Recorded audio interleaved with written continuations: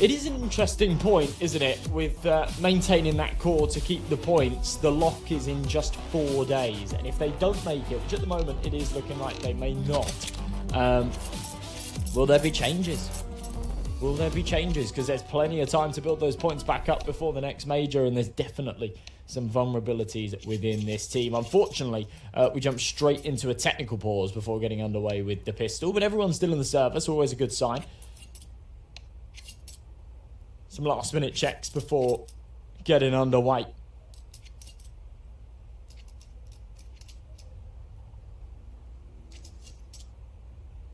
Ah, there we go. That was the issue. Tori's gone. Ah. Chikazmo's got himself a really big mugger Joe. I mean, it's quite early, right? Yeah. You gotta wake up. I've got a cup of...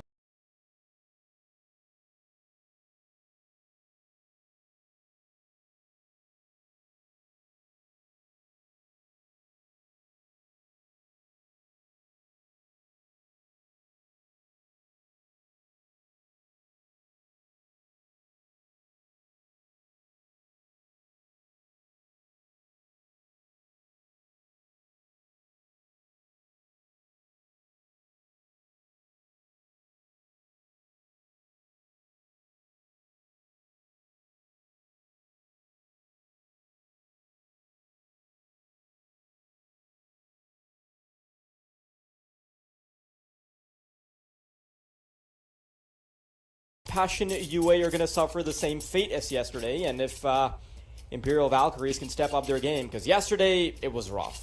The type of rough that both teams experienced was very different. Passion UA at least a little bit closer in those scorelines. Imperial only getting 6 rounds across 2 maps. Maybe a bit disingenuous to say, because they had 0 rounds on one of those. Ah, so then it was just 5. Yes. Wait, right. Well, never mind. It's not 6. It's 5. My bad. I thought it was a 13-6 on the other scoreline. That makes a whole lot more sense. Short push on the agenda, though, and Tori, 23, they're making quick work of this opposition, and oh my, Imperial Valkyries. They're already here to make a statement today. Zero Fix on the lurk will get shut down by Cat, and what a monstrous way to be kicking things off.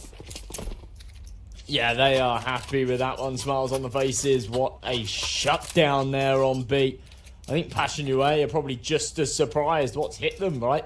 They cooked up a hard short push. Just that one lurk there in the apartments, and they don't get anything out of it. No one even does any damage. Not a single shot was fired in the direction of Imperial that I'll round. say that this almost felt a bit anti-stratted with the fact that they have a player pushed all the way deep into B apartments, and then they also have 2 players still defending for the short push. That was really well played by Imperial, and I'm really glad that they were able to cater to the specific pistol round of Passion UA.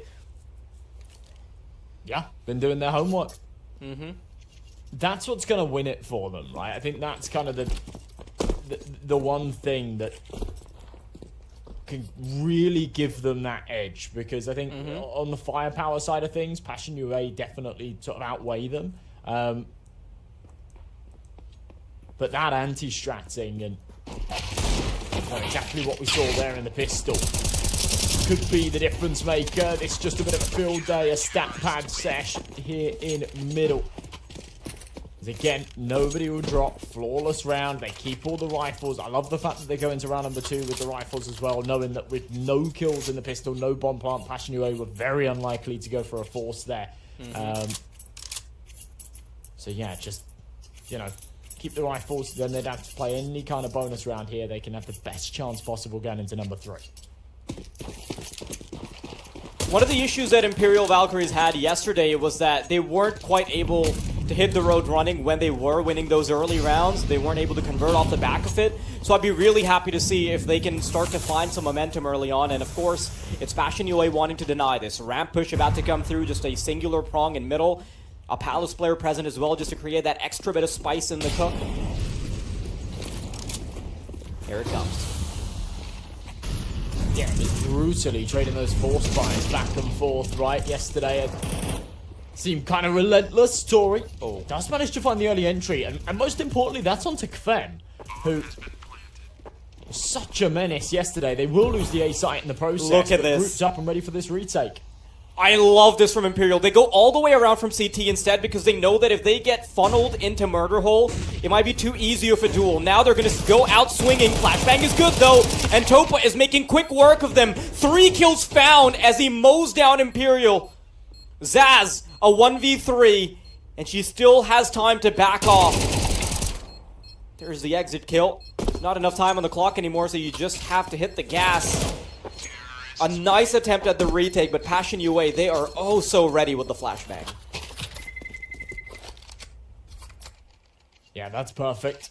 Even after losing the early man. Just an absolute shutdown, a lockout, punishing Imperial for playing for that retake. So once we get that bomb down, we're not letting you back in. If you want to stop us, you've got to stop us at the gates. Into number 4, Imperial will be back onto a buy, but yeah, unable to convert, as you were saying before. So for now, it would just be 2 and capped right there. Incendiary. Topa's got the smoke to maneuver though, so won't cause him any major problems. Controlling the menu. With no AWP on the CT side, they can really do what they want here. And I want to see if Imperial are going to fall victim to the issues they had yesterday, where they weren't able to recover after the initial deficits. Passion looking to explore middle here. The fact that Imperial don't have a whole lot of util means that they're not even going to contest much. Well, they don't quite have the resources to do it. But I like the fact that they're playing it a bit more lopsided. They've got a player to push deep into B apartments. They're focused a lot more on A, so at least giving themselves a much better fighting chance with a small gamble. And it does feel like it's going to come true, Josh. Oh, Anna! Oh, that's unfortunate. Had the right idea, but is still fed bullets. Zaz pushed up close and personal. Nearly found by Quem, but no, Tori and Zaz are making good work happen. There's so many players they've got to contend with, but it's a great spray from Jackasmo, who switches around and puts Tori down as well. Cat, a 1-on-3. She's got the element of surprise because she's going to be sneaking in from ramp. Thomas in hand, though, not the right weapon. Zerofix going hunting. Looking for that oh, no, that's a miss. Oh, that's a miss input. Ooh. But hang on. This is still doable. And she's recovered the M4. A singular player to find a fantastic 1v3. If only she can get it. Sees the elbow, switches over, but Topa just gets it done a little bit quicker. 2-2, and man, did that get close. Cat was actually very good yesterday in the clutches. Remember, she put on 2 2v1s on Inferno. I did think right there, perhaps there's a world, a chance that that could happen, but the highlight of this round, of course, Jackasmo's 3-piece. I did point out at the start, he was, I think, possibly the weakest link yesterday. It was him and Zerofix, rock bottom of the scoreboard in both games. He absolutely needed to step up today and bring us something better. In that round, he certainly does. I will say that I'm really happy to see that today Imperial are bringing a quality of firepower that we have not seen before from them. Tori ended yesterday with having 6 kills on a grand total of 2 whole maps. Today, she's starting off the day strong with 7 and 2. That is a big difference, especially when the rough quality of opponent is roughly the same.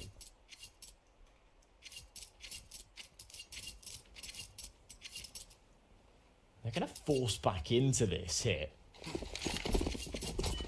3 MP9s, a Deagle, and a Scout. And this surprises me a little.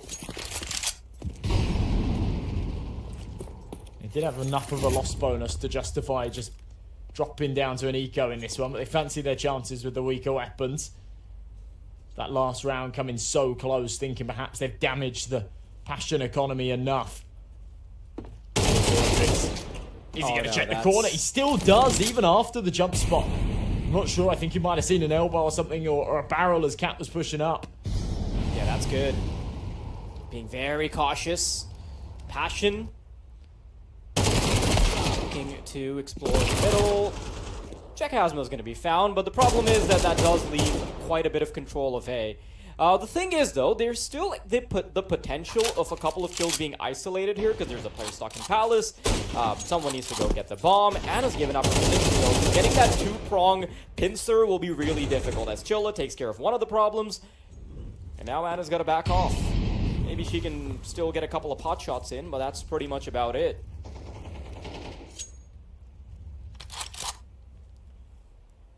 Yeah, you don't even really play in for this, do you? Sort of hoping for an exit or two to come your way. Passion will get that bomb tapped down. Topa won't hear anything. They're shifting away. It's going to be an eco in the next. So, yeah, Scout and Armor, Deagle and Armor can have a little bit of value. Not something you want to just be tossing in the trash.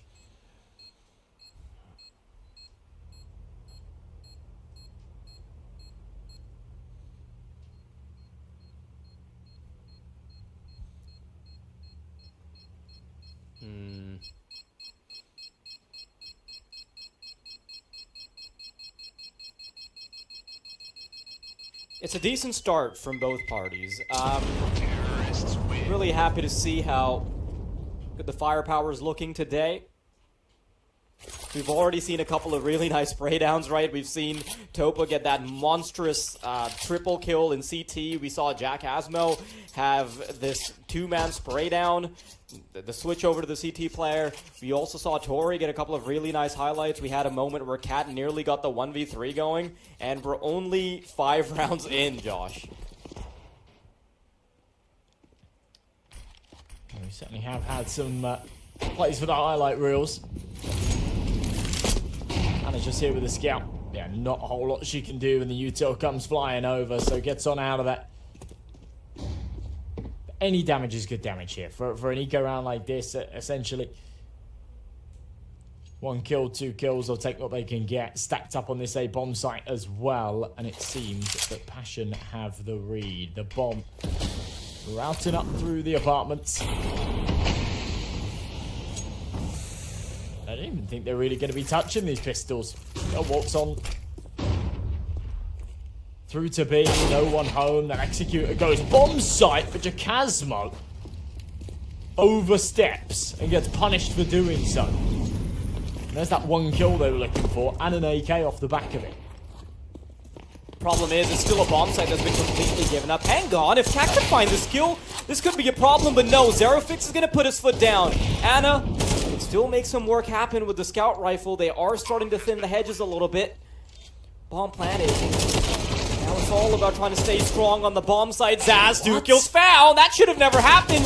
And a shot on the drive-by as well. How is Topa keeping his composure? And Anna needs to find this final player. Kvem creeping up from behind. And she doesn't have a kit. Kvem sneaks up. And if only there was a kit. Passion UA wouldn't have gotten the 4th, but it's a really good recovery there at the end from Kvem. Yeah, just the full 10-second defuse there. This shot is ridiculous. I'd love to see that without X-ray. I want to see Tori's drive-by there. No, I think that was 23. He got the headshot on the short player. Couldn't quite catch that, but man, that got dangerous. Yeah, it did. And I wasn't expecting that round to come nearly as close. Normally, what a mechanical demon that makes those eco rounds work. Okay. It was actually 23 this time round. Anna threw the smoke to get things rolling here in the 7th. Imperial. Feels like round after round, they're actually piling tons of pressure onto Passion UA. There hasn't been a single scenario where they've just been allowed like a comfortable freebie, have they? Yeah, and if you want proof of that, it's that Jack Asmo's on $50, YaLLa's on $100. The money has definitely been pressured by Imperial, but problem is, in the grand scheme of things, you're going to need rounds. Now, Passion playing a bit of a split setup. You've got 1 prong all the way in ramp. 3 players about to contest on middle. There's a smoke deployed on mid as well to start ushering them in towards connector. Or do they opt for short? That's the big question. At least that's going to allow them to creep up connector if they choose to do so. Quick pop of the nade to try and get a little bit of extra info. Central destination has to be A, though, to account for the ramp player. Anna. That's a big miss. Missed shot. Yeah, that's an awkward time for it. Zaz will go down, but a lot of damage. Gelt, 23. Just puts one more bullet into Zerofix. Makes it easier for Tori, but now needs the double. She won't connect it. Anna misses another shot on the cross, and I think that was probably her day's numbered. Timing is just, impeccable, but yeah, sandwiched in like that. There was no escape. There were two moments there where Anna could have just put her foot down, right? The first kill that could have come through in ramp, and then nearly an attempt to find a second one. It was a really good adjustment from nobody to deny Tori getting any more ground, but yeah. I feel like just missing those first couple of shots just means that Anna can eventually get sandwiched in and Passion UA take full advantage of it. Now, Imperial, back down to the pistols. You still have Tori, who's on an M4. You know, makes sense for her to have it because she is the one going 9-4 right now.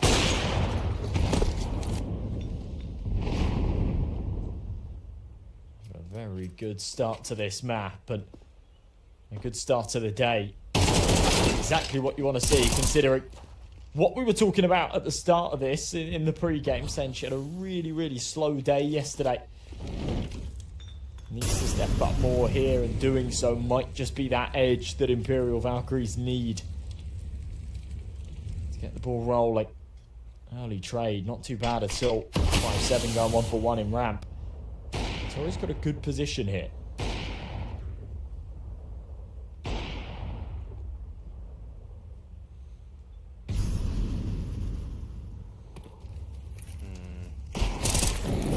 Passion about to exit from ramp. They've got a big advantage with the weaponry, and Jacasmo's going to show us exactly why. Tori, though, putting that M4 to good use. The fact that they find the middle player does also mean that they have a fighting chance because they've got weapons, but Zerofix is getting ready to take it to their backs with his fangs, and he will do exactly that. Cat, though, a 1v3 Desert Eagle in hand and can potentially isolate these players. Sees the head. And doable. Sees the shadow, but just cannot capitalize. Topa, no trouble getting the kill, and does get a bit of money sprinkled on top as well with the bomb. Yeah, it's done well to just keep a lid on things here. When you lose a couple of players early like this, and you go into the 3-on-3, it's a little bit scary, but sorry. Just a deer in the headlights there, and Connector worried about someone. I don't know, I think she was sort of looking towards lower mid, or maybe trying to grab the gun or something like that. The issue is that they wouldn't expect a second player in the form of Zerofix to be there because they already dealt with the initial mid presence, right? Because beyond that, you're just expecting like a 1-4 setup to come through from A, and it just doesn't work out. The fact that Passion only sent 3 players barreling down ramp, it catches Imperial off guard, and now that that has worked out, Passion can start to feel a little bit more comfortable on their T side. Imperial being thrust into the rest of this with only 2 rounds to show for it. Passion, of course, looking to bolster the scoreline even further. Well, they will be up against the big guns now, and it does feel like they've been really tested against the pistols, the ecos and whatnot, so I'm excited to see how this one goes. But Anna with the AWP again, just teetering through the smoke, wanting to support 23, but doesn't feel confident to do so. It's a major commitment to play through those clouds, so instead backs it up. Her teammates will fall, and now a 4 versus 2 retake. HG will blow the smoke open. Tori with a big pick. But Anna still just battling with this smoke grenade top con. And she will lose that fight. Back off, go and save. The big threat, though, is this flanking from Jacasmo. He's on 3 HP, but he surely won't be suspected.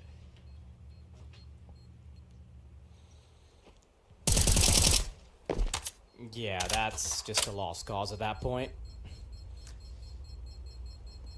And of course, it's in her best interest to make sure that this AWP is going to make it into her hands in the next one as well. She's not going to have any trouble with that, but dude, the scoreline is just too far ahead now for Passion. And, you know, I felt like the day was starting off really strong for Imperial. You had the firepower, you had a couple of rounds for the back and forth. We all remember the pistol, but now Passion are way further ahead. Yeah, they certainly are. It feels a little bit reminiscent of that 9 Pandas game yesterday, where, you know, the first sort of 5 or 6 rounds were actually really competitive and going back and forth, and then Passion, not Passion, 9 Pandas just sort of found their footing and took the reins, just run off with it, didn't they? And we are seeing remnants of that here, perhaps the same script. Zero fix. Volley into sandwich, clears it out, no one's home. Anna on stairs instead, and Zaz up on the balcony. Sells a pretty good distraction. The crossfire's good, but she can't escape. Oh no, pulling out the nade though, that means that she's caught eventually by the spray. A 2 versus 3 on the retake now. Passion, all they've got to do is just hold on to their horses. Not much to do. The ball is in the court of Imperial, and Cat is already getting started with ball. Gets the info on the jump spot. Zero Fix sees the barrel, so he's going to have a huge advantage against Anna. Pulls out the util and gets punished for it. Cat splits the bomb site in 2 with the smoke. AK-47 in hand. Can't isolate this into 2 duels, but the nade is just insult to injury. It's going to make it 8. Again, another round that actually starts off well. Imperial take the early advantage. The problem is, Zaz was just sort of begging for a lifeline there, desperately needed support. Wasn't really able to receive it. Anna, round after round, is finding herself just stuck behind smokes, right? Posts up on an angle with that AWP, gets smoked off, but doesn't really know how to go about it. This is where Passion just go into deathmatch mode, right? Because they're winning by a huge margin. They're just up against pistols. All they've got to do is just essentially run them down. Short seems to be the play here. At least that's what they're gearing up for based on where the B Apartments player is going. I think Tori might try and get cheeky around the smoke, but that's really the only real contest that they're going to try and offer. As the smoke's fading, maybe we'll see something. You expect Kvem to do his magic here. Zero Fix will find that first pick in window at least. Oh. Shouldn't be tested. Spots Kvem the knows foot. this is a yeah. Should be able to get both. Having a bit of a hard time with it. And switching to the Glock means that Anna can hit the Deagle shot. Herself an AK in the meantime. This short fight's important. Look out to Kevlar. You see the aim punch just a little too much. Nice shot, Cat. But Jacasmo back the other way. Passion on to 9. Again, they're tested against the pistols. They take a lot of damage. But it is still a round that they maintain control of. The story for Imperial has just been a couple of nice shots here and there, but nothing actually coming onto the scoreboard. You were going to say? Yeah, it feels like, you know, Imperial are actually consistently finding these early advantages and, like, finding these opening trades. And it does feel like Passion are sort of very disjointed. And, you know, individuals going for early fights and whatnot, it constantly is coming down to, like, a 3 versus 3. And then when it's in that 3v3, they just lock in and say, okay, right, let's not lose this round, guys. And then they push it up and trade off of each other and, you know, close it out. And that seems to have been the theme of pretty much the entire half. The late game firepower advantage is truly showing. And that's pretty much all I can say, right? Like, late round, even when Passion have a disadvantage, it feels like up until the point where Imperial's homework can help them, it does. But then when it comes down to the brass tacks, when you have to take those fights, Passion are just outgunning them. Shot from Zaz, though. Decent opener, but instantly traded. Maybe not in the traditional sense of the word trading, but kill does happen elsewhere. Ooh, nice shot from Anna. And that suddenly gives them a legitimate in back into getting around. Anna watching for action and connector. Wow. Nasty flick onto Kvem. Those are some hard shots to be hitting. But Topa is still alive. Bomb's left all the way back, and Cat's going to be discovering it soon. I don't know how it wasn't a headshot, if I'm honest.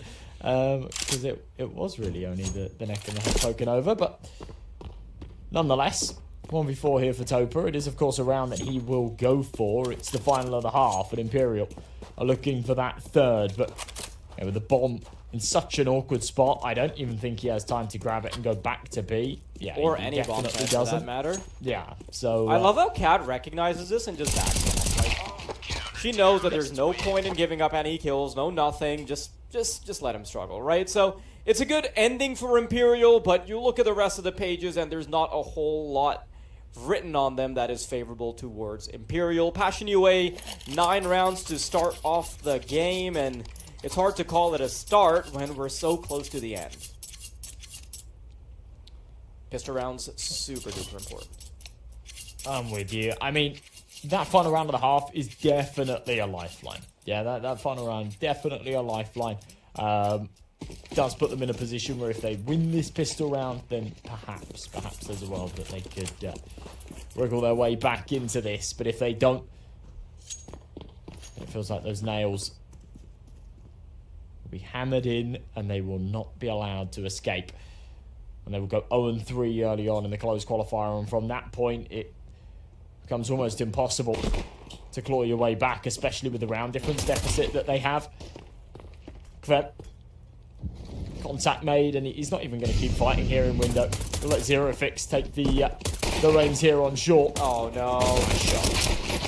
How is he getting away with this? Oh, he should have been dead. So what? I lost my words. There's no way someone should be surviving in that position. When the camera switches over to his assailant, for a moment I think finally they've dealt with him, right? There it is. Zerafix gets that kill, and then he somehow never dies there at the end. Okay. That was a difficult watch. I'll be digesting that for a while. With the Glock, when someone's on the ladder and they're just kind of like jiggling up and down and you can't hit the heads, you just start going for the body spams, but you remember that the Glock is like 12 hits to the body and you're just spamming away praying that he's low enough. But just brutal. It's only an eco here out of Imperial. It's a good opportunity for these MP9s to farm, which they will. Fake soul can't get that bomb down. YaLLa just knew exactly what was coming, right? Ready on the B-bomb site, not going to allow them to get away with any of those shenanigans. Had they gotten a bomb plant suddenly, the AWP would have been a real opportunity. Now, Zaz can still elect to find an AWP for Ana, but I'm not sure if that's the priority that they want to go for. Now, there's finally a second player on the side of Imperial that's starting to break double digits at Zaz, but Tori's been on 11 for a while. I think she was going like 11-5 for a little while, so in the past few rounds, she's been going 0-6, so kind of sucks if your star performer suddenly slows down as well, right? One of the only lifelines that was keeping you afloat. But 2 rounds to go for Passion, and we'll see whether or not Imperial can still have something to say on the terrorist side.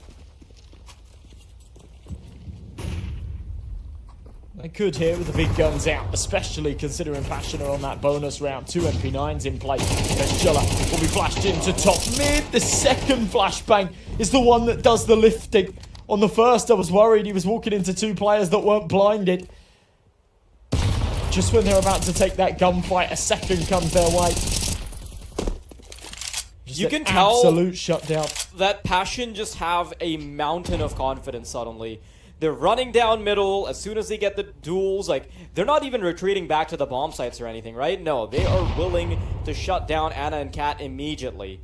They know that there's no money left in the tank either, so they're going to be going up against the... Oh, how the hell is Cat here? Oh, could have been a bit more.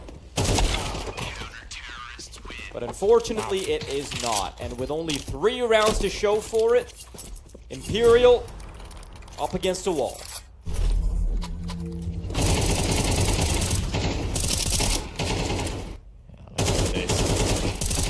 Played from YaLLa there in top middle.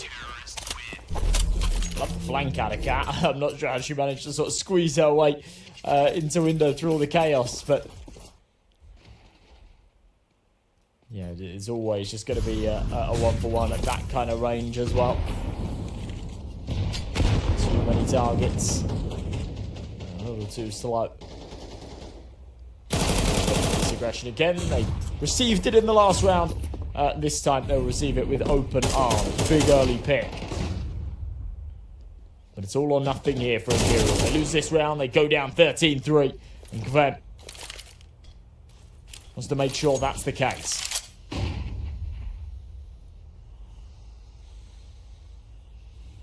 And you've got to remember that the round difference is a big deal here, right? You are eventually going to be running into those ties, especially for a team like Passion that's already lost 2 games. Being able to boost your round difference a bit in a game like this does really matter there at the end. Yeah. And the 2 games that they've lost were very close as well. Yeah. So, yeah, absolutely. Just kind of closing this out without complications and having a +10 is brilliant for them.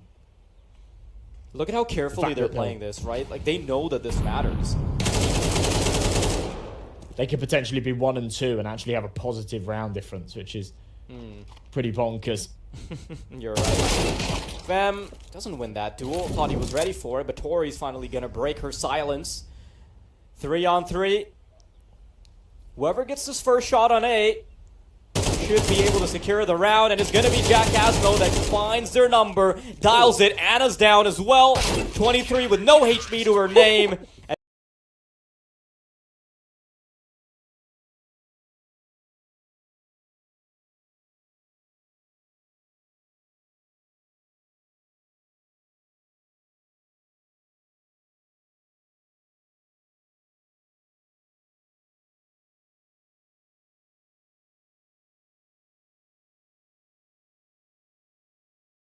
At the start, we saw the Valkyries smash the pistol round, take that follow-up.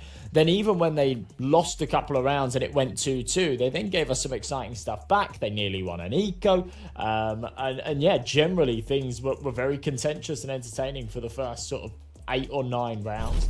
And then Passion UA just sort of woke up, didn't they? Hit flow state. Sometimes that's the case in these early morning games. You get in a little bit cold, and then as soon as you warm up, especially for players like this, you just run away with it. That's feels like what we see out of that one. But as you say, convincing stuff out of Passion UA. They're going to be very happy with the round difference buff as well. That puts them in a decent position, as good as you can really be when you're 1 and 2 down here in the Swiss stage.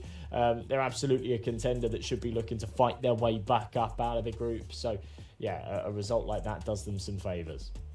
Yeah, it's a fantastic way to kick things off for Passion, but if we're talking about Imperial Valkyries, this is once again for them not exactly an inspiring result. I feel like for the individuals, we've seen a little bit of action for everybody. We had moments where 23 was playing incredibly well. We've seen some moments from Cat. Zaz had some really good games yesterday, and although Tori was silent all of yesterday, she was able to really top that performance with what she was able to bring to the table now. Unfortunately, this does mean that they are...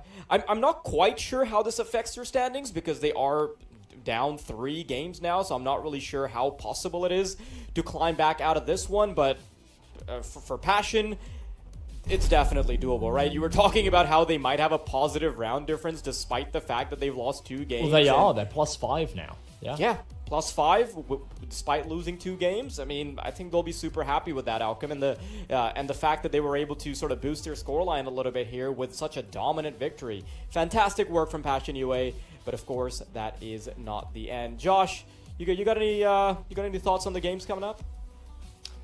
I am looking forward to this next one. I think 9 Pandas Nemiga should actually bring a lot of flair. And it's a relatively important game as well. It's a 1-on-1 matchup. It will dictate who will be playing against sort of Passion UA. Well, it's not going to dictate who they play, who plays against Passion UA. That's already set in stone. But sort of dictating those 1 and 2 matchups and who's going to be dropping down and losing that 3rd game, which does put you in a really difficult spot. You kind of got to do a little bit of maths. Sometimes you can lose 3 and still get away with it, but generally, for the most part, once you lose 3 games, it's out of your hands, and you could then just potentially, even if you win your next 3, not make it through. So yeah, it's a tough spot to be in, and yeah, we do kind of hit that realm with these next couple of matches. So it should be exciting stuff. Yeah, I mean, I can't wait to dig into it. It's going to be a long day of CS, but an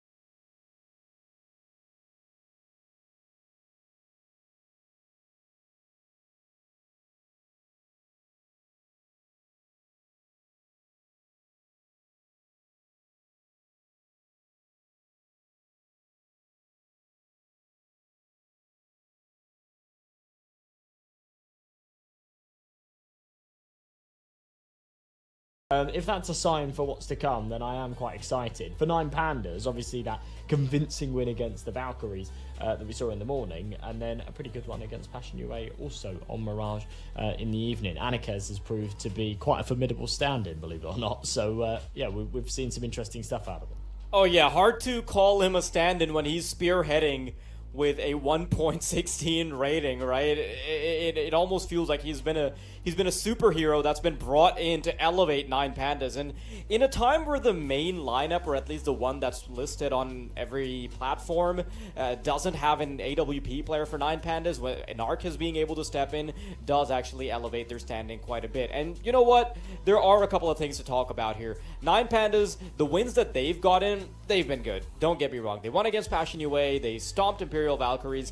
But the type of competition that Nemiga have offered on the other side has been a tad bit better, in my opinion. I think getting smoked by Complexity is almost a foregone conclusion, because Complexity are the big dogs who are poking out their head compared to everybody else. But to be able to shut down Metasport in a 13-3 fashion, although 9 Pandas are up on the grand scoreboard, you know, they're the ones that came in with 2 victories. I feel like Nemiga's victory against Metasport has a little bit more oomph behind it. I feel like it does as well, actually. You know, Passion UA have come into this tournament a little bit cold. Obviously, we saw them beat the Valkyries this morning, but yesterday they weren't really looking at their best. Whereas, to be honest, Metasports certainly were. Now, over on this other side of things, of course, Risky Bob, Xanta, Lear, Khan, and Zwei. Zwei definitely your man to sort of be looking out for. He was very good yesterday, as always, to be honest. But bizarrely, it was actually Khan spearheading that match. He went 21-9. He was playing out of his mind. Everybody was sort of pulling. You know, at the end of the day, when you win a game 13-3, it's very largely down to the team and not necessarily one individual. But yeah, in general, they just played a pretty perfect game of Mirage. And if we do see that map come up again, which we certainly could, because it was one that 9 Pandas were floating yesterday as well, then it could be an interesting affair. But I think 9 Pandas will be looking to steer away from that one, considering how good Nemiga were looking yesterday. For sure. Nemiga, you can see it in the head-to-head, right? I feel like a more appropriate head-to-head here would be that Anarkez and Khan matchup, but generally speaking, Zwei is the superstar that you look at for Nemiga, and surprisingly enough, the stand-in that is Anarkez has been the superstar for 9 Pandas. But realistically speaking, one of the biggest questions that we had coming into the matchups that Nemiga would have is whether or not their Opera would be able to sustain a decent performance. Now, Khan, I think he's been a bit hit or miss. Definitely not as hit or miss as Lumi has been for Metasport. You know, that's the matchup that they had yesterday. But when he does step up, it elevates the team to a level that is near unbeatable at this level, right? Nemiga now having broken the top 30 mark, I feel like they can go even further if Khan can keep stepping up, because then you have sort of the superstar Rifler and Opera combo. You know, at the highest level of CS, you would look towards something like a Donk and Shiro combo where you have the opening Rifler and the closing Opera. Maybe we can see something similar over here.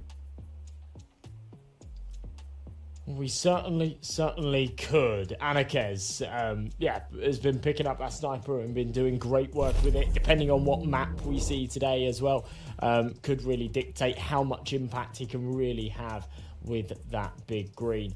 But yeah, here's the veto up in front of you. Nuke and Train banned out first. Anubis gone. Mirage gone, interestingly. And that's Nemiga to ban Mirage as well. So I'm a little bit surprised by that.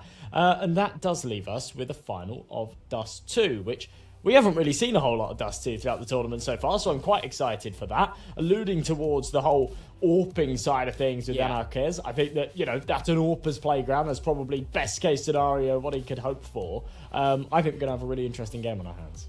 We will. And I can't wait to see what is going to be popping off for either team. Are we going to see Nemiga with their Khan and Zwei combo? Is 9 Pandas going to be able to really facilitate a performance courtesy of Anarkez? And I mean, 9 Pandas have firepower to go around, right? There was a time where in the previous iteration of the roster for 9 Pandas, Result was looking criminal. They have the superstars that are Krad and Shalfie in the team as well. I feel like there's a lot to go around for 9 Pandas, and the version that we're going to see of them today is still something we have yet to see. Now, Dust 2, of course, does facilitate a very interesting duel at the very least. I feel like it really allows teams to develop well, or at least express their firepower. And when you've got the opping duties of Anarchiz, when we want to see Khan, you know, those have been the big talking points for us. I'm glad we get to see it on Dust 2. Yes, me too. Me too. Honestly, with Khan playing the way that he did yesterday on Mirage as well, I do feel like he could be a really, really formidable opponent. It's kind of interesting in that head-to-head we didn't put Khan up against Anarchiz. It does make sense with Zway being the star player.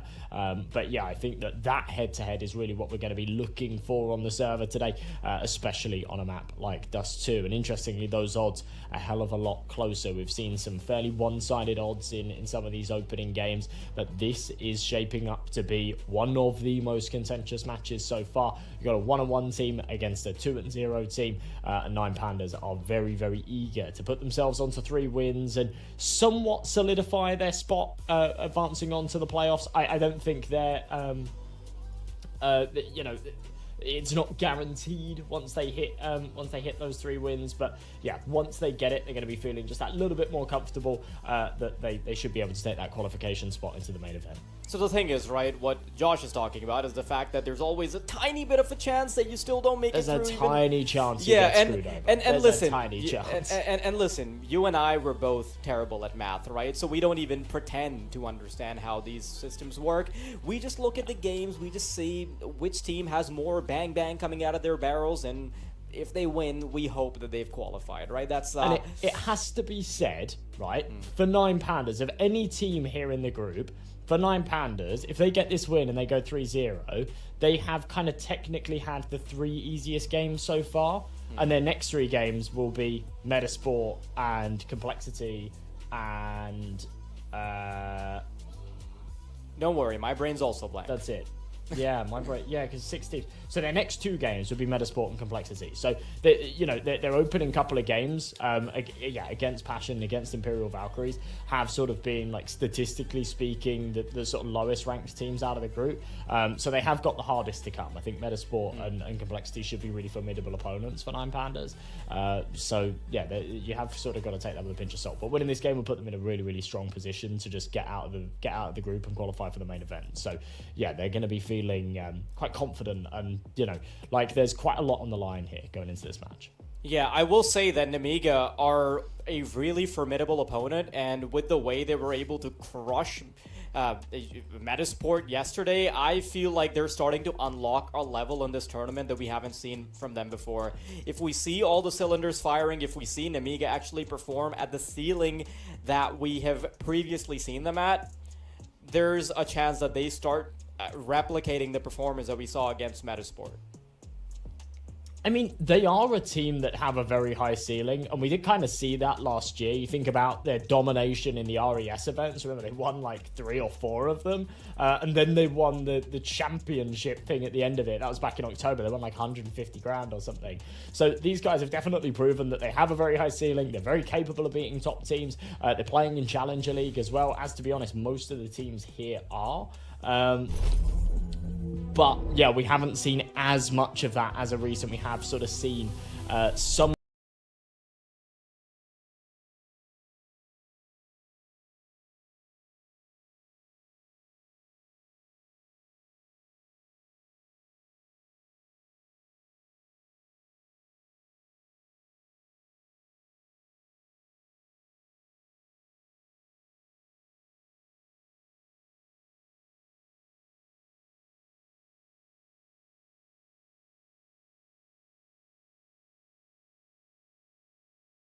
Yeah, the only thing he's blocking is a bullet with his brain.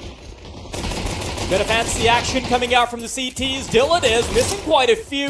And now Nemiga, they're fighting back with some passion. Result down, the initial assailant will be tucked 6 feet under. Krad and Shalfie remaining. Glock can only do oh so much damage. And it's just Krad remaining in a 1 versus 3.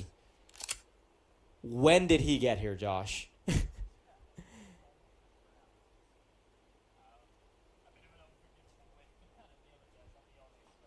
Yeah.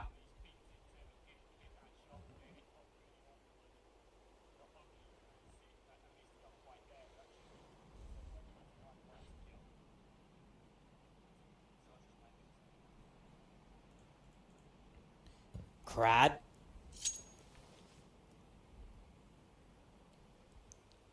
Think there's potentially a window of opportunity. Excuse the awkward silence, by the way, in the middle. Josh might have knocked over his microphone or something. Who the hell knows? But I think he's back. I'm back. I'm not even sure how I managed to do that, but we're good. We're here. We're chilling. Yeah, there is sort of a little window, isn't there? Where? Oh, okay. He is navigating. Sort of thinking, yeah, he's somehow wriggling his way through this and 15 seconds. Somehow isolated this fight. If he can get this kill, there's a chance he can get a plant. There you go. He's just going to bomb it to the site, but he won't be able to cross without having to take the duel, and Zwei is there crisp as ever with those dualies. The fact that he just doesn't even waste any time on it, it's just bang, one bullet, one kill, no trouble. Nemiga on the board with the first. Yeah, beautiful recovery there, because you've got to remember how that started, right? We get to see that in the replay. A crispy couple of shots coming out of the P2K, or the P250 rather. And then it's just an all Nemiga show. Now, I want to see the decision that 9Pandas make. Okay, they're going to steer completely away from any chance at a force buy or something. Remember, they didn't get a bomb plant, so they do have to be a bit more conservative with how they handle the weaponry department. Nemiga should have no trouble cleaning this up.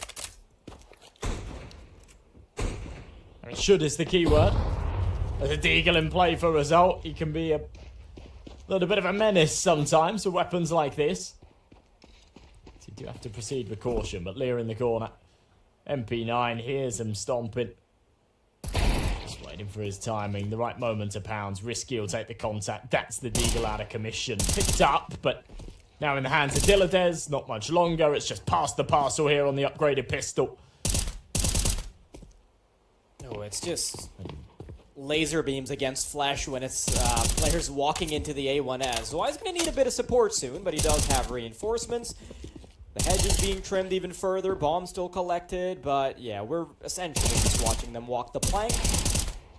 I don't even know if he really needs support when they're just it's just one by one, right? It's an eco round, so it's whatever, but I don't understand why they have just given 5 individual one-by-one gunfights with enough spacing to keep the Nemiga super comfortable. I will say that the fact that they run into an A1S intentionally does also mean that the chance for Lear building up money is, you know, it's taken away, so I guess that's a good thing. There's that silver lining. Yeah, I'm coping. Maybe a little bit. Maybe a little bit. So are they? Perhaps as they come into the first buy round, result down to that Galil, which I'm not a big fan of. So he went for the Deagle in the last round, did nothing with it, and as a result of that, he's now down to that weaker rifle. So hopefully he doesn't cause any major problems here. Here's that star player, the one that's often initiating gunfights. So really want to be that first point of contact with a Rika rifle. Either way, Nemiga do still have that Galil in play, so maybe a fair duel. Xanta aggressive on long. Result just patiently waiting. Galil in hand. Timing so far. That's crisp. Yeah, result. He's found the opener, but now Lear needs to buy some time. He's also got to worry about that second prong from long. Reinforcements are coming in, but reinforcements are being shut down. Risky bump. Oh, that is so crispy! And he suddenly made it doable. Khan can still come back into the swing of things. He's got an AWP, but he's running straight into the tripwire set by Crad. My, oh my, what an attempt. But it still goes the way of 9Pandas. That's such a shame for Nemiga and Risky Bob especially, that he just doesn't have teammates alive, the numbers there to support that, because a massive play that should have bared more fruits, but no cigar. 9Pandas get it over the line, and all of my apprehensions about results Galil are put to bed as he hits a disgusting shot there on the long tunnels to get things started. There's going to be a buy back out for the CTs, but definitely some vulnerabilities with it. They cheat, was smoke open. Xanta already with his finger on mouse 1. The advantage in that kill. Secondary flash. This is ridiculous. Molly's going to go onto blue as well. This is going to flash out the third man. It's going to force out the AWP, and it's such an awkward duel. Xanter feeds Anarcha's bullets, and Shalfi's the only one remaining now. Brilliant long take. And you know, we were talking about how firepower was going to be underlining Dust 2. That's exactly what we're seeing. Love that initiative from Xanter. Plays it to perfection. Shalfi's about to meet his maker as well. Shouldn't be too long before the full wraparound comes in, and with a minute on the clock and the bomb firmly being in Nemiga's control, there is not a damn thing that Shalfi's going to do. He only gets 2 kills out of that, but that is all. That was so. Oh my god, Sway, what? Sort of entertain a knife there for a second or something, and yeah, that little split second gets him killed. That's a shame. It's going to be alright, but he's reinvesting, but this is all the Xanter go. The run through the smoke like that is Molly then here is perfect. Tees up his teammates to that third kill. Absolutely beautiful. Interestingly enough, that wasn't even Xanter getting all the kills, right? Like, Xanter, he gets the initial kill, and then his teammate gets another kill with a 5-7, and then by that time, towards the end, Risky Bob is set up with his AWP. Love to see the Nemiga bringing out a double off setup just to try and make Dust 2 a little bit more difficult. Risky Bob's been real good on this trigger. A monstrous start, 8-1.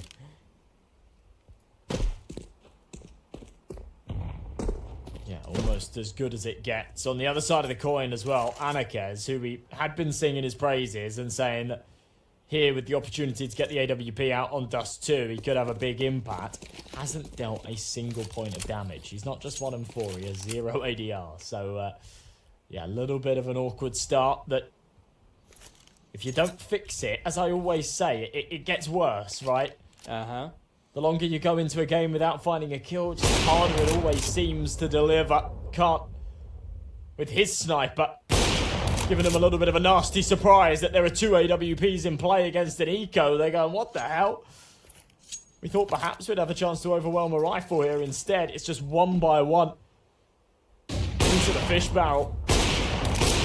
Will at least missed that one, but the second AWP's there. And it is a shooting gallery down the B tunnels as Nemiga take a fall. This is such an incredible start for Nemiga. Now, I kind of want to take this with a pinch of salt, because last time we saw them have such a good start was against Complexity, and we know how that ended. So, I'm trying not to jinx it right now. They had a 5-1 start before, and it ended up losing 13-6, but you've got to remember that 9 Pandas is definitely not as potent of a team on paper, and probably realistically as Complexity. So, want to see how the rest of this game's gonna unfold.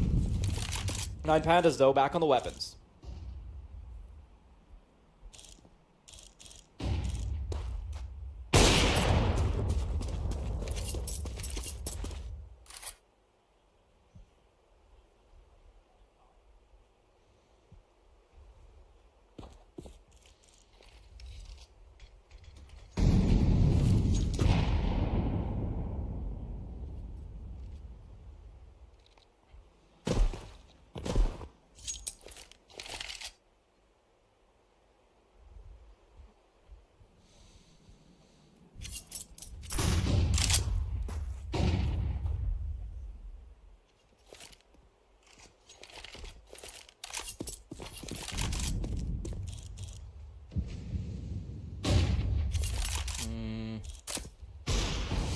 Long. I think this might be the first time where they start getting control of Long without much of a pushback, and they will try and accelerate. 9 Pandas scaling up Long. Khan, he's playing around the smoke. Wants to try and get a good spot. No, Crad punishes. Result adds insult to injury. Just going to be a 2 versus 5 now with Nemiga having to run for the hills.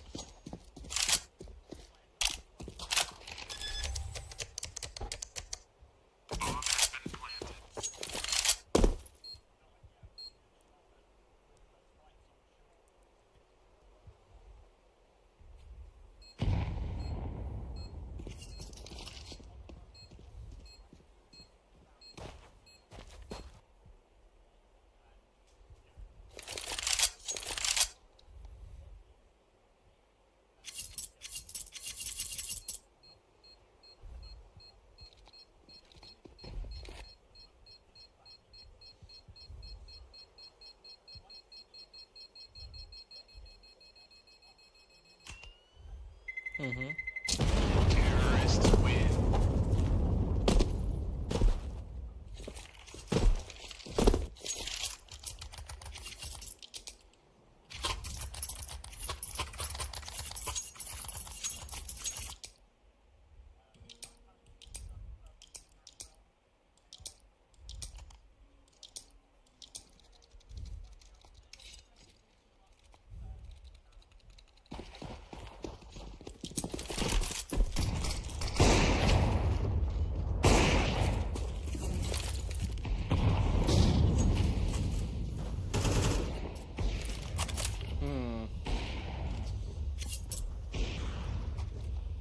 You're right. Had this conversation yesterday.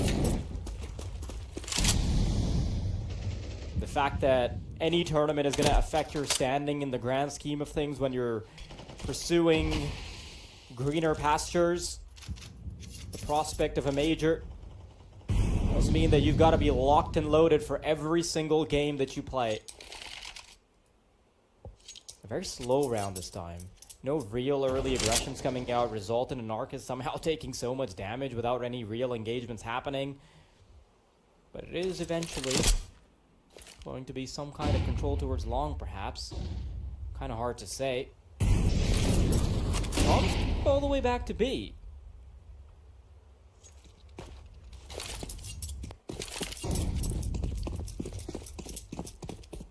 Yeah, they've got an interesting plan here. Anik, as a result, have taken a lot of damage early, but it is still a 5v5, and they want to just group up, play the trades. The last thing you want is these low HP players by themselves and going down without anything. So, yeah, if they can be that first point of contact and someone's there for the instant trade back, that's absolutely fine. Risky Bolt. Oh, just tucks no. down, avoids the flashes. Could have lined up a collapse. They're so low. It's only actually the single. Instant trade backs away with one.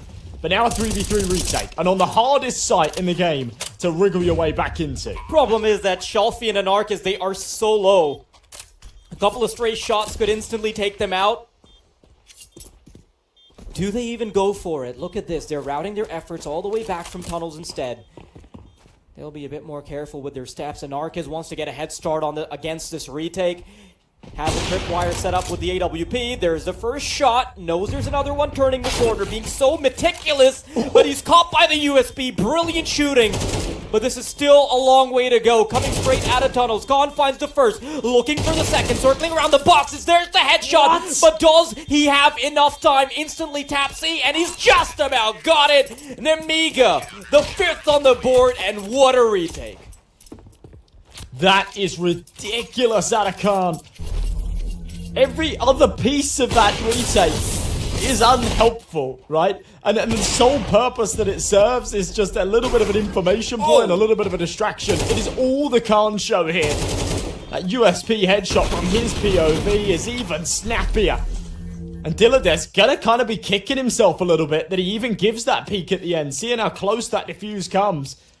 Had he have just tucked behind, played time for another fraction of a second, that would have been their round. The scoreline would have been 4-3. They would have had the economy in their favour. Now it's quite the opposite. A second is all it Nemiga takes keep running away. to rattle 9 Yep. Pandas. Going to be a bit of a technical timeout as Xanter and Lear get their connections in order. Not sure why they're disconnected, but shouldn't be too long before we get it all sorted, because they did look like they were moving around just fine in the previous one. Can hear some ticks on the chat, so they might be ready to go soon. But what a retake. And I love the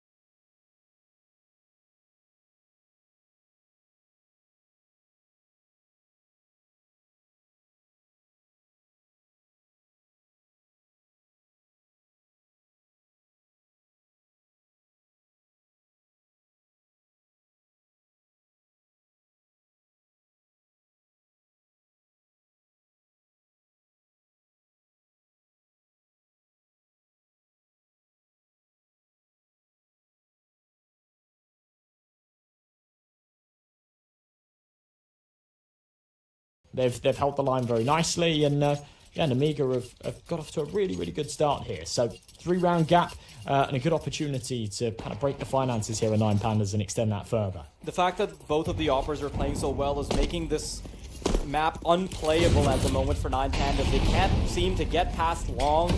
The long control has been so damn good, and then if you try and head towards B, there's already another AWP waiting for you.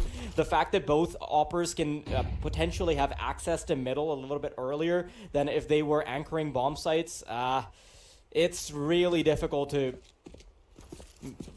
penetrate any of these areas. Already a shot taken, risky bomb. Oh, that is the one window of opportunity that presents itself, and Crad will take advantage of it. Ooh, well played. Okay, alright. Khan's there for damage control, right? Instant trade back. Shalfie, in the chaos, has walked up short. And frankly, Nemiga don't have the numbers to have anybody holding for this. Santa needed to win that fight. And he doesn't. Shalfie just a little too crisp on the reaction. 6 HP and 1 HP. On Anarchas and Dilla, they've got a 2-man advantage, but it's so fragile, it is ridiculous. But patience is a virtue, and it pays off there. Yeah, it's just such a nerdy way of playing the game when you're holding T-spawn for as long as Anarchas just did. Yeah. Okay, so bit of a recovery from 9 Pandas here. And I will say that despite the fact that the double AWP setup is working as well as it is, there's a reason it's not run more often, right? And that is the Moolah. And Nemiga aren't doing too well on that front. They won't be able to bring out another one of those setups, so how they have to do it the old-fashioned way, just have their primary opper do the heavy lifting. We'll see how that one goes. And this is where that 1 versus 3 from Khan, whilst it was fantastic, sort of comes back to bite them a little bit. Because with 4 players dying, everybody then had to reinvest in that last round. And the money is gone.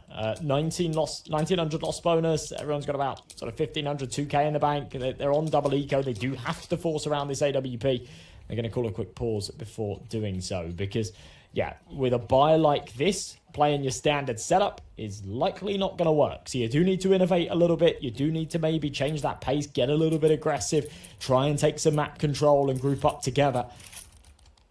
Otherwise, this is almost definitely going to tie back up at 5 apiece. And all of that hard work from Nemiga to get that early lead unravels very, very quickly. So 3-5-7s and a FAMAS to join Khan's saved sniper.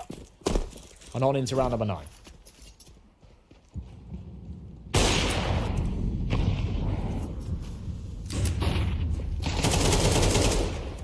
Result.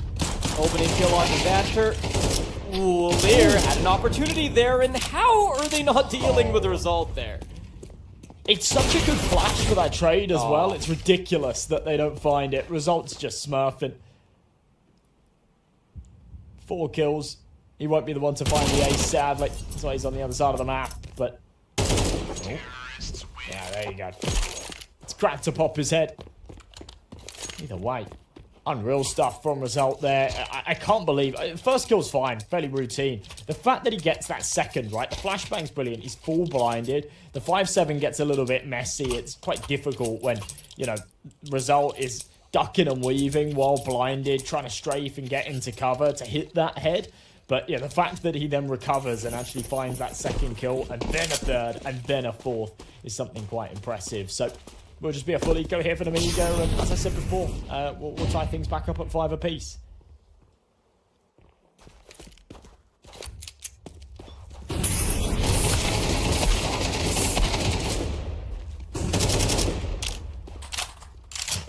Wow. Result is stat padding.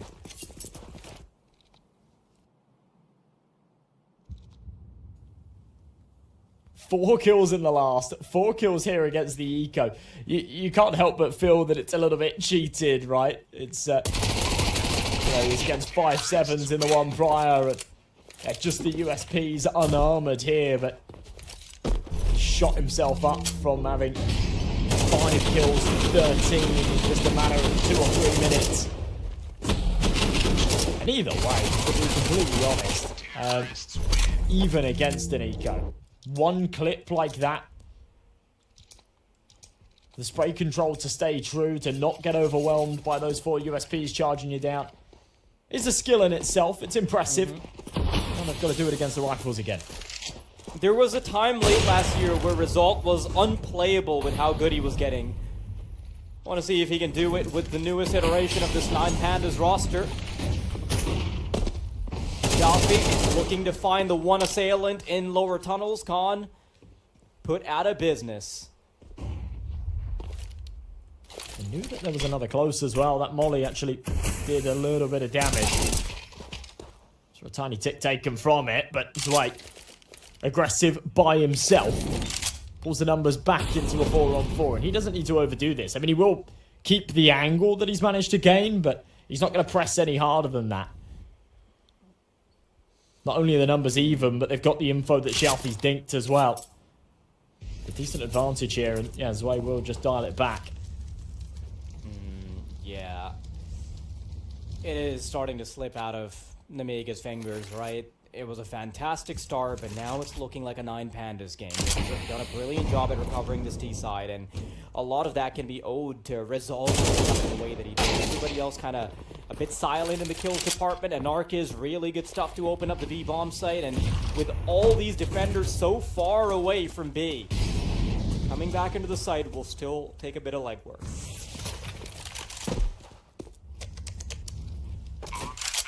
Bomb going to be tapped down. We have seen them find success on the B site retakes on the past, but it was calm. It was calm that kind of did it all, right? And he's not alive this time around. Dillade's in a really awkward position as well. It's going to be tough to clear if they opt for it. It seems like they are pulling the plug. Bomb already halfway ticked, and I think sort of the most important thing here is there's no kit and there's no mollies to flush anybody out. So it is literally a smoke and a flash, and yeah, not enough time. Just not enough time to go for that. So that is the right call to just back away there, hold on to those rifles. With 3 players staying alive, they will be able to maybe drop a couple of FAMASs over and have another decent buy in the next final round of the half. That is quite important. But 9 Pandas take the lead after being 5-2 down. This has been a real turn of events. You've got to remember that Nemiga have a lot more on the line. Just the benefit that 9 Pandas get out of this, sure. They almost guarantee qualification, right? But for Nemiga, this is at the point where it's close to being about survival. Yeah, absolutely. Survival here in the closed qualifier to maintain that chance to qualify for Doha. Survival when it comes to those DRS points. Can't. Spots the feet. Has to then adjust his crosshair up. But results just quicker. Once again, it's the all results show, right? Going 14-6 at the moment. And he's knocked himself quite far into CT as well. Dillade's Lear down, Result, and Dillade's just carrying the show at the moment. And despite Nemiga starting things off with 5 rounds, it'll be 9 Pandas to end with 7. Wow, wow, wow. And a contentious half like that going 7-5, and Lear is 0-8. He's ended the half-time mark with no kills, 14 ADR. He's having no impact right now on the server.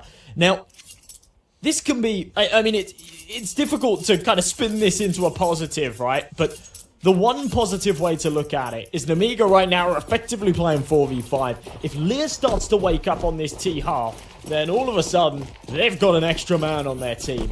And that could certainly make all the difference. But bombing it into this B-bomb site, Dillades called upon to hit headshots, and he can't deliver. There's so much to do. At the very least. 9 Pandas, not going to be an easy retake, but Nemiga, they are kicking this half off strong. With the bomb planted, these are all going to be close to the action. Not going to be too much time being wasted. Lear playing up close and personal. He is dominating lower tunnels. He's not letting them pass the stairs. Crad left alone. And Nemiga, they are not out of it just yet. They still have a statement to make. Surely Kraz is going to be put down here, even if he gets some consolation frags. But my, oh my. I'm so glad that this game remains competitive. And there you go, right? Who's this Lear guy? Where was he in the first half? It doesn't matter. He's here now. He's looking to pull this back. Get Nemiga their second win here in the group stage. Remember, Nemiga have had a couple of tough games to open things up, right? Things will get a little bit easier for them as they go deeper into the group. They do still have to play against complexity. But if they can bag a second win here, they'll be feeling confident in their match against the Valkyries at the end of the night. And then have a good opportunity to find those 3 required wins. Perhaps advance through.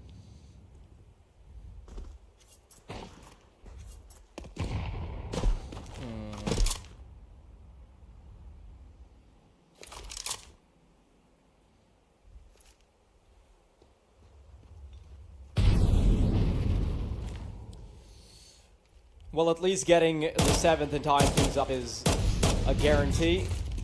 Khan might have a chance to build up some confidence as the ball previously did, but no, Lear, he needs it a little bit more, I guess.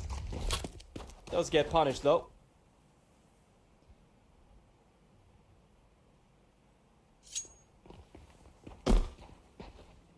Crad displaying a repeat of the previous round.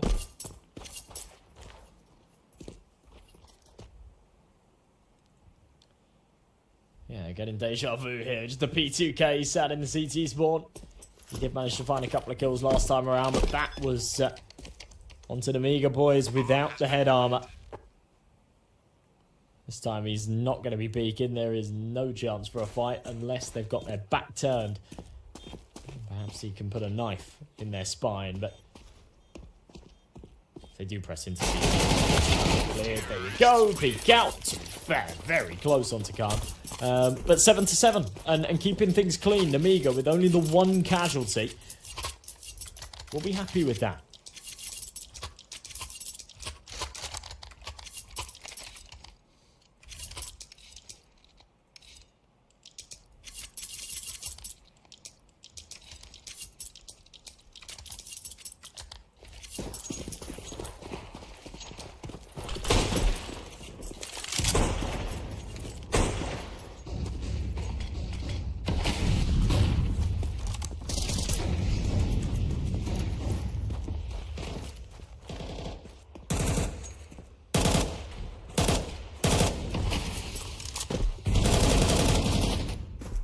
Sorry for the awkward silence there, folks. Just figuring out an issue with an ISP, but it should be sorted now. Ooh, good start for Risky Bob. Seems like we didn't miss anything here, Josh. Still right into the swing of things. 7-7, Nemiga making a statement already. And while 9 Pandas may have looked very potent on the recovery, there's still a lot more ground to cover. Shall have to walk into certain death. Does manage to claw a couple of eyeballs out before he goes down, but no certain death. Diladez, Xanter down. Narcas might be able to find some footing here. Result narrowly missing the duel there. Diladez quickly getting into the back of the B-bomb site. He does have a chance to potentially make it defensive. Catches the player flying over to the car, and now he just needs to buy time for the flank to start to brew. They're not paying attention, and Narcas is right behind them. They do deal with Diladez, but it is 2 flanks cooking up, and Narcas, there's Khan. And with 35 seconds, it comes down to a 1v1. Both players on half health. There's the swing. Elbow spotted. Lear backing away. He's got enough time to go all the way back to A, but he elects to take the fight, and the awkward angle makes it impossible for Anarchus to hit the shot. Nemiga with 8. That's a big round to come at a big time as well. This B-bomb site has just been rinse and repeat here for Nemiga over these last couple, realizing that 9 Pandas just have an inherent weakness there. And honestly, the Counter-Strike gods keep giving them good spawns for it as well. Look at that. Oh, yeah. 3 players with the top B spawn. Of course they're going to go for it again. Oh, man, Shot that calm. is so rough. Beautiful shooting there from Khan. Kicks things off really nicely.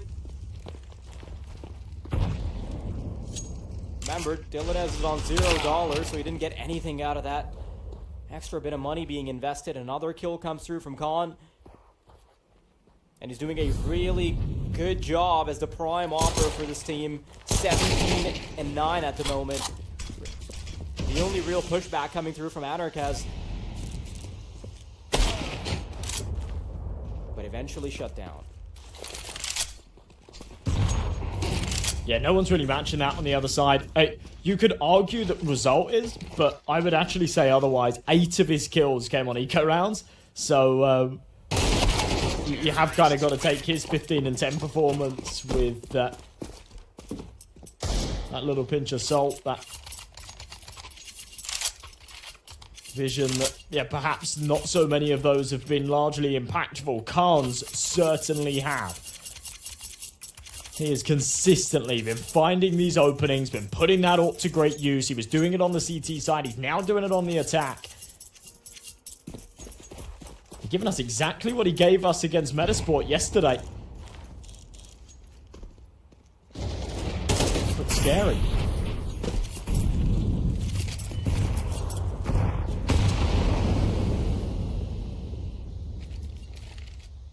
Nine Pandas. The scoreline might not be too far, but if you look at how bad their money's going to get beyond this point, you know that they've already got to start being careful. Oh, they almost gets caught. Not quite. Chalthief finding a pot shot through the smoke, and there's the body spotted, so Anarchaz will receive a bit of a tickle as well. The advantage for Nine Pandas. Goes untraded as well.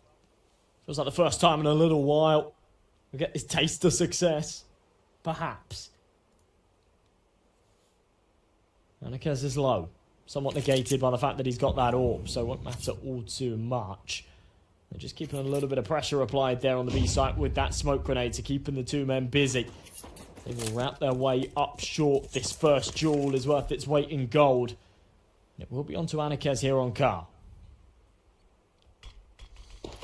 Here it comes. Execute on the A-bomb site. Anarchaz holding the cross. It's all about hitting mouse 1, but Zwei is going to do it for him. Krad, he can still be a problem. They're not quite checking for him. Jumps up on the box, and they are simply not ready, but Risky Bob makes an adjustment. 3 versus 3. This is still possible. Nine Pandas, they've got a prong coming in all the way from A long, but 2 creeping in from CT. It's an awkward duel for them to find, so it's all going to be about Result being able to make those hard negotiations happening. Bob, there's some damage. Xantra finds his own as well. Shelfie trying to do it all. He's got 2 heads to find, and both are quite low. Can he isolate these duels? More damage. Chip in, but he narrows it down to just 1. The bomb isn't planted safely, so Shelby goes for a tap. There's the head, but he simply doesn't have a kit, and he's gonna have to back off. I knew that that was cooked without the kit anyway. It has been for quite a while, so it was just about doing the damage. It's an unfortunate round for Nine Pandas to lose, though. There were a couple of little moments there where perhaps they had an in. Nemiga were lucky that they had the numbers, the men on the site to deal with that short box jump up. So often goes overlooked, even though it's been in the game for a while now. It's something that you just see a little too often where muscle memory kicks in and it's not an angle that you necessarily think about. And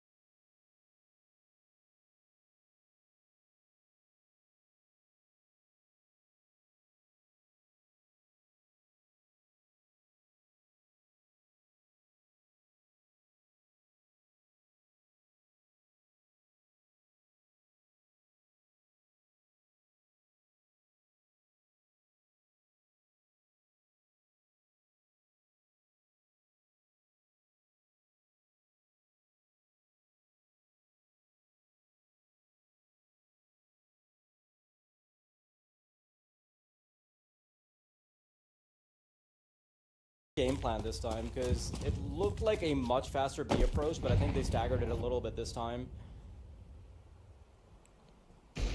AWP set up by Khan. Xiaofi, he's won his engagement. And it looks like they're about to barrel towards B once again. They're just gonna straight up book it. Dylanez, oh man, no. It could have been the lineup, but it's Zwei to put 2 in the bin. And look at this. Look at what they've got remaining on the CT side. With Anarchist, the only one that has a real rifle and something that's quite important to be carried over into the next round, they aren't even gonna want to negotiate this.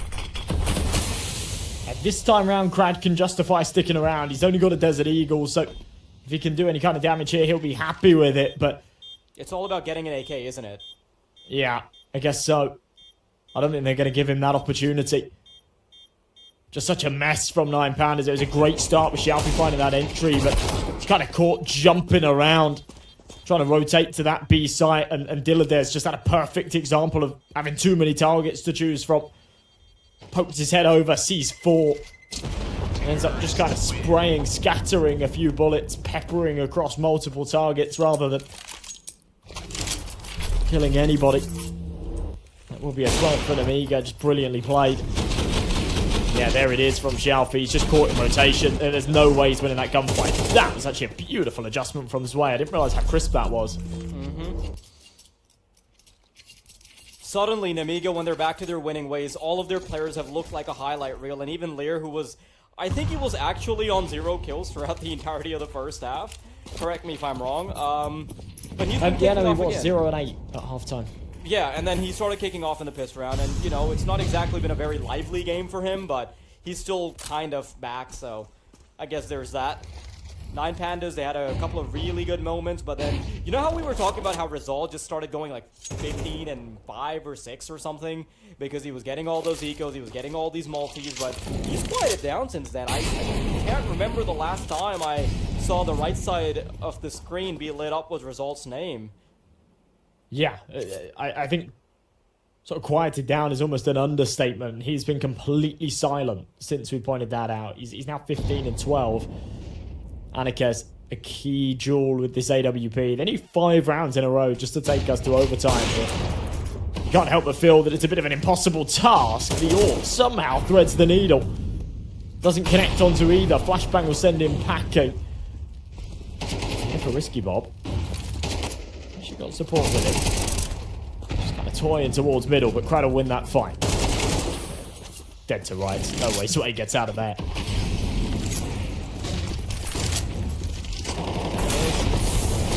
This time, 9 Pandas finally... Oh, that is a nasty shot from Anarchist. And did he just get... Oh, I thought he killed someone by hitting them physically with a Molotov, but no, that's just the flames. But yeah, it was a nasty molly as well, though. It actually covered the whole of ramp. He fell all the way back to car, and it was still burning him. Yeah, that's a rough one to get out of. But yeah, 4-round deficit, so it's still doable for 9 Pandas, but I don't know if you consider the momentum and everything.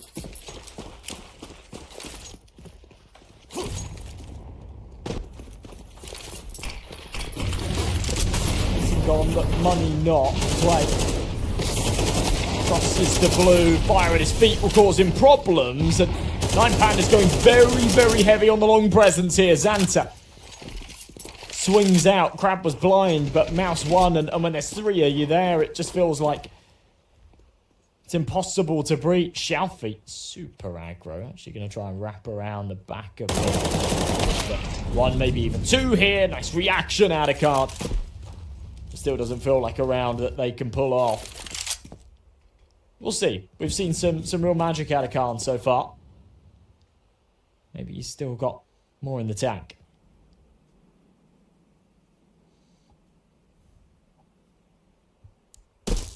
Weird time for Nemiga to be slowing down and for 9 Pandas to be kicking up the heat. But now that the engine's revving, might as well take advantage of it. 9 Pandas, you've got to remember that they also have a game against Complexity coming up next, so they know they are heading into the Lion's Den. Really important to get the benefits of this game, because with how good Complexity has been looking these days, it kind of feels like every team is teeing up for a guaranteed loss. Now, it might make me bite my tongue, but of course, it's nicer if you can get the insurance policy going. Down. Lear hasn't looked all that crisp today, but realizes that this AK-47 is probably worth saving. Yeah, that is the plan. You just get on out of it. Carry it into the next. It's actually kind of awkward, though, I'll be honest, because he won't get any loss bonus for this. So his teammates will be in a position where they'll be looking to eco and have a buy in the next round, and he will actually die after time. So yeah, I'm not the biggest fan of the decision there for him to just go and save, even disregarding the fact that he ends up dying after the clock expires. I think just sort of prioritizing having that unpolarized economy is actually a little more important there. It's a good round out of 9 Pandas, though. Credit where credit's due. They make the right call to go for that triple long push, and it really pays dividend.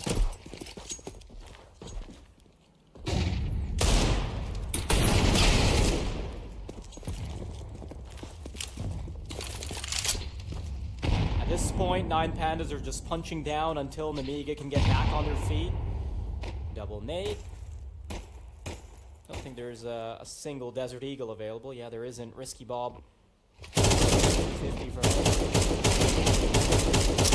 So it's a firing gallery for 9 Pandas, and we might actually go for a potential overtime. Do you think Nemiga's going to allow that? I don't know. It's very tough to call. I don't think it's necessarily a case of allowing it, right? I think it's just the economy at the moment sort of putting you in a position where they've only really got one buy round to pull out here before that becomes a threat. Risky Bob. Yeah, on a bit of damage control. Get the AWP out of the way. 9 Pandas won't be able to recover it. He's actually done mega damage here, considering it's an eco. Listen, it's 40 seconds on the clock. He's got a little bit of wiggle room. If he can just get some more pep in his step, find a couple of shots, this is still a doable affair. Let's see. Chance to isolate both duels, but he starts making the audio cue happen, and there is Shalfie from the side. Shot to the side of the temple. And with 2 rounds to go, 9 Pandas are oh so close to manufacturing a chance at overtime. But Nemiga, they've been looking like the much hotter team today. I know the scoreline's close, but I feel like these big drafts that Nemiga have had, these tailwinds, might be enough to overpower 9 Pandas, but we'll see. Well, with their opponents being on map point, the economic damage dealt is completely irrelevant, right? But it is just a little cruel reminder that you can't really give Nemiga anything, because they will punish. They're a powerful team that are looking to close this one out. They do still have a couple of AKs in play for the 9 Pandas side. Over on the flip of the coin, Nemiga, the buy of their own, but Lear's down to the Mac 10. Xanta on that Galil. Khan trying to get aggressive here on long to take that early fight. Will be flashed and smoked off the angle. So just backs away, doesn't want to overstay his welcome and end up being the first to fall. Knows the impact he's having. Knows he needs to bring it into this round here. So slower stuff. Every duel counts. Any mistake from Nemiga could propel 9 Pandas to overtime.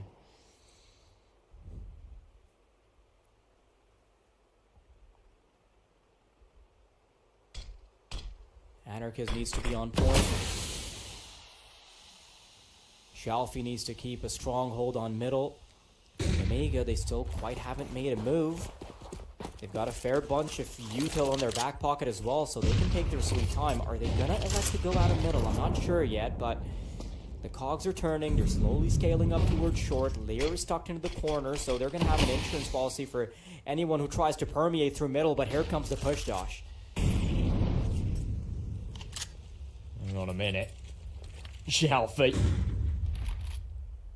A little check and actually this short push is going to be delayed, and as a result of it, that HE will do a whole load of damage trying to lurk through this. Smoke is lit, and he does get one. Trading even with a MAC-10 like that is absolutely fine. He'll get the information that there's another in CT, and they can just barrel onto this A-bomb site. Risky Bob, is he aware of the man on ramp? Yes, he is, and the headshot's crisp. Looking for another. Shalfie will trade it, but a desperate 2v2 to stay alive in this game. This 2v2 is everything. Shalfie getting a head start, starting to fire off bullets. He's running out of ammo, pulls over the sidearm. Anarchist does his job, but his teammate's gonna come to light as well. But he eventually has to pull out the P250 and do it all himself. 9 Pandas are still alive, and now their chances are at taking this to OT are astronomical. The money for Nemiga, not all that. Wow, this comes desperately close, and honestly, Khan's demise there is the fact that he's got that AWP. He's got one chance to hit that shot, and when he doesn't, he knows that he's being sandwiched, and he doesn't have time to fire another, pull that bolt back, and as a result, it's to swap to that pistol. Final round of regulation here. Nemiga will use their last timeout to try and cook up a winning play and get this over the line. If they don't, we're going to overtime, and 9 Pandas could snatch away a game that really they have no business in winning. They've looked very quiet so far. Anarchist, until the last couple of rounds, has not really been doing a whole lot with that, or Dilladez has had a disappointing performance. Results picked it up in these last couple of rounds, and Shalfie is giving us quite the show. The scoreline's looking so lopsided on both teams. I think that is the highlight of this game. 20-20 for Risky Bob and Khan, 21-21 for Result and Shalfie each. Everybody else kind of tailing behind, struggling to find double digits. Ooh. Anarchist gets a bunch of info, doesn't he? There's a sliver in the door that he sees pixels cross from, and he might be able to make the call, but this is going to be Nemiga's final hurrah before this turns into full-blown war in OT. It is indeed. And it's running back exactly what they went for last round, but instead of having the lurk in middle, have it towards long. Xanta with that Galil to try and pull a bit of attention away, but bombing it into this site. Flashes over the top, Results whiffed, and Brad has as well. This surely is where it all ends for 9 Pandas. It's gonna get so desperate. Anarchist has everything to do, 2 angles to find, but this time surely he's overwhelmed. Doesn't have any support, lines up a singular shot, but that's only worth a pat on the back. Nemiga will finally regain composure to end it 13-11 against 9 Pandas. Micro thin margins there at the end of Dust 2, and it honestly comes down to the 2 whiffed gunfights, doesn't it? I mean,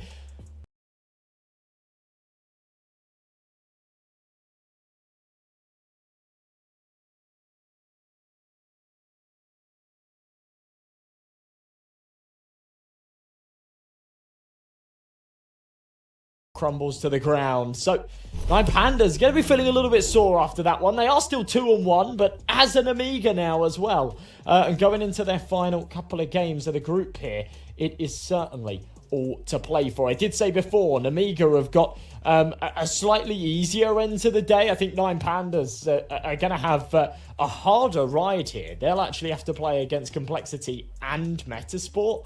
And there's a real chance that after failing to close out this game, they might not actually make it out of the group, because their next 2 matches are as hard as it gets. The recliner of being up 2-0 is very short-lived when the teams that you have to face up against are the Nemigas, the Complexities, all that jazz, right? And you know, it ended up being real thin, but at the end of the day, there were just a tiny bit more carries on the side of Nemiga. They had 3 players popping off on Nemiga, they had 2 players popping off on 9 Pandas, and although at the bottom of the scoreboard things looked a little bit better for the Pandas, Nemiga were able to edge it out towards the end. Now, you can't take any credit away from Shelfie. You can't take any credit away from Result, even though he did slow down a little bit, because that was a good showing. And if they can replicate this, but then some of the weaker links can also step up, I think there is a very real chance that 9 Pandas can still keep themselves alive. Now, there's groups right there in front of you. Complexity have already gotten 3 of their wins, and they also have a monstrous round difference of 23. 9 Pandas still in contention. They still have to get a win or 2. Nemiga in the same boat as 9 Pandas now, so they've equalized that part of the equation. Passion UA struggling, so is Metasport, which is kind of surprising, because coming into this group, I thought Metasport were going to be one of those teams towards the top, and then Imperial Valkyries, I feel like I don't really have to say much because that round difference is devastating. It really is, yeah. I think that they they need an absolute miracle to kind of claw any way out of this group. But yeah, things are actually looking very contentious here in Group A. Outside of the Valkyries, it is actually anybody's game going into these final couple of matches, and I don't know. I don't know who's going to pull ahead. I'm pretty confident that Complexity should be able to kind of staple themselves out. They're already 3-0. They were the one team that actually played 3 matches yesterday and confidently won them. So they're in a very, very brilliant spot at the top of that group with a huge round difference. I'm pretty sure that they're guaranteed to make it through. But for everybody else, nothing is set in stone. Nothing is guaranteed. And it's all to play for here throughout the rest of the day. Speaking of all to play for, 9 Pandas, they aren't even going to have any room to breathe right now because they'll directly be thrust into a match against the top dogs that are Complexity in the next one. Stay tuned for that one. We'll be right back after a short break.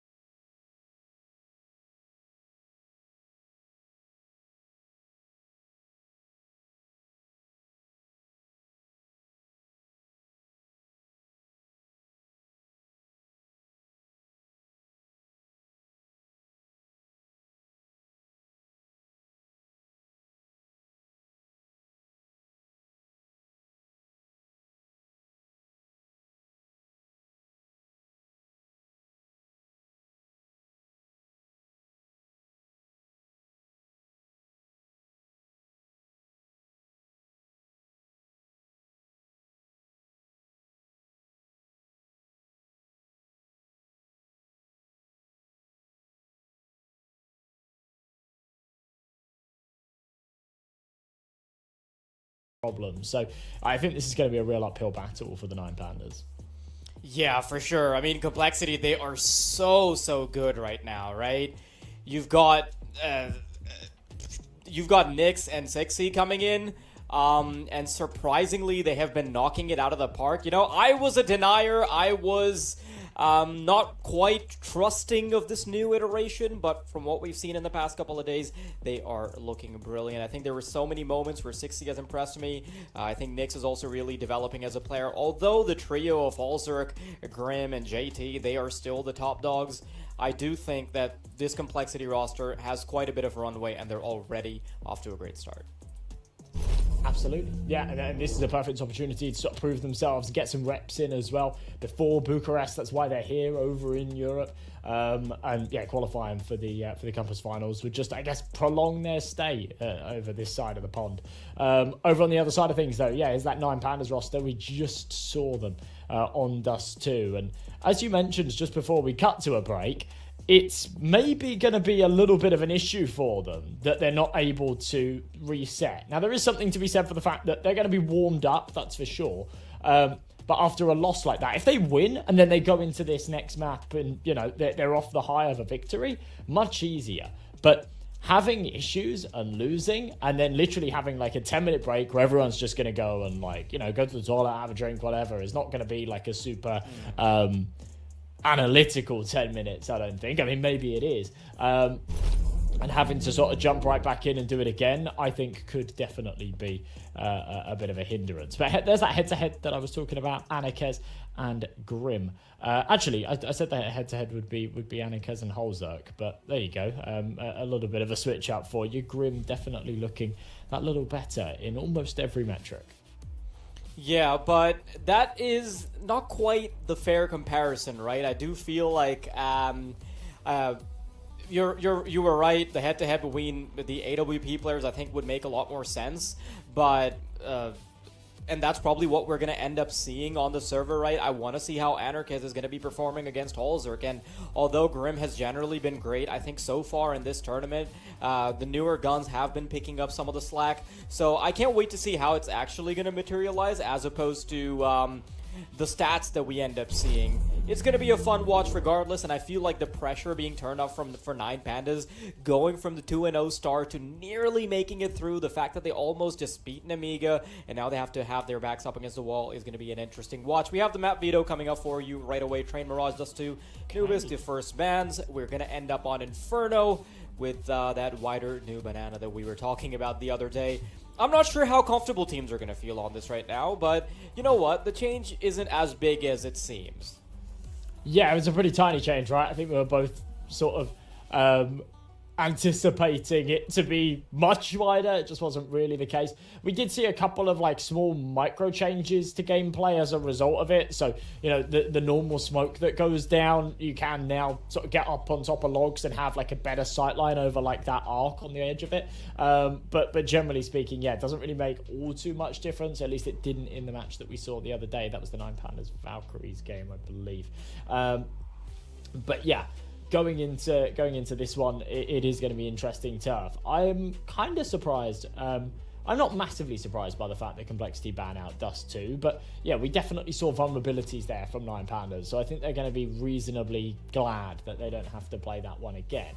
For Complexity, their recent win rates and things like that are just so skewed, right? When you look at their maps and you look at their win rates and all of that jazz, you think, oh no, they're not very good at Inferno kind of thing. But the teams that they've lost against are tier 1 opposition, right? Losing to Liquid, losing to Virtus Pro, things like that. So I don't think they're going to be too stressed going into this against Nine Pandas, as long as it's a map that they drill, that they practice. They've looked hot so far in the closed qualifier, and I think they should be looking to take their 4th win here. Yeah, I mean, the problem is, right, you're talking about it being a map that is well drilled. Now, problem for Complexity is that although you've had losses only against some of the big dogs, right, problem is there's still losses, right?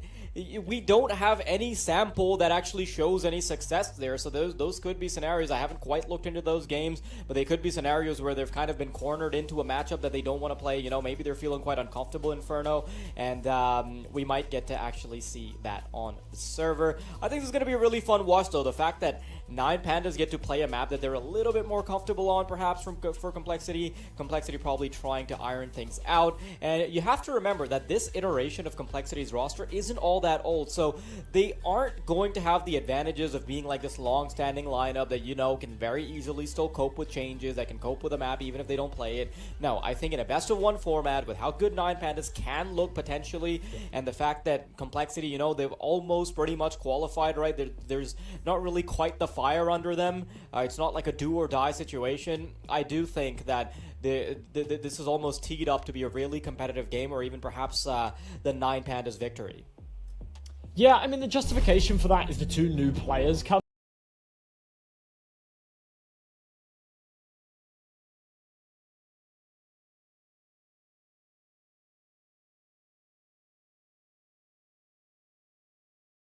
And you've got the stand-in of Anarchez.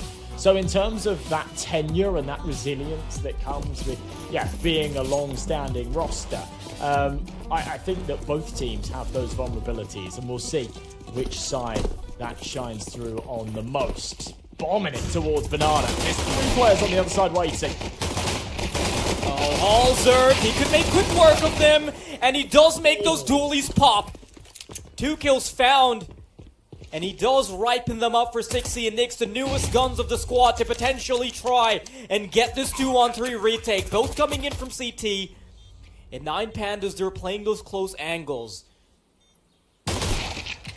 Oh, that's a big opener. Nyx allowing himself to move in. Dylan down. 2 more kills to find. 1 to the back of triple. There's 1. Now just has to find 1 more duel, but Krad will disallow. And 9 Pandas get off with their first.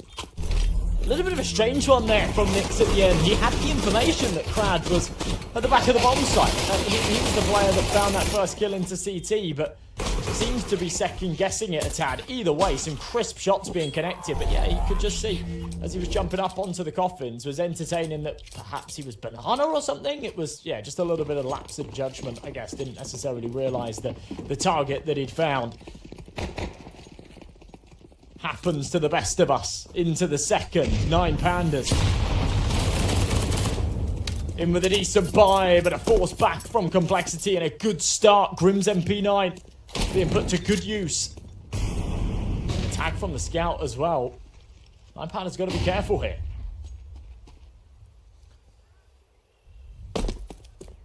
Slow start to the round. 9 Pandas, though, they're willing to pressure Banana. Up close. Perhaps the chance for Complexity to still be problematic, but Grim being so low means that a singular drive-by bullet is all it takes. Now, Halzerk still wanting to be a menace. He's got the scout rifle out, and he can catch them on the cross. Flashbang isn't good, but at least the aim's there. 6C still being a problem. 5-7 does a little bit of damage, finds a kill there towards the end. And you know what? This is still a doable round. You've got 1.5 players on both sides. Bomb just got planted. And the MP9 is almost an advantage right now. Certainly could be. They've still got to squeeze their way back into this site. It's deja vu to the pistol round. 9 Pandas. That bomb beeping away, adding extra pressure. Dilladez on the elevated angle with this Galil. Definitely has that firepower advantage. Will Nyx clear him? The answer is no. A good trade back. There you go. Dilladez keeping things tidy. 7 HP, that's fine. A second on the board for 9 Pandas. I was going to say that this wasn't a round that should have gotten this close. But still, the fact that 9 Pandas win it, they've got some runway as well, because Complexity isn't going to have any money. They have to save up. So this is still fine. Now, I will say that Dilladez had a bit of a slow game in the previous map, and I think part of that led to the fact that 9 Pandas weren't able to get it over the line against Nemiga, but a good start does yield some confidence usually, so there's that. Complexity, got the pistols. A while before they can stretch their legs in the monetary department. And just being careful. Yeah, they need to be. Result. Nice shot. Against these pistols, you're not expecting Complexity to get much done, but yeah, 5.7s and PT50s can always be quite potent. We've seen that plenty of times over the past 2 days. So making sure you just keep that range, make sure that you're buddied up, everyone can always trade. Result by following that rule right here, but shouldn't feel too tested as they'll go in one by one. And he will mow them down without issue. So 3 kills for him, 3 rounds on the board for 9 Pandas, and a very good start here to Inferno.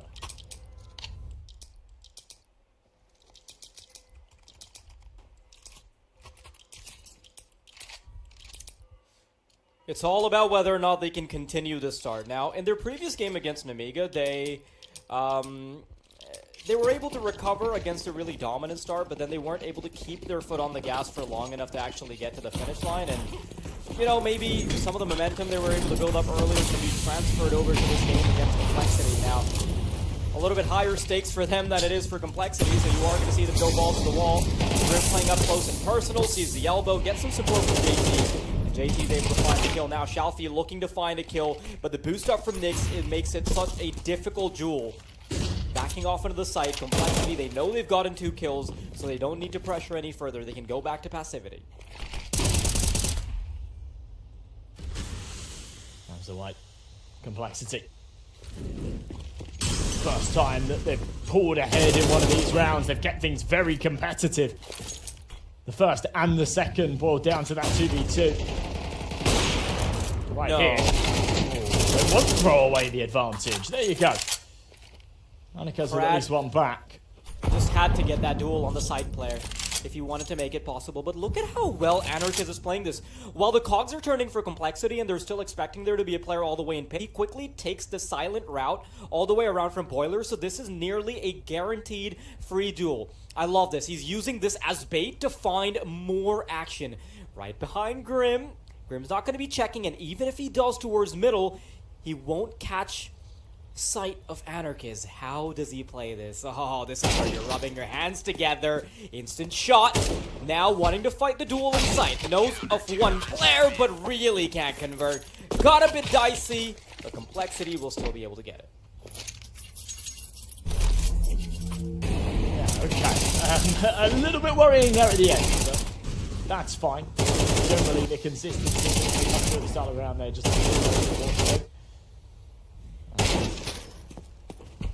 filthy. Alright, well, 9 Pandas should have enough money to buy back. They absolutely will. 3 AKs, the YaLLa long crad, Annika's with that big green. T-side all big here on Inferno. Can be a little bit tricky, but can make work. She landed necessarily where Result wanted it to. Good opener. So can draw first blood. Yeah, that's big. Allowing the players on the extremities to get a couple. No. Alzer just hits the double Q a little too quick. Doesn't even pop off a shot, or that should have been a guaranteed kill. But still, the fact that they've gotten kills on the extremity, on an extremity does mean that they can go back to a more conservative game plan, let 9 Pandas do the heavy lifting.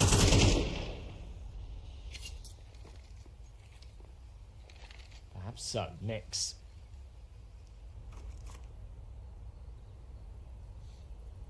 Tucked away. This man advantage and the banana control. You'd argue that this round is unlosable here for Complexity, but by the way, Result is going to clear it. Fast shot. Takes the dink. Doesn't matter. YaLLa will be here for the trade on to 60 as well. Surely. No. He misses the timing. And now the smoke will fade, and he might be next on the chopping block. Head and barrel been spotted. JT with another elsewhere. 9 Pandas. They had the opportunities, but they do not snatch them. And Complexity take a comfortable second with 4 players staying alive. The SMGs can upgrade into the big rifles. And that's the issue. You let Complexity's steam engine start to rev up a little bit. They'll take full advantage of it. That's an awkward duel that we ended up catching in the replay as well. But still, Complexity are happy to take this round away now. 9 Pandas, their money, it's not going to be all that. They should have to recline a little bit. Yeah, that's Deagle, a few Tech 9s in there. This is called breathing room special. Certainly is. Should be a bit of a breathing. Aware that he's in the corner. It's a very good flash. So Krad's Glock will actually be able to trade it back. I really appreciate the adjustment, though. The fact that JT backs off, knows that losing a second player to the pistols here, even if he gets a double or something, means that he's giving up an AK-47, and that's not worth it. Might as well keep the 4v4 stalemate going. AWP setup. Is not going to be able to get it in time. Shots missed. The ray frosts over. Now the duel gets a bit harder for the sniper, but there's still an AK tucked into the site. Why are we seeing so much of this? Yeah, it keeps happening. I can't even blame, like, you know, like early doors Anubis. There was like clipping issues where that would happen all the time. I don't think that's related at all here. But Holzak shot again. This is perhaps getting a little problematic as the Glock starts to close the gap. Bomb's going to be tapped down. Holzak does find one. They're not able to commit to this plant, so I think this should be done and dusted. JT will chime in. Nice shot back from Shalfie. And any damage here is good damage in the eco round. An opportunity for perhaps a third. Oh, that is lucky timing. Yeah, Speedy Gonzalez just making it around the corner in time. Shalfie, oh, he could still be a problem with the Tech 9. Only has 2 players to find. 10 seconds, though.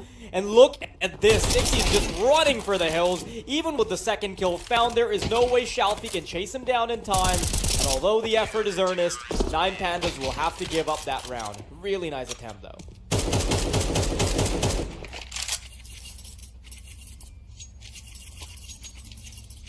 Not a bad stab at that, considering the firepower that they had in hand. But yeah, so typical here of MR12. The great start from 9 Pandas just fizzles away oh so quickly. Now tied up at 3 apiece again. They've got to come back at this with the rifles. Again, you see this contingency of the YaLLa over and over, always. Team sort of prioritizing having like a Deagle or an extra Tech 9 in some of those forward firing at the expense of being down to the YaLLa and the full bite. Early start from Holzak though. Nice shot, but he can't save Grim.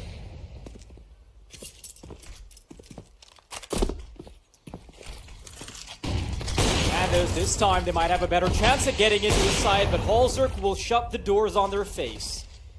Instant kill, quick retreat. Krad still wanting to negotiate. A pot shot through the smoke's going to connect. And although Krad's made it into the bomb site, Krad already has his number. Never mind, Krad finds him. 6C eventually puts bullets in his body, and Dilladez has so much to Dillad do. He has narrowed it down to just 2 duels for now, but if he can act fast, he'll have the advantage. Boost up is good, and 6C will put him in the graveyard. Complexity, a 4th. Dilla doesn't this time. You were waiting on that one, weren't you? Yeah. Well, I was going to say Dilla does if he pulls it off, but no. We'll save that for next time.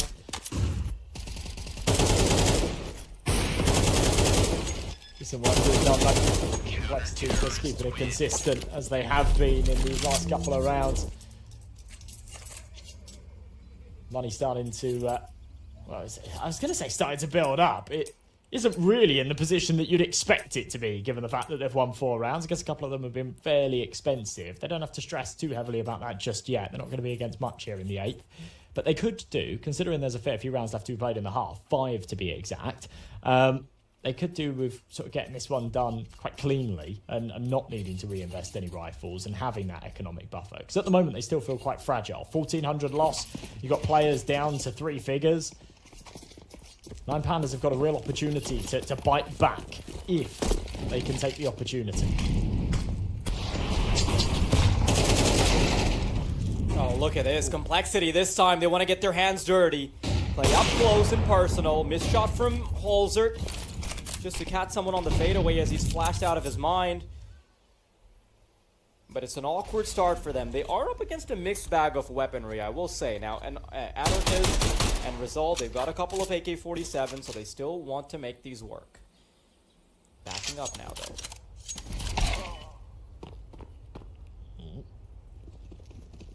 Decent pick from Nix. At least we'll pull the numbers back to even.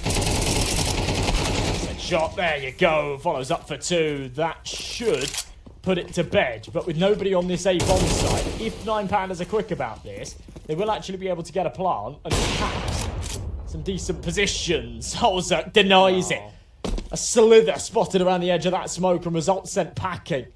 Now it's all on to Xiaofi, low HP as well, 17 points of it to his name. They're already creeping up short. He's just prioritising trading out this kill onto Holzerk. Perhaps grab that up, get the hell out of it. Realising that they're up short though. Big pickup. Now a 2v1. He has info on the single man, but yeah, Holzerk reads that like a book. Complexity onto 5.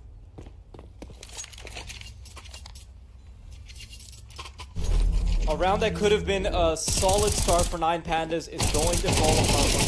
You can see that in the replay. Nyx just making good work of them. Holzerk not missing a beat.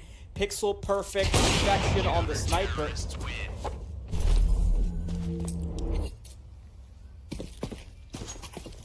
And here it comes.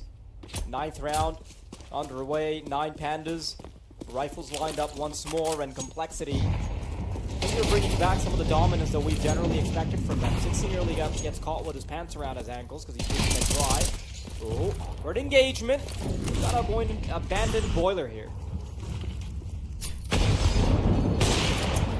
Oh! Whoa!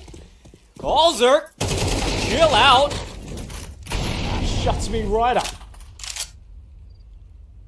There's a little bit of pressure just sprinkled all around the map there from 9 Pandas. And you know, taking the apartment's control and forcing the boiler player to fall back, you think, okay, yeah, little victories, and then bang!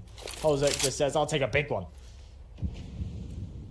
Do manage to get a refrag over towards Grim, so numbers are at least back into the 4-on-4. They'll try and route up to the A site. But a 2-2 split defense. And Nyx is he might going to just be able to catch a timing. He's got a teammate as well. Oh, you're right. He does get that timing. And most importantly, he gets the information so they now can quickly book it all the way to B. Look at this rotation happening. In the meantime, the T's are also still trying to cook up a lurk, but I don't think it's going to matter. They have 30 seconds. They're quickly trying to figure out a bomb site, and it seems like late game they've abandoned B. This rotation could cost Complexity. It's all going to be about buying time if you're in the shoes of Complexity. Rotation being brought back. But has this cheated rotation costed them the round? 60 playing this super hidden. Gonna be looking back, waiting for someone to drop over. There's the first shot! Carries on the spray! And that is 9 Pandas out of business, denied by the newer guns of Complexity. That's so well played from 60 there as well, just keeping himself tucked. Pouncing out the perfect moment. There wasn't a lot of time on that clock, so knew that denying that bomb plant would pretty much seal it. Unbelievable shot from Holzerk. Winding back the years of what we've seen him oh so capable of in the past.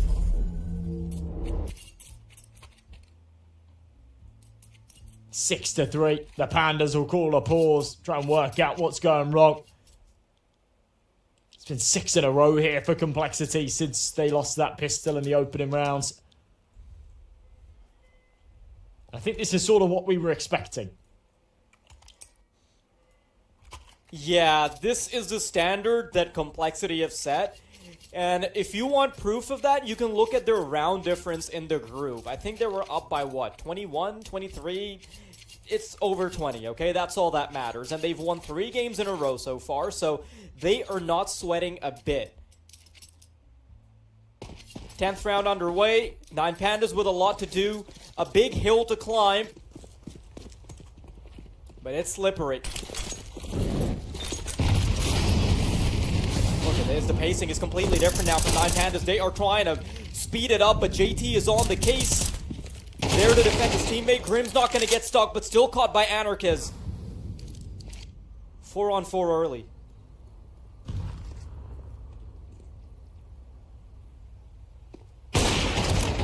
Oh, wow. Big shot. That's massive out of Holzerk. It's another mega flick. And a key time as well.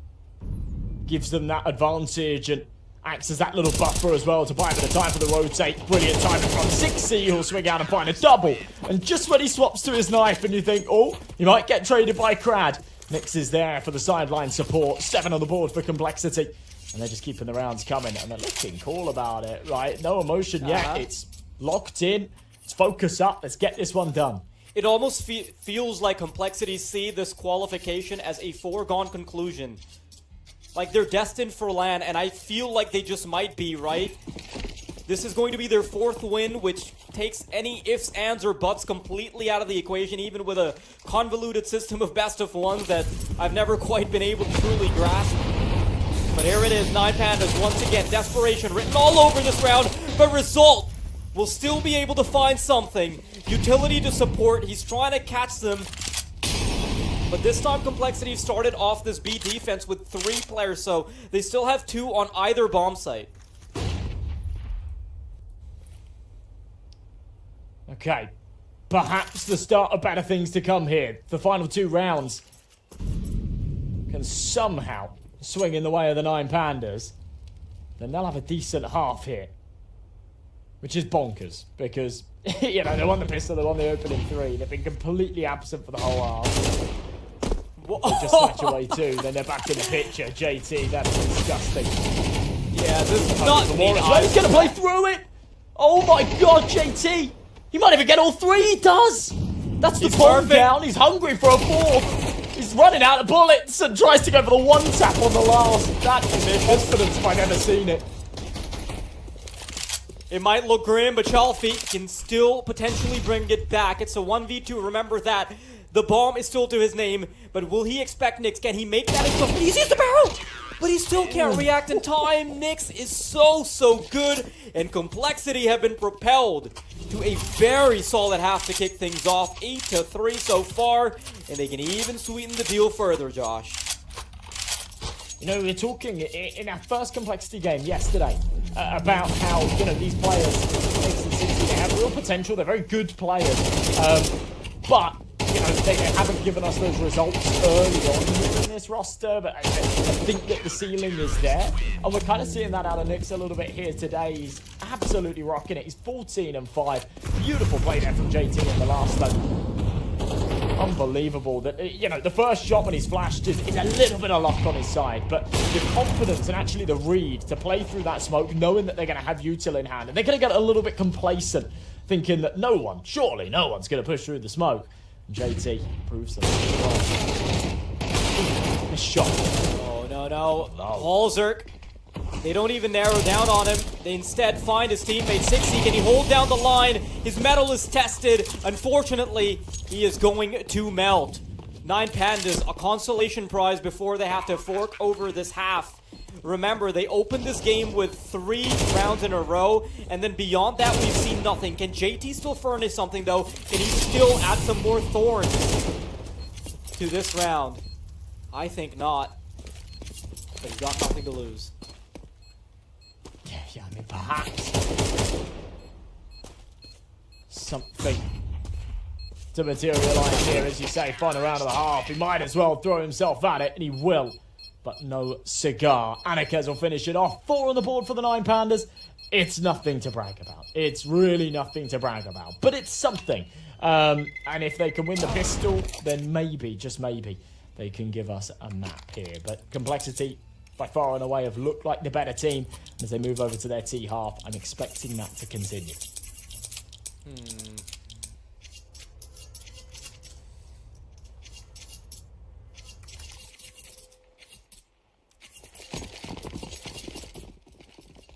Yeah, this does kind of seem a bit done almost with how good the momentum's been.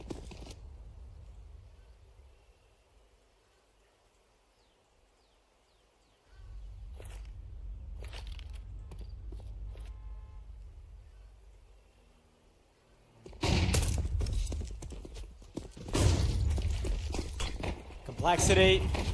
This is a big round. If they win this, they can... Oh, YaLLa! Might just be buying his team some time. JT and Nyx, though, couple important kills. But Anarkez has been able to cause some damage through the smoke. Halzerk and Nyx, lots to do as they're stuck on the bomb site. The smokes have been set up. The progression from the CTs will be delayed. And Nyx is wanting to go deep. Wants to try and find an advantage over towards churches. Slowly, 2 players coming in from Banana. And I love how they're playing this. They're both going to double down their efforts in the CT spawn, bring it down to the 2v2. The shots are lined up. The new guns are popping off. And, oh, YaLLa! What a recovery! I didn't expect that at all. Both heads found with the spray from the USB, and now 9 Pandas are right back in it. Wow, look at that. Cold as ice as well from him. One hand, little scratch of the head. Yeah, no trouble. There you go. There's the emotion. Big smile out there. That is something to be proud of. We said the pistol round was a must for 9 Pandas. Dylan does. Dylan does this time. Deliver on the clutch. I'm sorry. Yeah, you got timed out for that one. Go back to the Josh box. Naughty step. I think there was a time where I said something along the lines of Doug Dilladez, owner of the Billsdale Dilladez, and Travis just hated me. That was it. Never spoken to you since. Yeah. You know where that reference is from, right? Fairly Odd Parents? Doug Dimmadome, owner of the Dimfield Dimmadome? I do now. I didn't think of it at the time, but yeah. Oh, okay. Well, this is going to be a cleanup. Complexity down. Using their players. It's going to be JT and 60, and I think that will be quick work from the boys of 9 Pandas as well. But man, that previous round could have actually completely changed the tides of this game.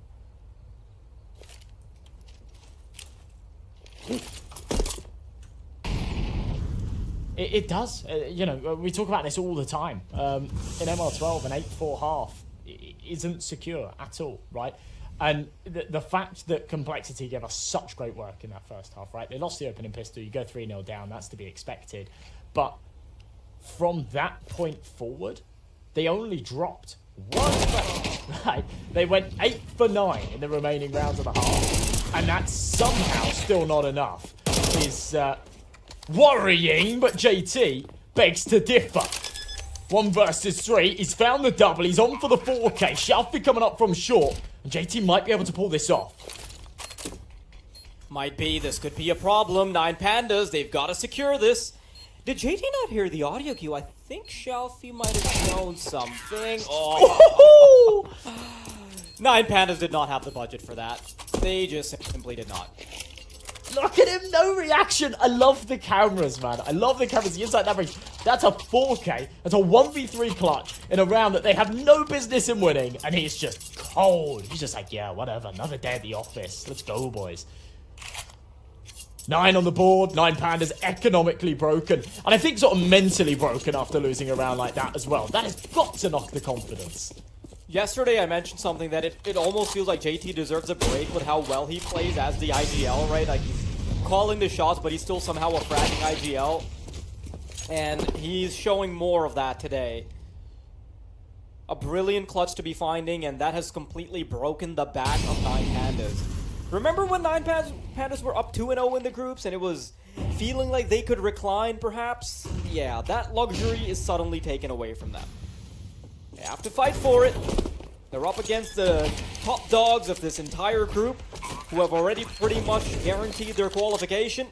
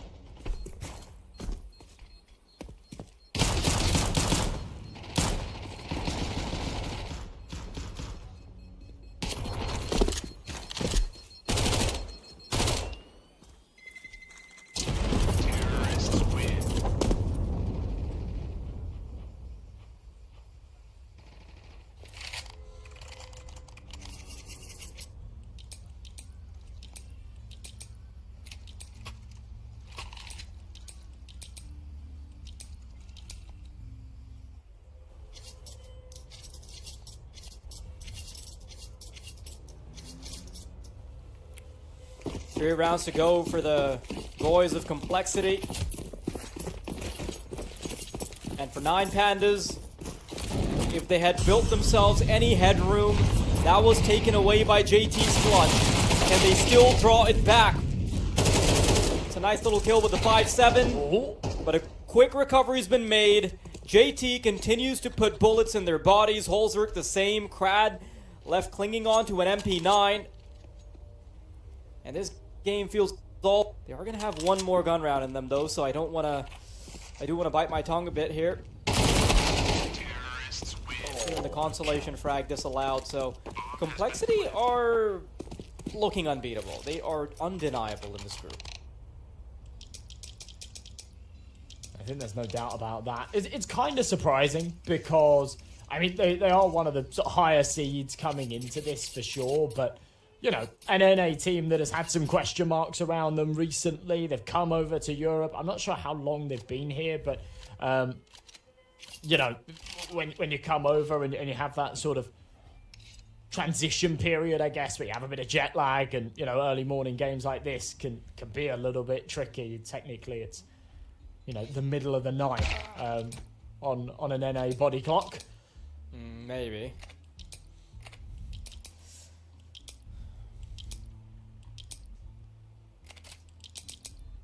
Juicy Shelfie disconnect. Hopefully we'll be back into the server soon. I mean, right now I think it's early morning NA body clock, but for the early morning games it would be like 4 a.m. or something for like the 10 a.m. games. Depends where you're from in the States, but yeah, sort of 3, 4 a.m. some kind of equivalent there. It's a tough It's not something transition I ever really thought about regardless. too much, but like the last, like I went and did a North American LAN in December, and like my god, it just hits you. It hits you like a ton of bricks, especially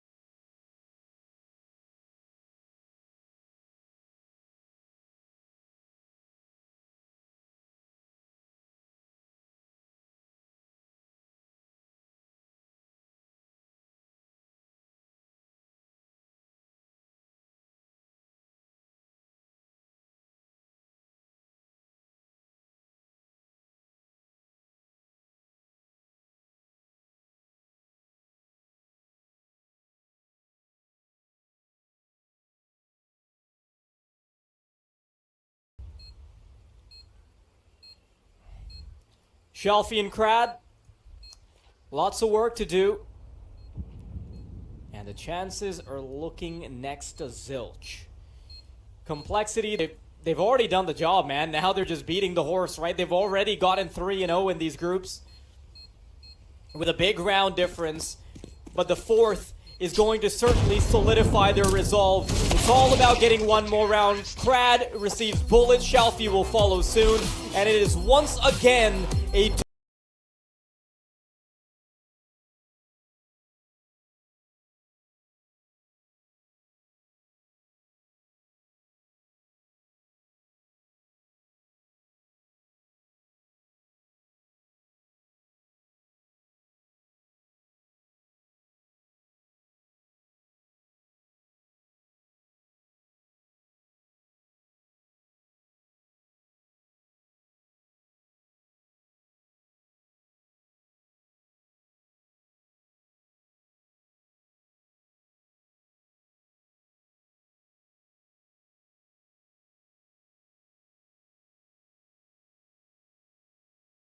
that they would breeze through into the main event. And, well, who knows? This could absolutely go either way for them now. Yeah, 9 Pandas are certainly now threatened, and the story is going to have to be wrapped up for them today, right? That's the scary part. There's so much to do and so many potential beatings that can happen. They've already lost twice, right? Their confidence must be a little bit shook up. Now, of course, losing to Complexity is not as big of a hit because you're kind of expecting it, but for them to lose against Nemiga when it almost felt like they had the recovery, that has to be a bit of a boon to the momentum that they were previously building up. Now, surprisingly enough, Complexity end up with this dominant victory with basically a 4v5. Grim was kind of checked out. Surprisingly ends up with a decent KDR, even though he's not getting too many kills, so there's that. But, yeah, comfortable position for Complexity to be in, and for 9 Pandas, they've got work to do. Yeah, more than comfortable, right? Complexity are now locked in for the main event. They're heading to Doha in a couple of weeks' time, and that's something to be super proud of. You know, this team, as I said, there's been question marks around them over the past few weeks and over the past couple of months, I guess, as well, since bringing in the 2 new additions. They have proved a lot of those haters wrong, and they'll have the opportunity to prove it on a higher level as well soon. But yeah, well, that secures our sort of top and bottom end, right? We've said that the Valkyries, it's pretty much impossible for them to get out of the group. For Complexity, they are secured. Even if they do lose this final game, they are guaranteed to qualify. But middle of the pack is still anyone's game. 9 Pandas are now 2-2. Nemiga are 2-1. And Metasport and Passion UA are... Well, sorry. Metasport and Passion UA are now 1-2. So, yeah, still anyone's game in the middle of the pack. You're right. There, and gets exciting. You're right. There's many, many more stories to tell. And thankfully, all that action and the results will, in fact, be concluded today. Next up, you've got Passion UA versus Nemiga to see whether or not Nemiga can make it to the top. And if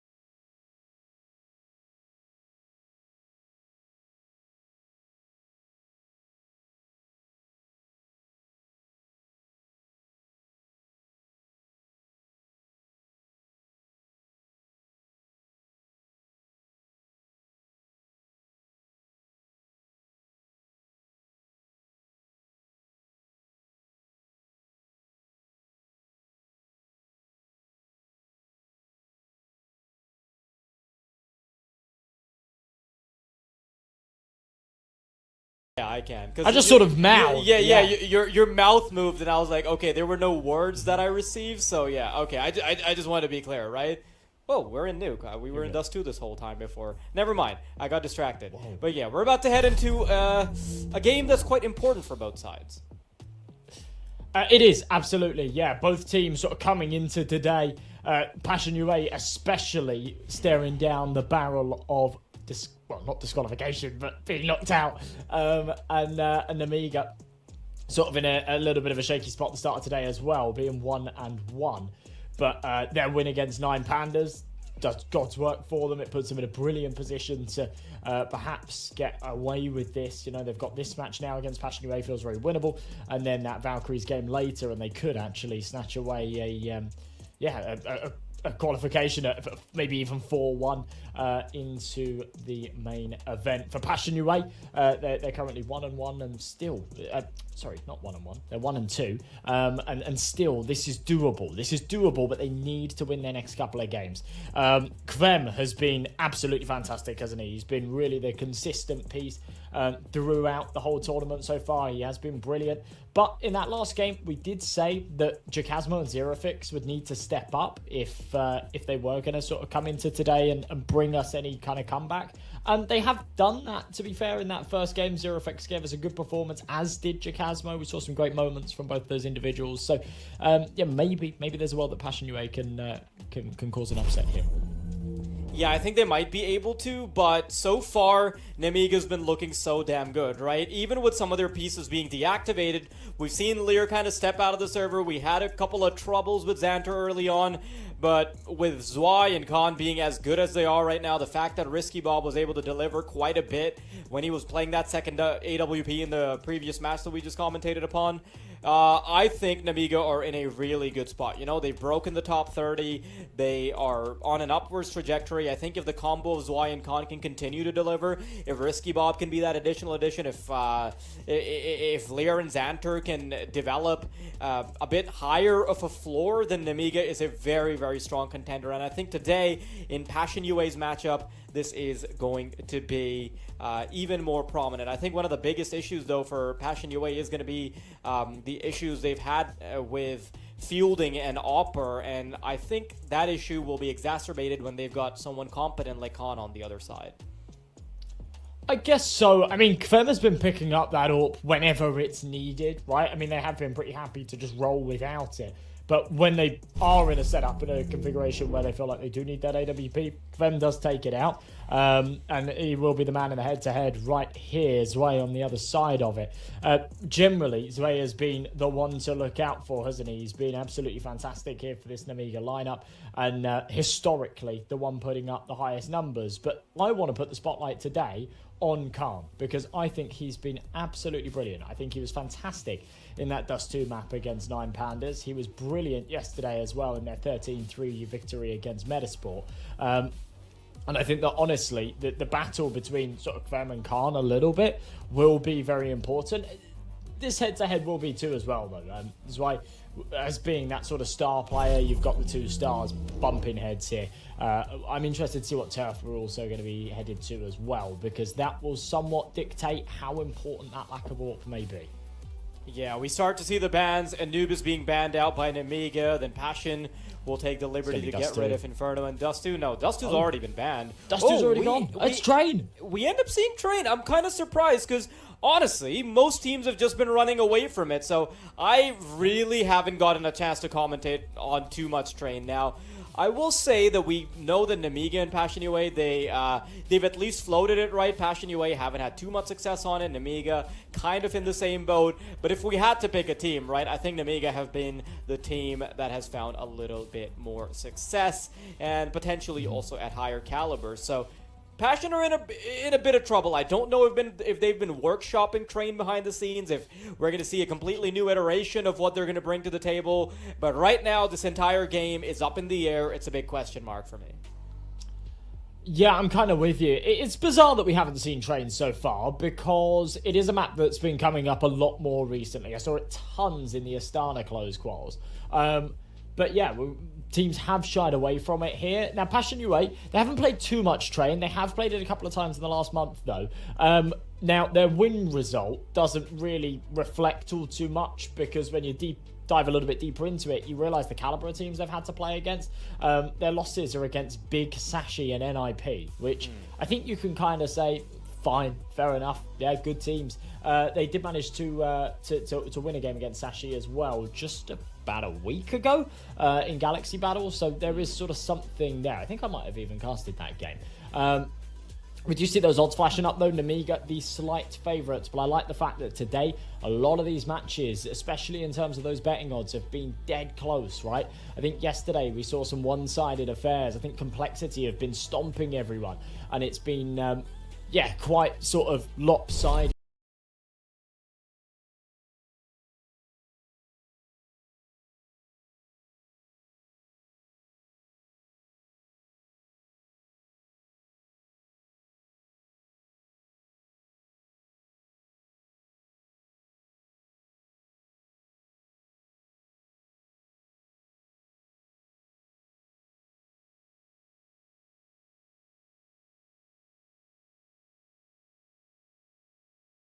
Mention that it's kind of like this weird Raccoon City setup that they've got going on. I'm still not sure about how I feel about the aesthetic and how it's developed, but I'm gonna have to wait and see.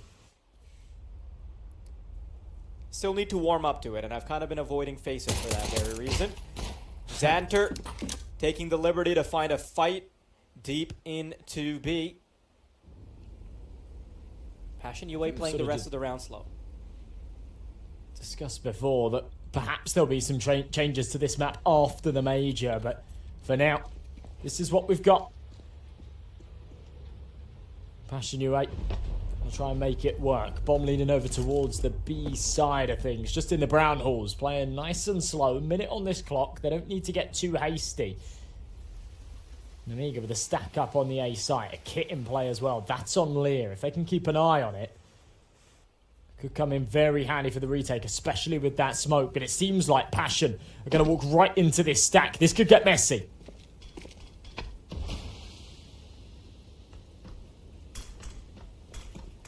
Nemiga waiting for a push with open arms. Risky Bob brought out of his position. Khan popping off.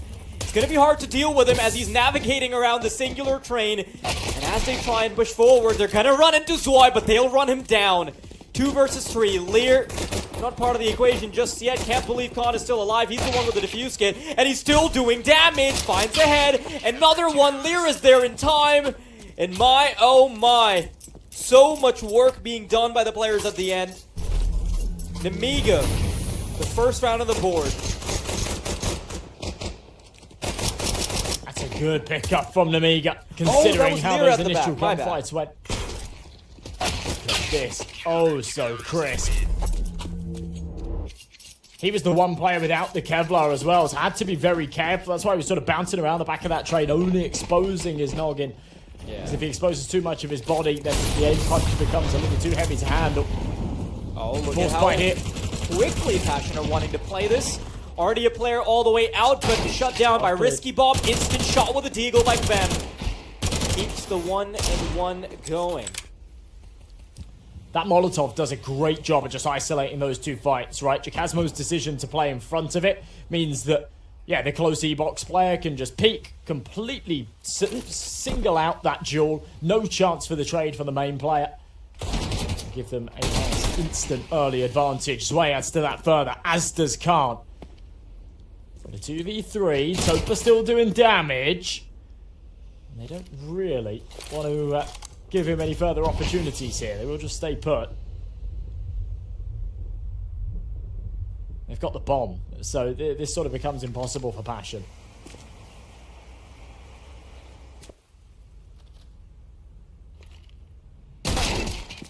Oh. Shot from Khan. Topa. Bit of last hurrah from him, but nothing really comes to light. This is a really good start for Nemiga. They have looked really dominant when they've gotten into their groove. I think they had a couple of moments where they looked shaky, you know. They nearly allowed 9 Pandas to make the comeback happen. And against Complexity, they had a good start, but they weren't able to quite materialize that into a map victory. In fact, they felt fell really short of it, 13-6 at the end of the day. But when they are in their groove and they're able to close things out, they are a lot better. Now, Passion UA, lots of work to do, and a lot of weaponry to go alongside it.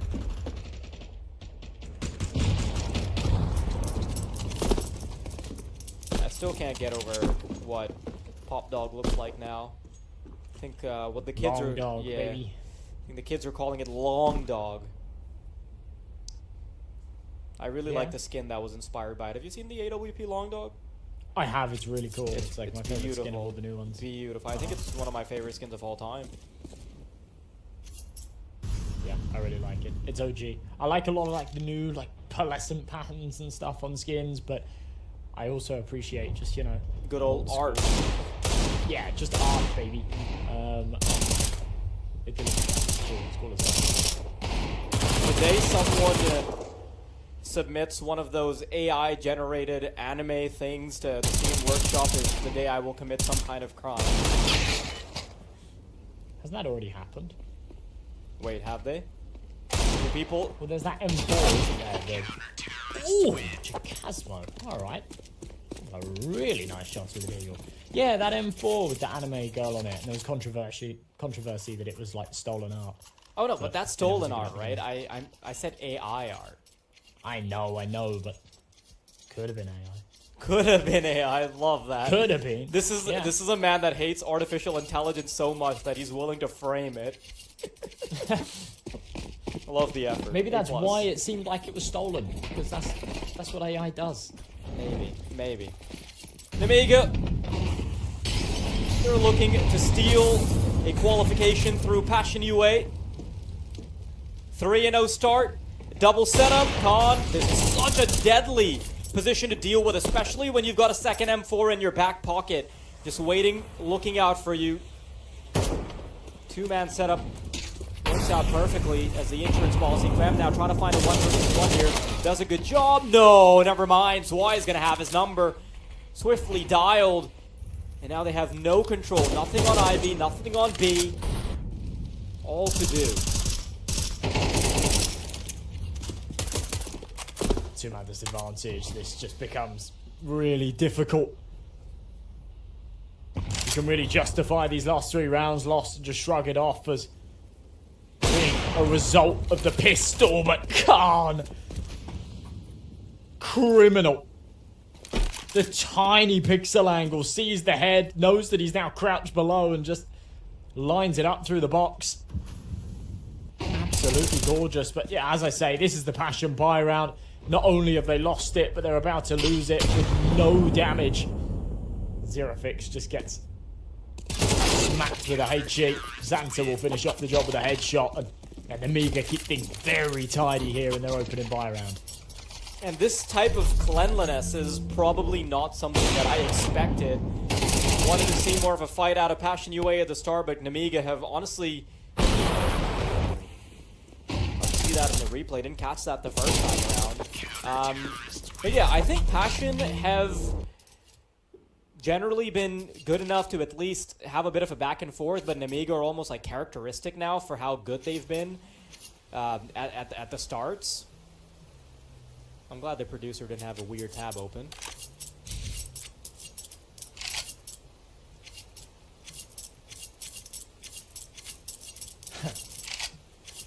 But yeah, a bit awkward. I've done that before. Cam segment, and I had not a mirror behind me, but a photo frame that was very reflective. And yeah. And you just have no pants on for the broadcast? Weird tab. Well, no. So actually, it was only the Twitch front page on my second monitor, but there was a booby streamer on it. Ah, okay. Yeah, I know. That's sad. It's called gooning, man. Xander. Ooh. He's definitely a goon. That sets Chola down. And Passion UA, an entrance into the B bomb site will first be met with a lot of resistance. Xanter watching for it, expecting the highway crunch. There's a second player watching low A as well. But here it comes, utility to pop.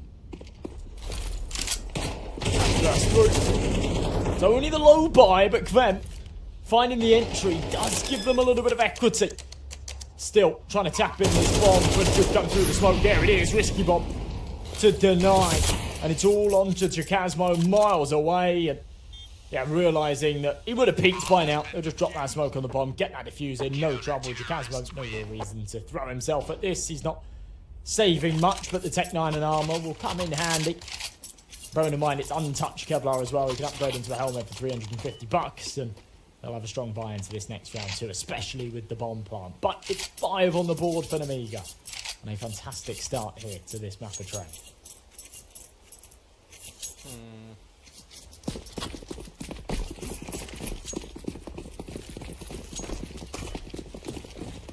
I'm not sure what Passion are going to do to actually counter this.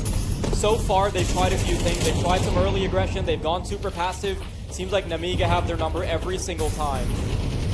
Even this time, early on, Kvem is going to be damaged to all hell. And YaLLa's missed the timing, which has allowed a player to cross all over into Long Dog. Zerafix, the one opportunity he can find will be punished. Learwood too.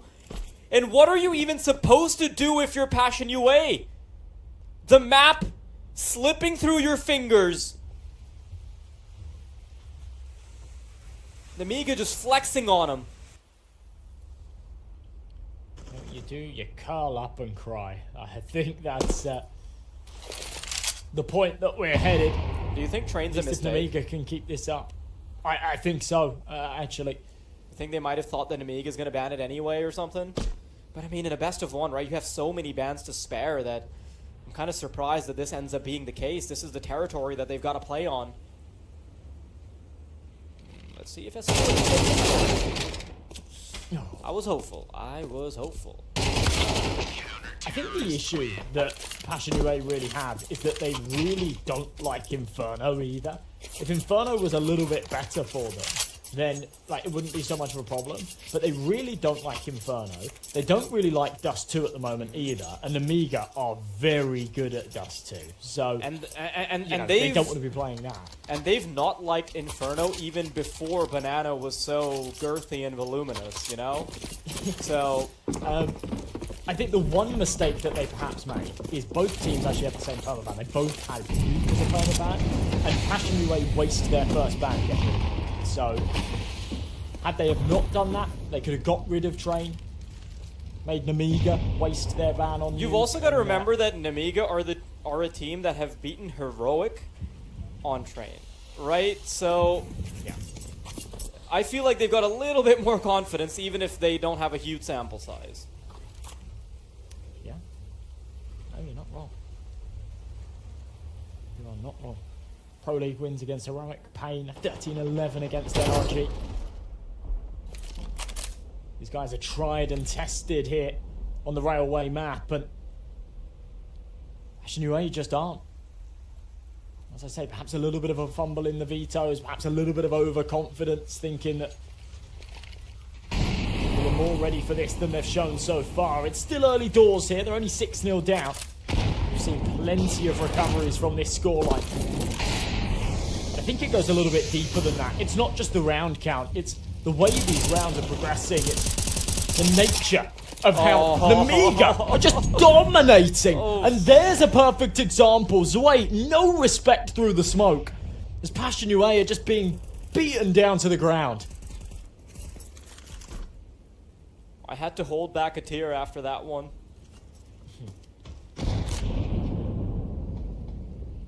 Brutal, right?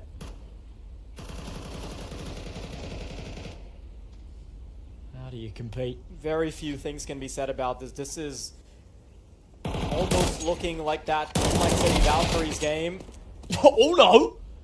I mean, maybe we could see a turnaround. Oh, hang on. I didn't notice the timer. There's no time. There's no time, but... I didn't even realize we had such a long stalemate towards the middle of that round that the timer just expired. Like, after these kills, yeah, those ones right there, my brain had already shut off. To minimize the trauma, the top half of my monitor just turned off. No, I'm kind of with you. timing was really awkward though. Ren was able to sneak out. Should have been able to get 2 kills. It doesn't really matter. There's so much money in it for Nemiga. You've got Khan on about $12,000 post-buy here. He's got an AWP and all the trimmings. The main will do some good damage as well, and the little jump spot will confirm that one's playing in front of that smoke. Bombarding it with util. Denied at the door again. Risky Bob and Lear with first blood. First bloods, I should say. This one's done already. This is giving me CSGO early days CT side vibes. You know, there was a time when being on the CT side just meant, regardless of what map you were on, you would be like, okay, yeah, we'll get somewhere between 9 and 12 rounds back in the MR15 days, right? That's the vibe it's giving me at the moment. Yeah, I'm right there with you. Especially here on train. It's a very CT-sided map from the get-go. Not so much anymore. CS2 version, the way that this red train's been slanted, the CT don't have a sight line into main from Con. Does certainly balance it out, but Passion UA not reaping the benefits of that so far. An aggression here into the crowd. This could actually get a little bit messy. 1-for-1 trade. AWP misses. Now they're under pressure. What can Khan do? Apparently a lot, and he's even anticipating the second. Oh. Jackasmo's down. And although there's an effort to fight back, Khan cannot be messed with. Khan missing his opening 2 shots there. You think, right, you know, the Tech-9s will overwhelm. They might actually get something out of this round. They've been given an inch, especially with this 1-for-1 on Dancer as well. But yeah, the fact that he anticipates a second to be trying to creep around the back and waits out that molly, re-aggresses. Zerafix doesn't stand a chance. Very well played again from Nemiga as they push themselves onto 9. This has been perfect. Oh yeah, for Passion UA now, their tournament life is starting to become very troublesome.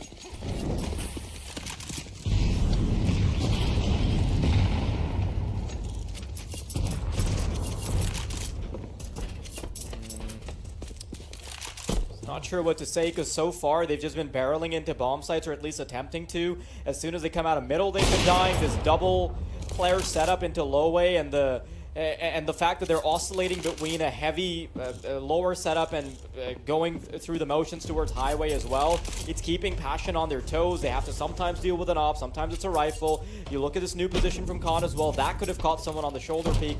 So there's just so many layers to the train of Nemiga. It really is. Passion UA just can't seem to peel them back. Hey, Cheese will do a little bit of damage. Khan will just confirm that no one's played through that smoke. With 50 seconds left, Passion UA cutting this fine again. We've seen this in the past.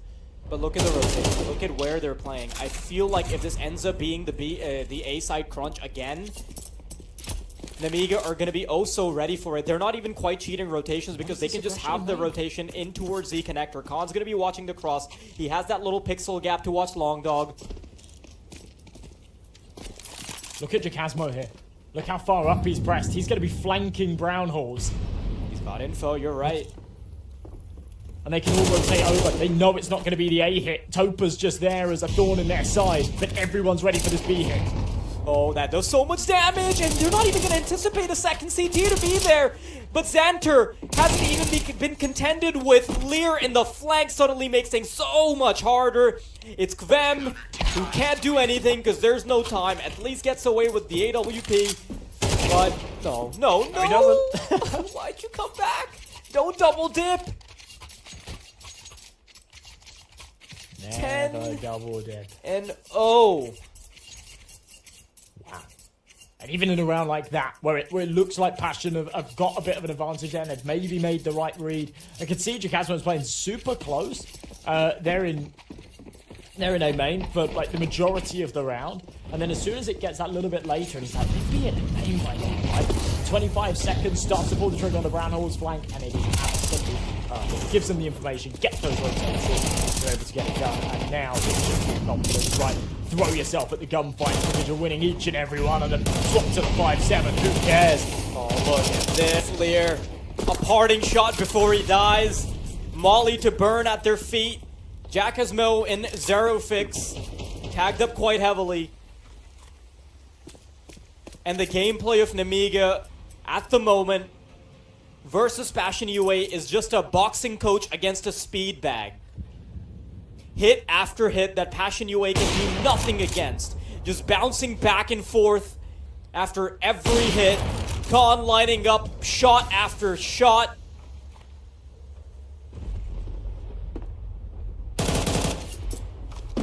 Alright, well, we won't make it the 3K. You don't expect Zerofix to get this one going. Surely not. I mean, there's 45 seconds, so he has got a bit of time to maneuver with. The problem is he wants to just get this bomb planted. Xanta's going to play in front of the molly. In fact, the molly actually misses. So Xanta can push all the way to the back of the site, sees the cross, relays the information to Zwei.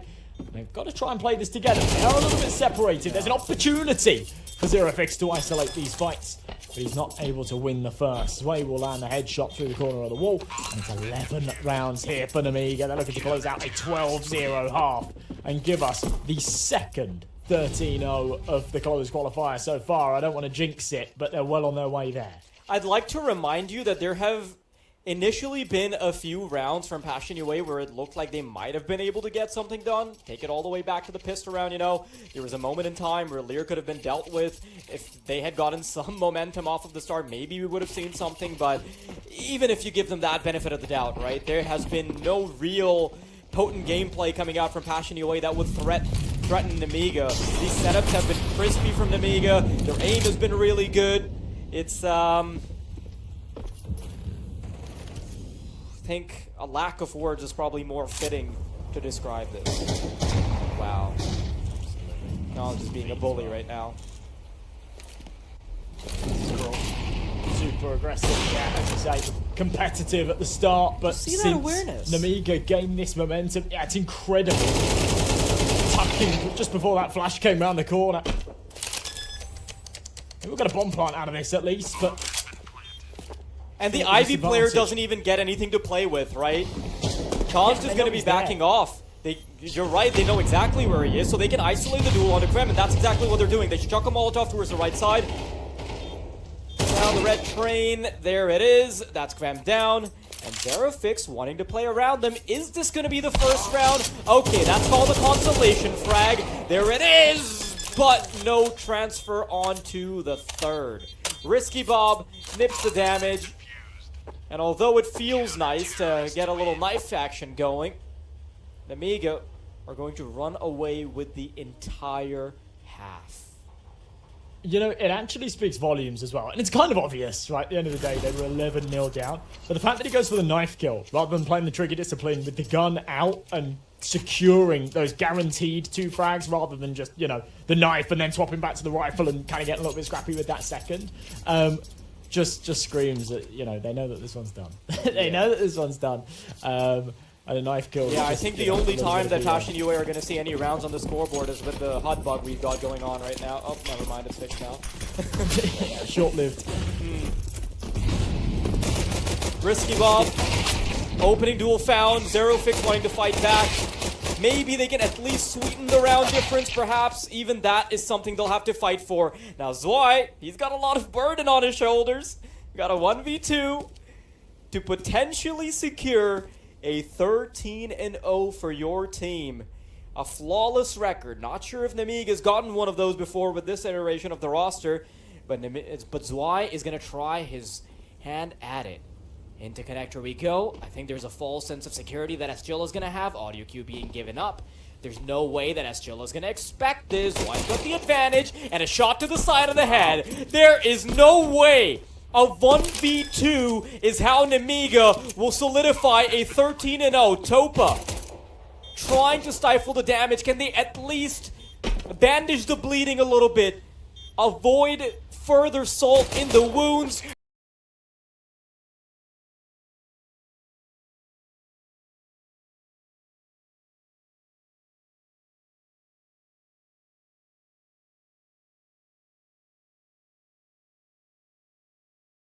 I was not expecting it to go like that. When we saw the train pick, I thought, yeah, this leans in Nemiga's favour ever so slightly. Not to that degree. That was unbelievable. A true masterclass and Passion UA. Yeah, you got to be feeling disappointed with that one. That was a bit of a must-win game for them to advance here in the closed quals. And they denied it. They denied any opportunity. And that's going to screw them on the round difference as well. Even if there was a world that winning their next game could maybe put them in the running, a 13-0 pretty much knocks them out of that realm. This is disappointing, and I'm not sure what Passion UA are supposed to think about this, or even what we're supposed to think about this. This almost feels like a misplay that happened before the map even started.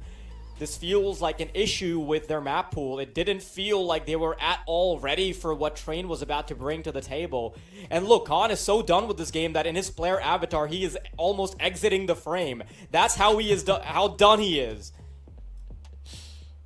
Cold as ice.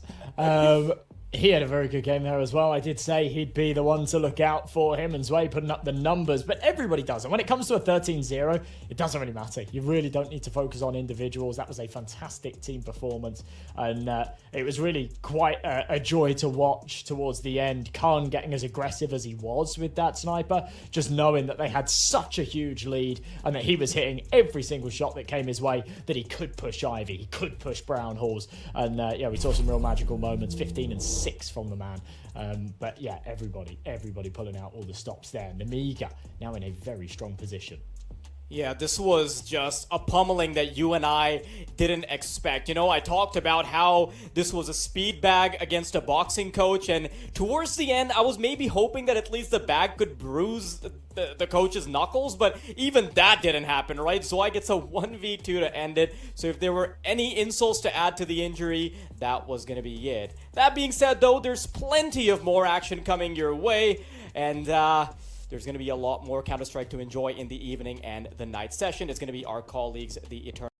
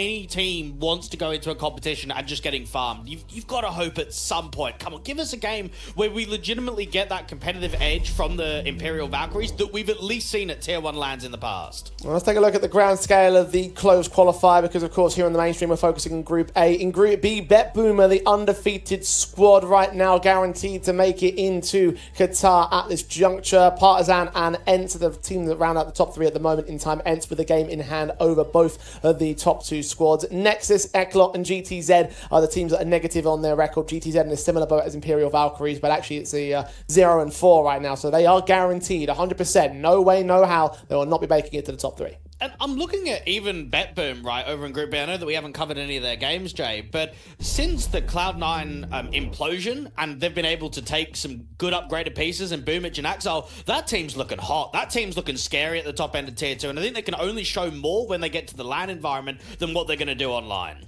Well, speaking of hot, we've got a hot match to kick things off in our second half of the day. Metasport take on Imperial Valkyries here on the mainstream again for our Group A proceedings. And look, for the the Metasport boys, this doesn't really ring true to how we hope that they would be at the moment, because right now they are negative on their record, 1 and 2. They struggled against Complexity. They brought that match to overtime, but you also have to think about some of the other losses they've taken. The 13-3 against the Nemiga side yesterday. It's not exactly been the best of tournament runs from them. It's been okay. They will be disappointed to not have won out against Complexity last night. They were up 9-3 at the turn on the T side of Anubis. They got it to overtime, but they couldn't close out. They couldn't take the chance when it was in front of them. Now, this is a Metasport side that have to be realistic about day 2 and say, we need to go undefeated. We need to be beating Imperial Female right now, and then we've got a big matchup later on against 9 Pandas. So let's use this opening game in day 2 as one that will get us warm, make sure the comms are on point, make sure we're all feeling it, because this is the layup game. This is the one that builds everything to that final game for them. Yeah, let's just play the lay of the land right now for the Metasports side. They currently will lose out to Nemiga on tiebreakers if they do end up with the exact same record, assuming that they lose out on their round 5 matchup. So they have to not only win against the Imperial Valkyries here and now, they also have to beat 9 Pandas in their final match in round 5. So as you say, undefeated is what the record needs to show. From Imperial, at this point, you are playing for pride. You are playing to try and establish a few more victories, trying to get some of the prize money in, because remember, you are paid a little bit of cash per victory in this competition, so that is going to do wonders for your VRS going forward. Obviously Qatar is off the table for them, but to get a little bit of pride, to get some more rankings, that's going to be their main goal here today. And play upset, right? I think we've seen it a lot in the past, especially in the Pro League formats back in the day with the round robin, where you've got a team that's 0-3, 0-4, and all it takes is one good win and it throws the table off completely. It throws all the other squads out there. So look, play upset, try and see if you can keep games competitive. At least the ladies would have been happy about the result last night. They got a 2-0 win against DMS in Impact, and that qualified them to the LAN finals in Dallas in the female scene. So there's something to play for in terms of successes. Now there's something to play for here in Compass. Now Zaz has shown the most, I want to say, out of all of her teammates when it comes to the first few officials that we've seen from them over the course of day 1 and 2, but it's still not a massive amount. I mean, to only score a total of 8 rounds in the opening 3 games, we've got to be expecting a lot more. And I think Adam B is going to try and silence all of the counteraction that Imperial are going to throw against them. Yeah, unfortunate for the Imperial side that are also one of the 2 teams so far that have lost the 0-13 records. Only 1 or 2 matches so far in the competition, and hopefully we'll not be seeing any more out of them or out of anybody, in fact, for that matter. Because, look, again, as you mentioned, they're playing for pride. They're playing to play spoiler over Metasport. Because, look, a loss right here would throw their chances of top 3 completely out of whack. And I imagine that right now, 9 Pandas and Nemiga are looking at that thinking, do you know what, we would really, really like to, get at least a little bit of bonus security in terms of how this upset could work out in their favour. Was it likely? I doubt it, but we'll see what the ladies can do. They're playing with no pressure right now. Matt Vito's on screen. We'll be playing out Mirage for our matchup in this best of 1. Dwayne raised a little eyebrow there. Anything intriguing about that? Well, both teams looked shocking on Mirage yesterday, didn't they? We saw the Imperial Valkyries play Mirage a little bit earlier on today against Passion UA. They won Pistol, they won round 2, and then they lost 3-13. And then for Metasport, they just never got in the game against Nemiga or Mirage. Yeah. They were just losing a lot of aim fights. Khan had a brilliant start to the CT side. He was impactful on the AWP, and they couldn't slow him down. So this is at least a chance for both Metasport and Imperial Valkyries to show that their Mirage is a lot stronger than what they've shown in the competition already. Yeah, you'd certainly hope so, given the fact that I talked about the fact that they've had some one-sided scorelines. I mean, look, 13-3 were the scorelines of those losing efforts for both teams on this map in the competition. So want to try and turn that back around. Maybe you could look at that as being potentially a more recent weakness. I know that for Imperial Valkyries, they've had at least a little bit of a decent record on this map when it comes to the FE scene, but translating that over to the actual main circuit, the tier 2 and the tier 1 environment, hasn't exactly worked out in the best of showings for them. So maybe they are looking more about the weaknesses of what we've seen from Metasport over the last day, and maybe they're trying to look to exploit something in that particular regard. I mean, at the same time though, seeing them lose as handily as they did towards the Nemiga is a bit of a surprise, because they have had some decent wins on their board on this map in recent periods. I think for Metasport, that was just kind of the matchup where it could have been a win. It ended up getting completely blown out, and then you just mentally reset. And I think they showed that in the Complexity series with how they bounced back, even though they couldn't quite get the game in their favor. I think for Metasport, this should be a pretty easy layup. I don't expect much of a fight here at all. Hampus and the guys over at the Swedes should just be able to pretty cleanly get themselves ready, because you don't want this game to drag out for too long. You want to get it over and done with. You want to get prepped. You want to use Abdi to get as ready as possible for that 9 Pandas matchup, because that's basically going to be the decision on whether you're qualifying to LAN or not. Yeah, I think at this point as well, you want to see if you can get every single tiebreaker record in your favor. You want to get as many rounds as possible so you can gain the one-up advantage over round difference if it does come down to that, which, look, it's very possible that might end up being the case. So for them to focus upon that, to try and get themselves off the ground and really get a one-sided victory back to make up what is right now a negative 11 round difference on the Metasport side, and make this a simple affair. That really is kind of, I don't want to say minimum expectation or requirement, but certainly something that you would be looking at as a key sort of achievement for them to make happen, to get their best chance to try and make it up to that top 3 in the group.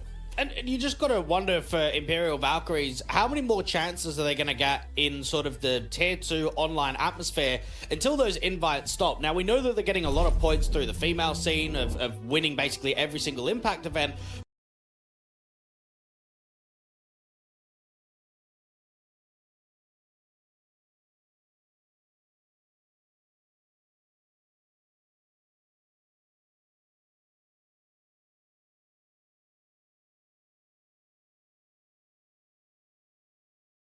To show how far things have fallen in terms of their ranking and how the points have played up to other teams. But that's a discussion, of course, to talk about in the future, in the here and now. It's all about this matchup. Pistols are live. Metasport on the CT side. Star as the Imperial side try and look to hit this A site quick. Anonby is gooshed down and forced away. You'll start to watch out for.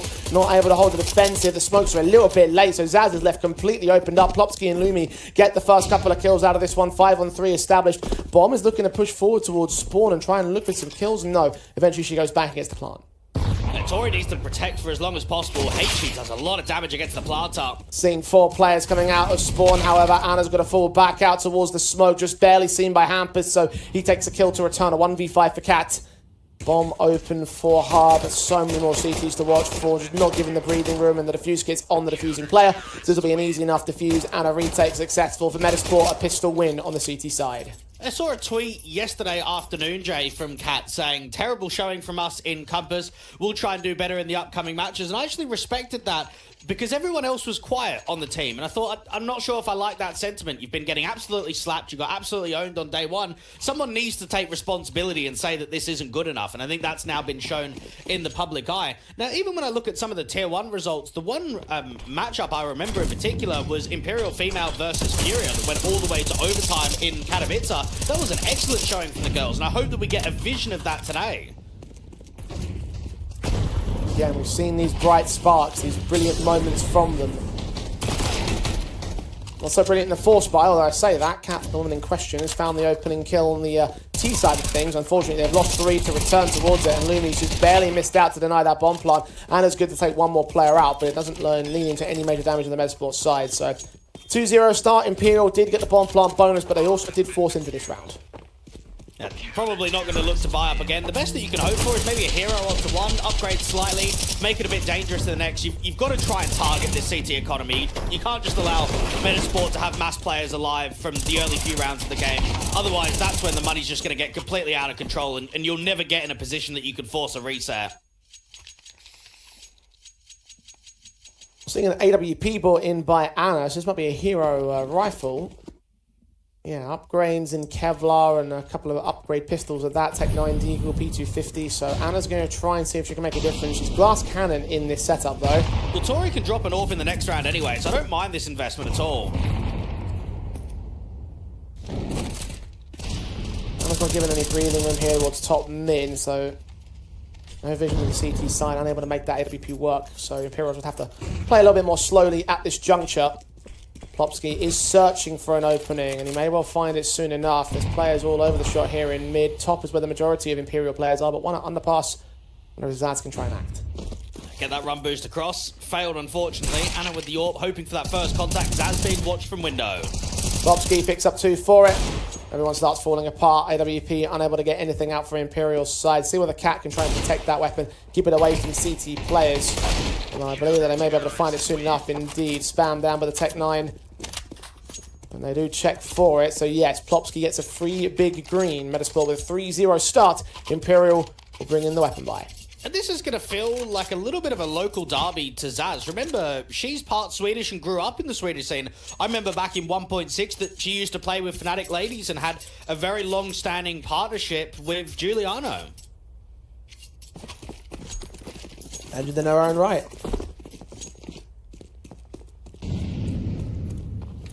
Can Zaz make the performance work? Obviously, you talked about her having most to say for here in the Imperial camp so far. Fragless in the early portions of this matchup. The rifles are out there. Let's see whether she can change those numbers. Whether Imperial can change their fortune. Zaz is playing the defaults here. Hamber spam past that smoke. He's going to find Tori to kick things off, but Zaz does indeed find the trade she's looking for.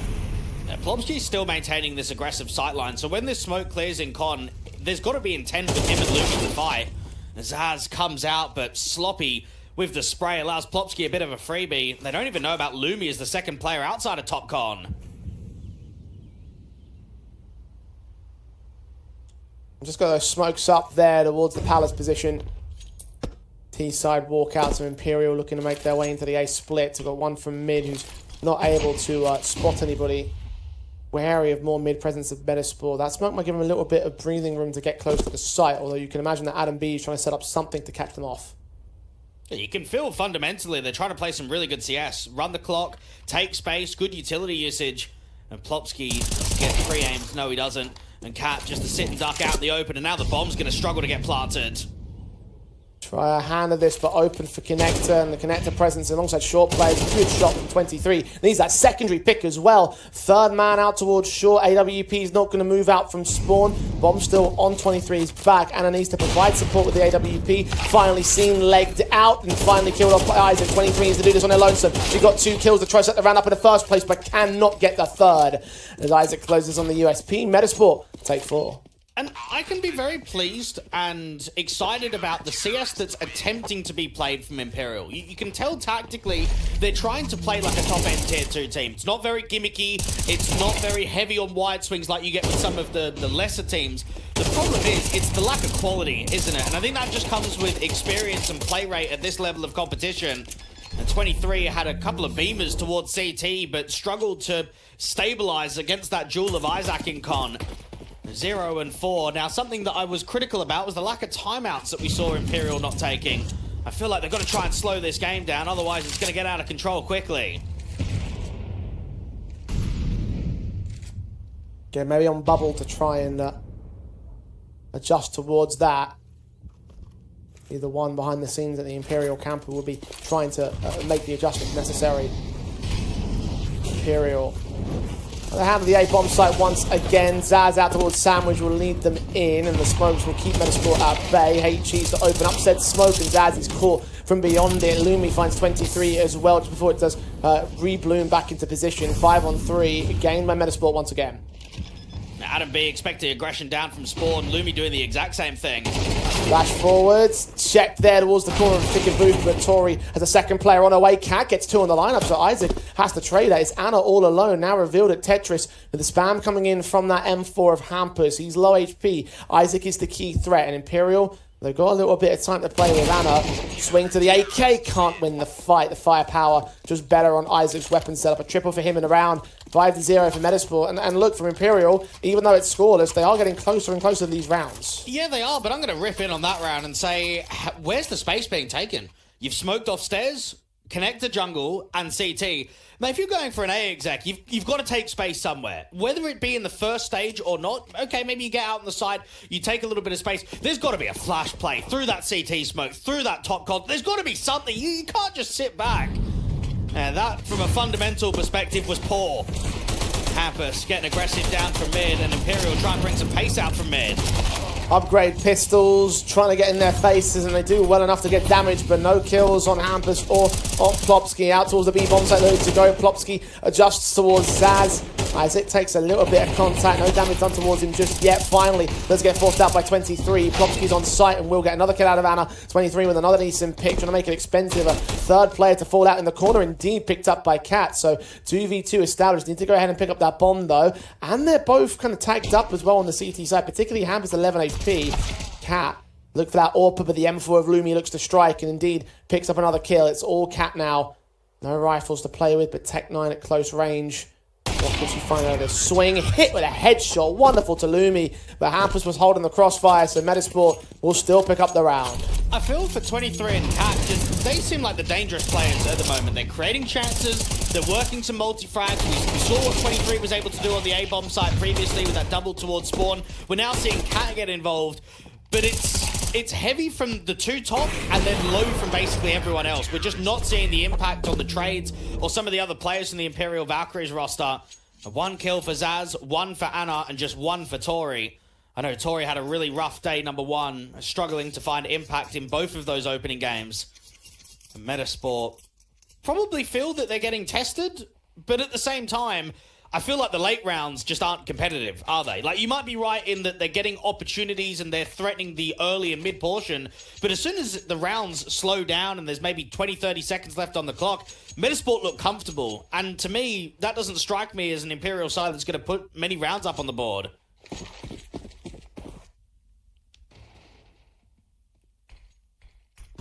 Might have gotten close, but they haven't scored one yet. They just took a tactical as well there, so a little bit more of what you were wishing for in yesterday's proceedings, Greg. Bubble taking a chance to talk to his team, but Plopsky still takes the first kill. Tori down and out in the mid play out. Nobody there for Imperial to find a trade. Underpass as to Pico, just seen that AWP as the AWP backed off. Lumi does not know that he's been discovered, but equally Zaz cannot reach his position in time. Unfortunately, there's not a start on HLTV to see how many times a team is getting in 4v5 situations. It's only how many times the rounds are being won from a percentage in that stance. You'd probably have to look at it manually, but from the games that we've casted on Imperial Female, Jay, they have lost so many opening picks, and there's just not been any trades about it. And that's probably where they've struggled the majority of the context in this entire group stage, is just losing opening fights. Another opening fight lost here in round number 7, and no real way to recover it. Metasport have taken it and backed away from all sorts of mid-control. The only real man that's aggressing is this one on short. Looked up there at the top, but no one's been seen. A jump face of Adam B. Meanwhile, on the A defensive, is spotting players walking out. Cat into the AWP's position, runs into Lumi. About to take that one-tap head, but aimed a little bit too high, so the AWP takes another casualty. Good entries from 23. Damage up on Lumi and the kill on Adam. Mollies should force Lumi out of this corner. The bomb can cross. You've got Zaz on a very late lurk as well, but she might need to get hit quicker because 23 has just gone down. Anna missed an AWP shot, and now she's dead the same. 1v4 for Zaz. I don't think Imperial Valkyries have helped themselves, Jay, with how many forfeit dropouts of tournaments they had towards the start of the year, right? Like, they were obviously being involved in the Tier 1 circuit. They played at Blast Bounty, they played at Katowice, they played at Cluj. But they got invited to a CCT, and then they didn't end up going. They got invited in... I'll have to have a couple of... There was like a few... I think Fragsters League as well that they were meant to be playing in. and maybe the schedule was a little bit too heavy. The problem is, when you decline those opportunities, you're just not getting reps under your belt, are you? You're not getting those officials that are required. I can actually tell you it was CCT, EU16, the Rest Showdown Closed Qualifier, and that Fragso event, like you mentioned. Where so it's 3 events that are being pulled out of. At the time, it was obviously that exploit you could use to save your VRS points, but I'd imagine that in the long term, that maybe the little bit of playing experience against the Tier 2 competition would have aided here. Sure. Imperial continuing to suffer at the hands of Metasport, continuing to killing blows against their name. Plopsky try to get involved quickly. No one could punish that aggression. He's the only man out to mid for the CT forces and got there, underpass sword, nothing fell back. No opportunity to find the opening kill again. Illumi to re-smoke off bottom con, and they're just trying to strangle the map advantages that can be taken in mid. That's sitting behind Connector. The timing is good from Plopsky. The short players are very heavy. Tori hunting for Hampus. Utility sent up 2 to line up for the AK of the CT side. Makes it a triple. And Imperial are ripped apart. Cat 1v5 in the apartments. I believe they know where she is as well. I don't know if there was information given up. Either way, the bomb's dropped on short. So Metasport have every advantage in the round. And Cat, this should be impossible. Well, we call that one a schoolboy error, don't we? There's a lazy clearance in ladder. There's no molly in deep. And there's no peek in deep. Instead, it's a little bit of a jiggle. And then just everyone's eyes are towards short and towards that B-bomb site. That's the easiest 3K that you are ever going to find if you're Hampus. And it's those mistakes that are going to cost you just rounds against any of these squads. Any decent middle-of-the-pack to high-end Tier 2 squad, if you're having lazy clearances and you're making those small little errors, you're going to be pounced upon. And it shows that by the scoreline of not just this one game, but also what happened in the last 3 best-of-ones.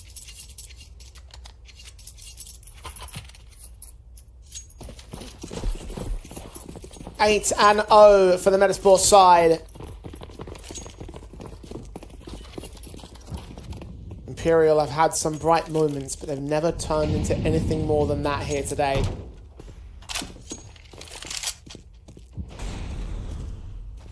Tech 9s and Deagles out for this round again. A walk comes out towards mid for Tori, trying to find her second kill of the game, but not going to happen with the firepower differential. The AK of Hampers, another pick to his tally. Frag on the AWP also came in earlier as well. Adam B and Hampers with 2 more. And Plopsky to close out on Anna, who only took 1 player out of the exchange for Metasport. 3 AKs can stay in for the CT side. 9 on the trot, Dwayne. I'm having a bad feeling about the way this is going. Imperial, a second tactical to try and evade what would be a second 13-0 loss for them in this group. And I think this is why there's a lot of uproar about the VRS system. There's probably a lot of teams in Tier 2 that would have looked at this Qatar closed qualifier and said, you know what, we've got a chance of making top 3. We've got a chance of making LAN. And instead, because of how the invite ranking works, we've got a team that's coming in that's won 8 rounds in 4 best-of-1s. It's just not acceptable for any level. And I'd be critical against GTZ Bulls out there on Group B. I've said it, Jay, on broadcast. I don't think they're particularly good. And I think a lot of the time they're overinflated with their ranking. And it shows that by the way that they're getting bodied. And I don't know. Do you put it on the ranking? Do you put it on the teams? I think the teams need to take more responsibility. When you get these chances and when you get these opportunities, you have to just say, it's not good enough. We need to improve. If you're going to get invited to an event, I don't think you're going to turn it down if there's a chance to go to a Tier 1 LAN. Oh, definitely. But even still, you've got to show competitiveness. You make a good point about that, though. The lowest ranked team in this competition, as of the time of their invite rankings, was GTZ. Spirit Academy, Fnatic, Gun 5, Bestia. All these teams were ranked below them at that time. So you think that any one of those teams might have been able to do well, especially with the progress that they've made since, obviously, Fnatic making recent signings and everything. Well, they've won a Compass event. They've been at the Compass LAN previously. Indeed. Instead, Imperial are here trying to prove everybody wrong. Unfortunately for them, it's not going too well. Adam B on the center of the bomb site, taking 2 kills to Imperial's A execution. Hampus finding 23 next up, down to 2 players are Imperial. The bomb to fall away. Tori's mid-push, trying to find a flank, now trying to find an alternative maneuver into the B site. Seems to be the next call. 2 players to get towards. 1 in ladder room as well. Close range to Tori. Down the corner she goes, and down she goes. Yeah, even looking at Group B, just having a look at the Bulls of GTZ's results, they got 2 rounds against Partisan, 6 against ENT, 9 against Eklot, 7 against Betboom, and then their last matchup is this evening against Nexus. So they could very easily have an entire 2 days of competition without even taking double digits against a single organization.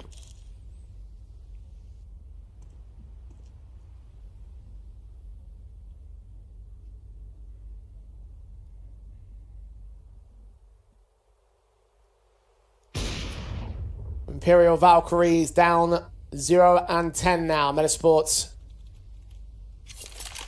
Counter-terrorists win. Making lighter work of this matchup than even I had hoped. And I said it yesterday, I want to see the Imperial that are able to take the fight to teams like Na'Vi, and unfortunately we haven't seen that over the last couple of days.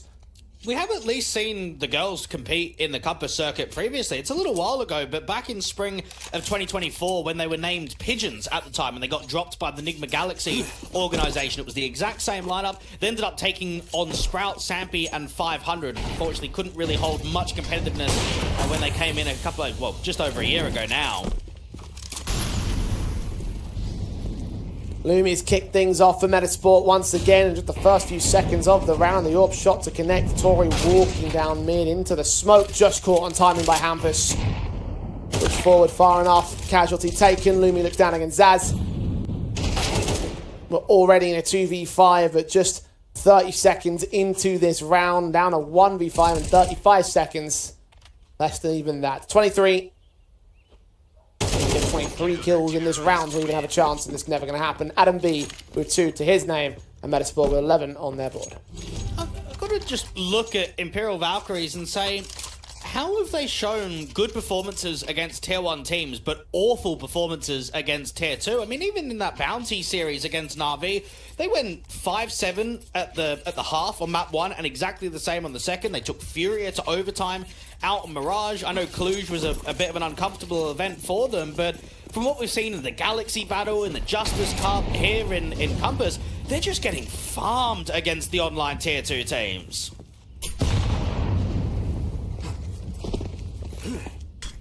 Doesn't seem to be a way out of the tragedy. Fast play into A once again. Adam B picking up Zaz. Klopsky following up on the stairs. 2 kills to his name.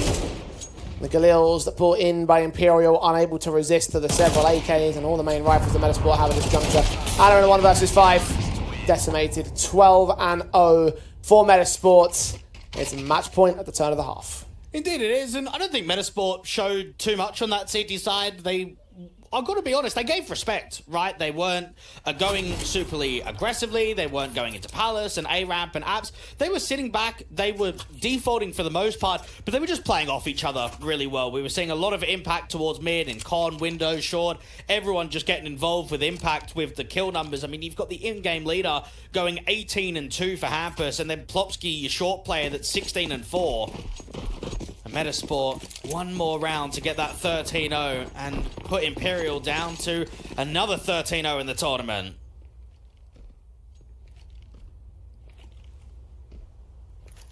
The third one of the close qualifier, 2 of which Imperial have the accolade of holding. Execution into the A-bomb site, deeper smoke on short, going to keep one player suppressed back at short. Site taken, no resistance. Imperial have to play the retake right here. Setting up towards market and short on the split. So worried about Metasport taking map control. And Hampus has cleared out all of Apps, and Isaac's going to full tuck. Everyone else can take contact off of him. Isaac hearing footsteps and jump faces. Eyes turned away from Zaz, who I believe is being engaged by a player back behind bench. Adam B to lean forward, just seeing nothing out towards the window. Headshot gain on Isaac. 1 kill, 2 kills, foul on Hampus.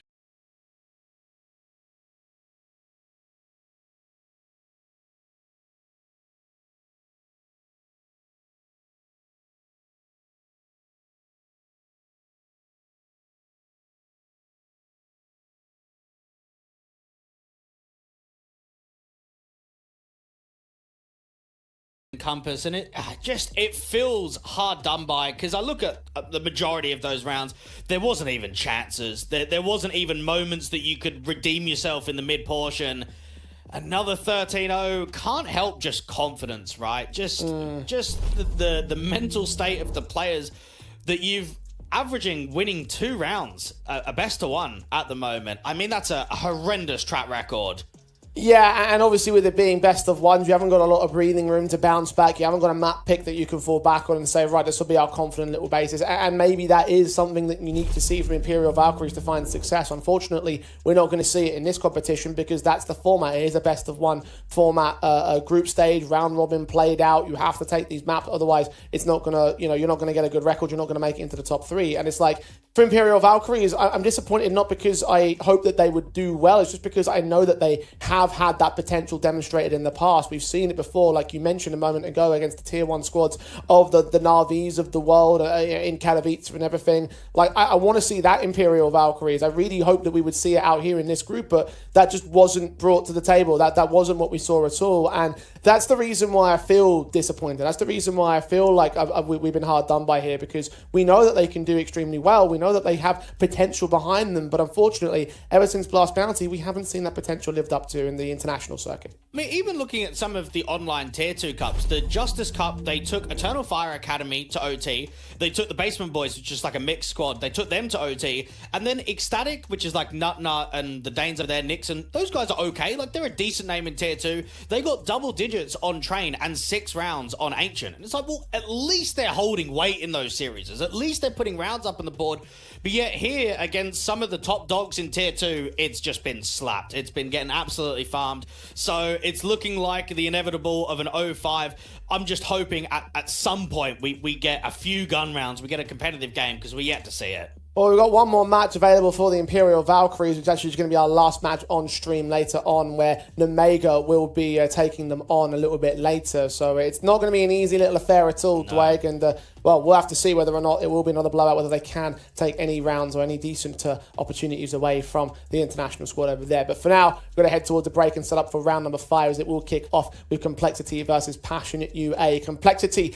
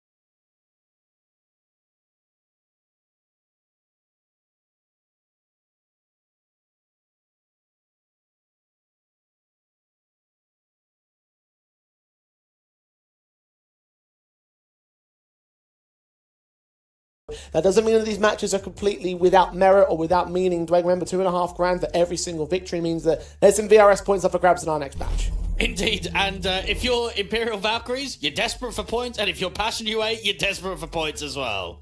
Indeed you are, and they'll be taking on the toughest of the tough. Complexity are on the other side of the board, and let's just start off by talking about them for this matchup, because they've just been stellar, 4-0, they are the team to beat, they were the team to beat in Group A, and well, no one's been able to beat them so far. I do not see a world in which Passion UA can surmount the challenge. I've been very impressed by Complexity, and probably the most in the Metasport series. They went up 3-0 on Anubis, that then managed to lose 9 rounds in a row, and it looked like they were checked out. Nyx was struggling out in the A anchor position, and then all of a sudden, they start recovering the game and end up winning the entire thing, and you think, okay, that's a decent comeback. Like that was a tough game.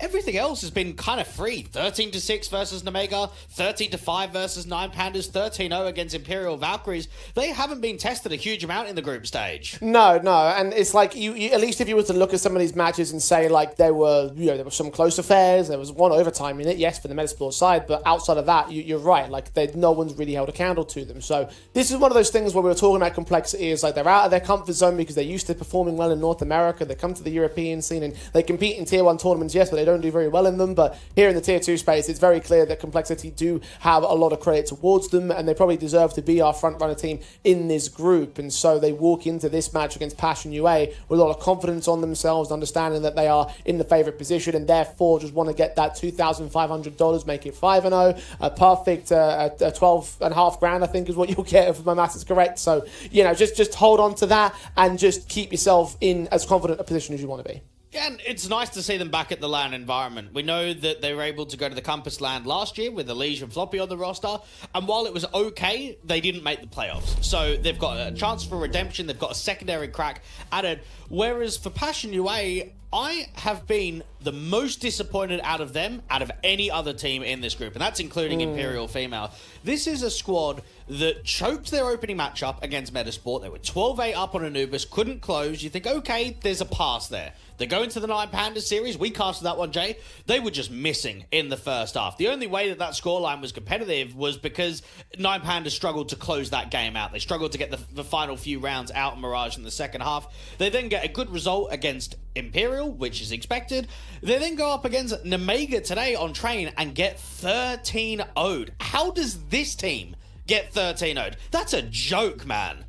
Yeah, and I mean, a part of me wants to sort of look at them and say, right, okay, well, at least you were taking on a team like Nemiga, who currently are the second place team in the world. But unfortunately for Passion UA, it just continues to be another negative mark in what has been their overarching sort of like year or so without their main star, with their main stars, and without their newer, their additions of without losing out their IGL and their star, basically, is what I'm trying to say. So unfortunately for them, they've got to look at guys like Jacasmo to try and get them out of this position and trying to get some more decency on the way out of the tournament, because like I said before, they are guaranteed to be within that bottom 3, and unfortunately I think that the results really do speak for themselves when it comes to how they performed here in this group. And the problem that Jacasmo has was he was a really consistent rifler for Passion UA last year, and he's looked crap recently. And a lot of the guys are. I think Vem is the only decent player on this team right now.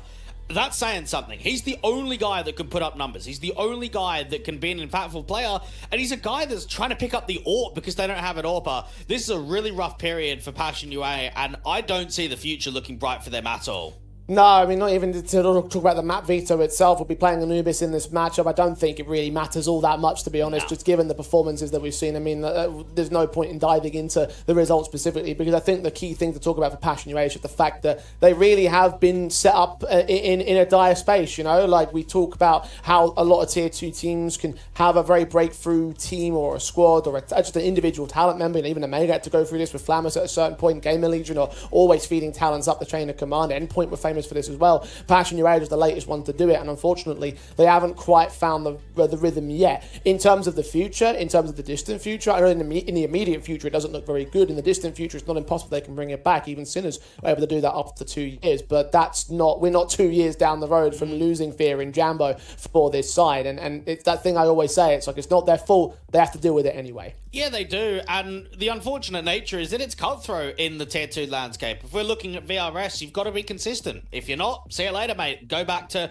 playing in ESEA Advanced and go back to playing closed qualifiers in Tier 3 tournaments, because you're not going to be competing in these kind of events. You're not going to be in the conversation of qualifying to LANs. I think it's very realistic to say that Passion UA, the only LANs that they'll be going to in 2025 is BYOCs, the ones that we've got in the Nordic atmosphere, the ones that we've got in the UK. They might get some points there, but they're not going to be qualifying to LAN. Their VRS ranking's just not going to be good enough. Yeah, and that really is just the ultimate dying of the death of a Tier 2 team, right? Like, even Tier 1 teams have suffered to this as of late. I mean, everyone talks about NIP and Fnatic, how they've underperformed. At least for Fnatic, it seems like, oh, wow.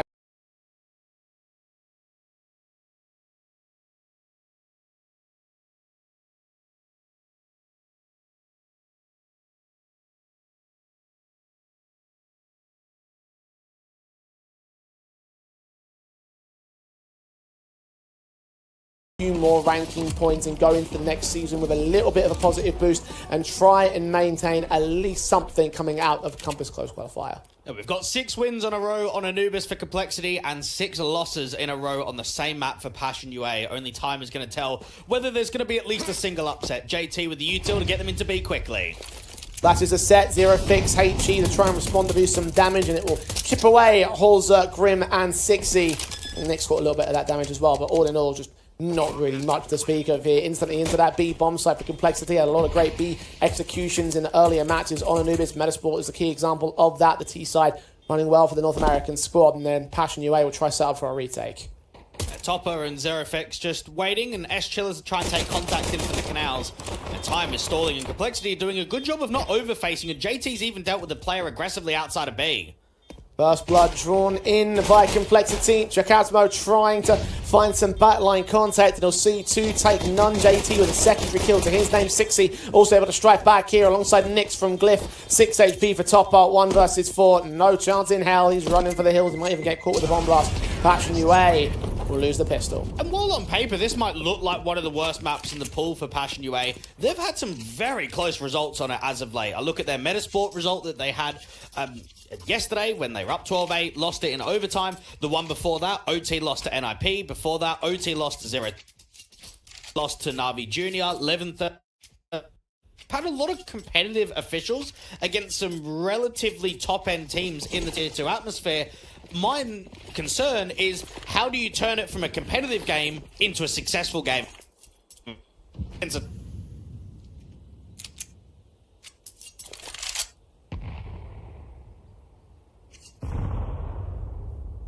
We might not get the answer to that question in particular for Passion UA. Eco pistols for the second round. Complexity making light work. And again, like I said before, seeing some very confident B executions from them in that Metasport matchup, you and I, Dwayne. And the fact that they're coming into this one with such confidence already, they will be a bad sign of the Passion camp as they stack on towards B site. The rifles will lose 1 to the crossfire from Zero Fix and Topper, but the rifles coming in from Electric will not suffer similar fates. The Galil should swap up to the AKs and Complexity, make it a simple round. This might seem outrageous, but is there not a way that Zinchenko could get Simple on loan to go to Passion UA? I mean, he's not playing. Zinchenko's got money. Can you not buy him out? He does. Not buy him out, put him on loan. I mean, played on Ukrainian teams previously. I remember after Liquid dropped him, he played on that worst players team with like Arch and Crush and those kind of guys back in the day. I mean, no disrespect, but does Simple at this stage in his career really want to play with Passion UA? Like, if it's out on loan, mate, why not? Get him some I don't know about that one, Chief. Like, I feel like he would be the kind of person to say no to that, but maybe in a fantasy world we can find out. For now, we have to find out whether Passion UA can put these rifles without Simple in the roster to taking the opening start. Zero Fix, at least Nix will drop to 1. JT with the responsive again beyond that smoke, again maintaining the 4 versus 4. Utility to try and force these players out into the open. The flashbang keeping Jacasmo blind, but still gets away with that kill. Grim unawares of the player in Glyph. Holzer can deal with him, but Jacasmo another flashbang forward. Holzer gets picked up. The last man of 60 in the back in a 1 versus 3. Passion UA closing in against this last man who can fight well. He can fight for damage, but he won't get any of those kills out. So Passion with their first of the board. And it's a strong defense out there on Beam. You've got 3 on the bomb site. Impact to come out of Jacasmo. It may have been JT to get the opener from Dark, but towards that CT line, Jacasmo just kept fighting and kept winning duels. And Complexity so there's a bit of pressure early on in the map.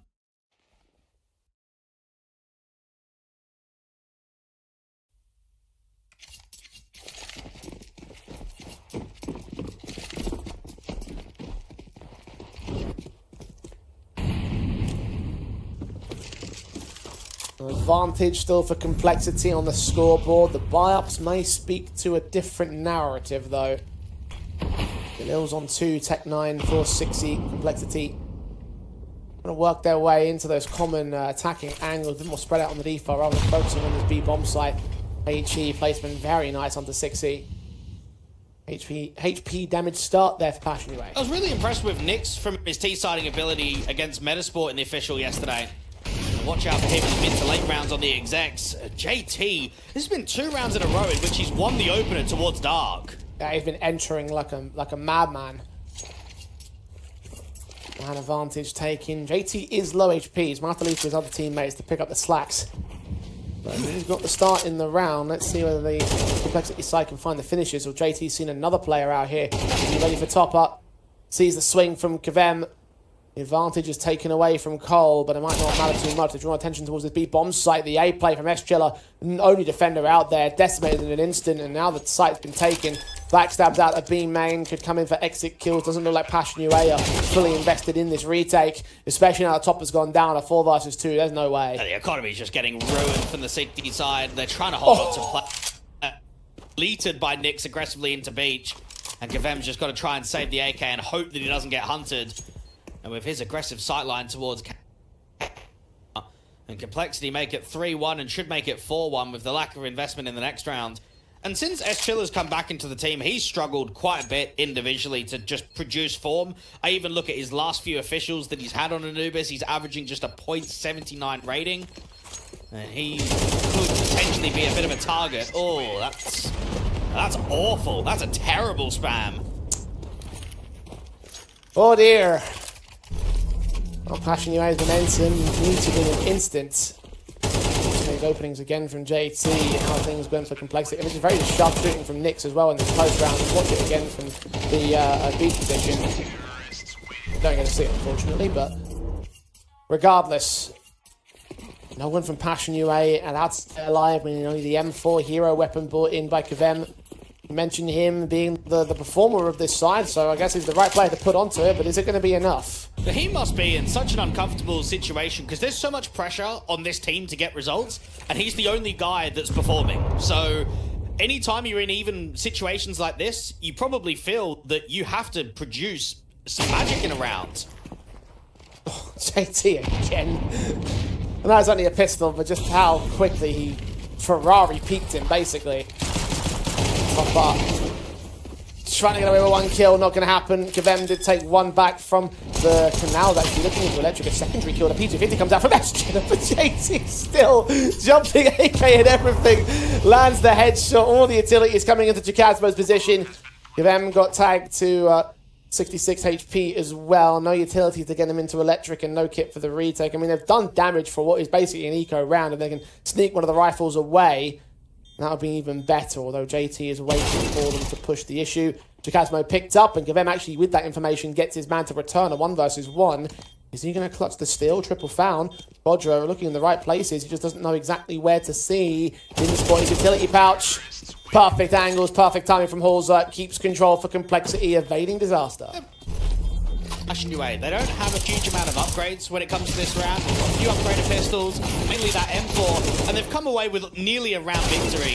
And it gets quite manic out there towards Dark. It gets very aggressive. Players are jumping everywhere from both sides.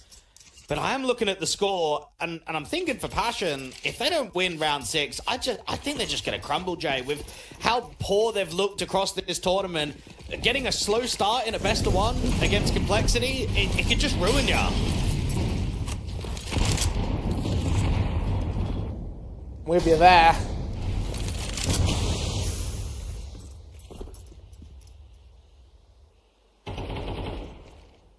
For those of you that missed that Metasport matchup, you'll know that the T half was where Complexity did their most strenuous work. 9-3 down at the turn, took it all the way from that scoreline to a 10-9 advantage for Cole. And the start for Nyx in this one. Estrella's going to be able to find the trade and part of the default. 4v4 for now. Complexity setting themselves up on 2 players out towards B main. The boost of Grim. Is he going to spot anybody? Not from this angle. Topper's going to get that re-smoke down. It depends if there's a lazy cross back towards Dark. JT is taking a lot of space. This will be a B split, but they're just waiting for the mid player 60 to present. JT swings. C0 fix caught looking the wrong way at the wrong time. No one watching Electric. The swing onto Topper. JT is just a murderer right now. And his victims are Passion UA en masse. 10 kills so far in this game. And it's the B defenders that are suffering the most for it. Estrealla is going to put Holzak back down, so it turns into a 2 versus 2. Gavem can be detected by JT, finally losing a little bit of HP on the captain and dealt with in the end. It's all Grim now. The Reaper tolls on Estrealla and falls back to main, knowing exactly where the last player is going to come from, where he can come from. The flashes and HEs confirm it. The bomb is open for the main entrance. There is no kit on Gavem either. He's forced to fight, and Grim hears those footsteps, knowing that he's basically won the round from this point. It will be a 5th for Complexity. T-side dominance continues to reign supreme even when they're reduced to a single player. The impact that I've seen from JT in this tournament feels completely absurd to what we typically expect from him. I'm looking at Complexity in the last 6 months. He's been averaging a .98 rating, but yet across day 1 and day 2, he's up at nearly 1.20. We saw a masterclass from him on that T-side versus Metasport. We saw a really good showing from him in that Nemiga series to start off the group stage. And just in the Canal and Electric position, Passion can't deal with him. They have not been able to slow the IGL.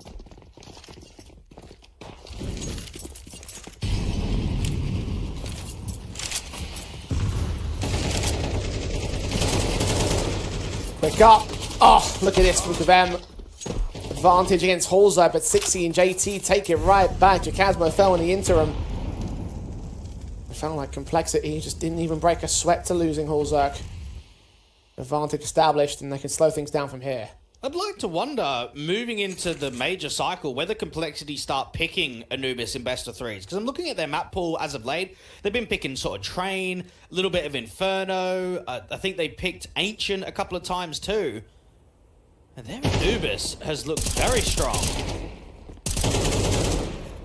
0 fix. Trying to weaken it up somewhat here in Complexity, but just unable to hold on against the onslaught. The backstab of the SMG from range, never going to win against Grim in that. AK in his hand, topping out. What can he do? No kit, no util, now no positional advantage. No element of surprise available to him, just going to have to run with that M4, save it into the next. As Complexity takes 6, and this match is starting to become quite a bit of a blowout. I'm worried that it's going to turn the same way that Passion UA have lost in previous games as well. I think what we're just noticing across both Group A and Group B is how many blowouts there's been. And perhaps that's maybe a reason why a lot of operators are trying to do best of 3 formats, because the risk in rounds, the momentum-based it is, the economy game in MR12, you do just get one-sided matchups where teams just can't seem to battle back. Now remember, the only round that Passion were able to win was a triple kill for a single B player when there was 3 on B. So they had the stack and they had X Factor. Fundamentally, Complexity have been outclassing everyone in this group stage. Every time it's been a mid-round to an execution, it's been pure fundamentals that have outclassed.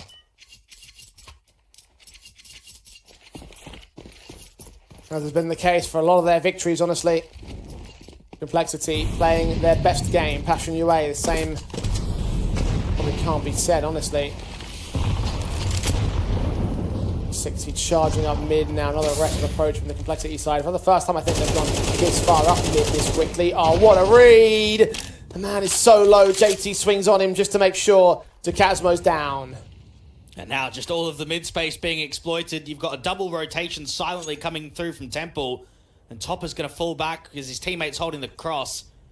A split potential is right here from both main and camera.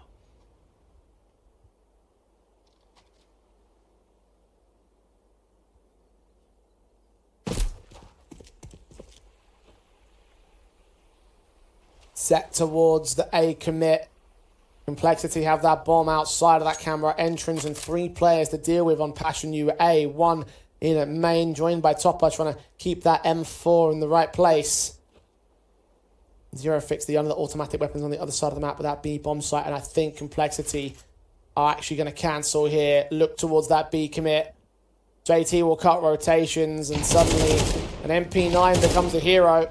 Nyx fight back as information is gained by the CT forces, but the real attention is turned towards the B bomb site. Zero fix waiting for his chance to strike, takes down one, just stalling for time right here. Seen that bomb as well. The AK's return fire finally overwhelm him. The site has mostly been taken, but SChilla looking at Deagle down. He's taken two. He's got the bomb control. A last second moment, a last gasp in this round from Passion UA, and 12 seconds to maintain control of the situation. SChilla, his own Deagle strikes again. JT now in a 1v2 clutch. There's Topper on the bomb site though. The plant could be tapped. He'll try and force the fight, but it won't matter as Topper will pick him up. Passion UA will barely scrape together their second round. Everything looks right there from Complexity. They had the read, they went back and started grouping towards B. They do pretty good to isolate this single player on B as Zero Fix, only give him a single kill. The problem is, Hulzerk doesn't need to fight here. He's getting greedy. He looks at that situation and says, I'm going to get a free kill against SChilla and go back into the bomb site. Instead, he loses the fight off of a whiff spray and just drops the bomb. If he continues to move into B, that round is completely over. So it's one individual error that gives Passion a bit of a chance.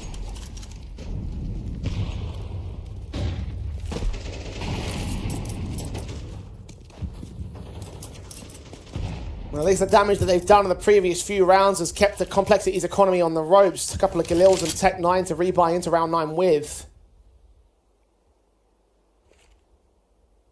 AK's on Nyx and Sixy. JT's the man that leads them forward. Galil in hand. AWEP in the CT side is on that fountain position. Takes a shot. 60 goes down. Secondary. Unable to connect. The Tech 9 can overwhelm. And M4 still back here towards main. Challenged by a rifle at range. He's going to get forced back. Grim took Jacasmo in the meantime. Advantage still sits with Passion UA. Gavem moves forward. Spray goes awry as Grim picks a Galil up and takes his contact out. Zero Fix can respond and get another headshot out of it as well. And the Orpa Hulzerk's picked up, applied towards one. Heard the footsteps to the left and right. He's trying to get baited though. They're trying to force him into a mistake, and finally he makes it. Top up, credited with the final kill of the retake. Passion UA starting to spool up some momentum. Well done from Passion. The right idea on the retake. Notice how it's just high press. It's not giving respect. It's not slowing the round down, getting into retaking position. They just fly out of camera. They're trying to come out of aim quite quickly too. The intent is to not give space and time for the Complexity players on the post. A really good multi-frag from the AK out towards the bricks area, and then just to jiggle the AWP, make it very uncomfortable for Hulzerk right at the end there. Basically no chance of winning that 1v2.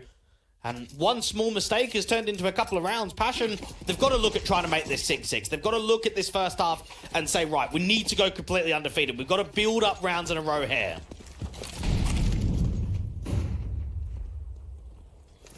Answer back to what's otherwise been a stellar team side from Complexity, flashing their way in towards B main. Fast execution, get up close and personal to Zero Fix, get that kill. Topper can trade. Kabem is smoked off. The AWP is rotating to the back line. 60 with a stellar headshot onto Topper now. 3 versus 3 established. Bomb can go down from here. And they've got to get these rifles set up. 60 and Grim need to put some damage down. Incendiary sent towards default. HEs would eventually spread towards that player on the side. Oh, the jumping Tech 9 from Hulzerk. Second jumping shot has come out of Electric from a Complexity player, and it's come back to bite Passion UA. 3 on 2 at this moment. AK of 60 now seen one of the backlines. The AWP can't get much out of it. SChilla detecting him closer, but 60 holds on to a triple and holds on to the half for Complexity. But they've just trolled out on B from Passion. You've got a setup where they're not ready for aggression. Now Vem makes it a 3v3. This is a bit unfortunate. I mean, that's pure RNG, but it's the site players just collapsing. You see that first player that was out there on the pillar? It's just so blind. Just can't see a thing. And they're just not in positions. They're not playing anti-flash. They're not ready for that quicker pop into B.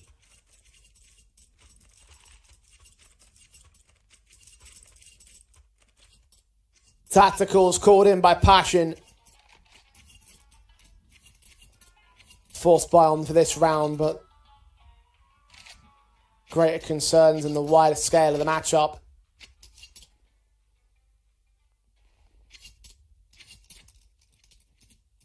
Complexity just guaranteed a T-side half advantage, but by how much 9-3 is their best case scenario, 7-5 in the other direction. That's assuming they win this force buy, of course.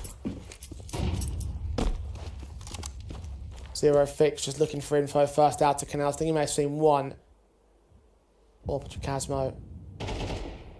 Is he going to catch his close range contact? No, he backs off. Holzerk aggressively sees a lot of players outside of B, deals with the first, and now Grim can just try and help slow that B aggression down. Ensuring they don't push forward with that Molotov. T start to go quiet as they regroup and reposition that bomb on its way back around spawn. A little bit wary about how much control they've taken at the outside of B main angles. Zero Fix and Topper actually make a little bit of noise here. I think both players made footsteps. So they might start to get that information and use it to start to take main away. Zero Fix playing guard duty on the other side of the split. It's been so many B ends from Complexity in this first half, and this comes down to Zero Fix to hold it all by himself. Sees one shoulder, lines up a kill and a half. JT able to respawn now. It's on his teammates to take the bomb site where there's no more resistance. The bomb plant is secured. The advantage sits with Complexity for now. One good burst onto JT will even it up to a 3v3, but they're just not being given the time of day here. This backstep of Mesh has taken too long. As well as that, none of these three players have kits on Passion, so the retake, it just doesn't seem like they're in it. No, not at all. Nothing's presenting. No one's over fighting. It's very disciplined out there on B. And it's Passion just feel that they're gambling a lot of these rounds. They're not getting the reads. They had like 3 on A there with sort of the mid-rotator and then just Zero Fix on B to hold by himself. They're just out of their depth in this best of one. It looked like for a moment they were causing a bit of a threat, but as soon as they lose that pop into B, it's back to normal programming. They've given themselves at least a somewhat decent buy going into the last round of the half, but this has been a quiet showing for the Ukrainians.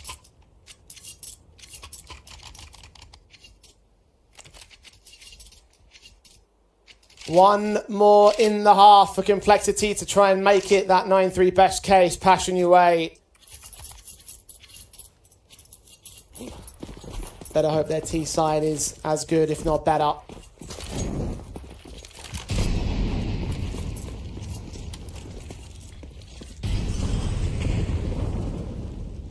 SMG, a best chiller charges down Canals.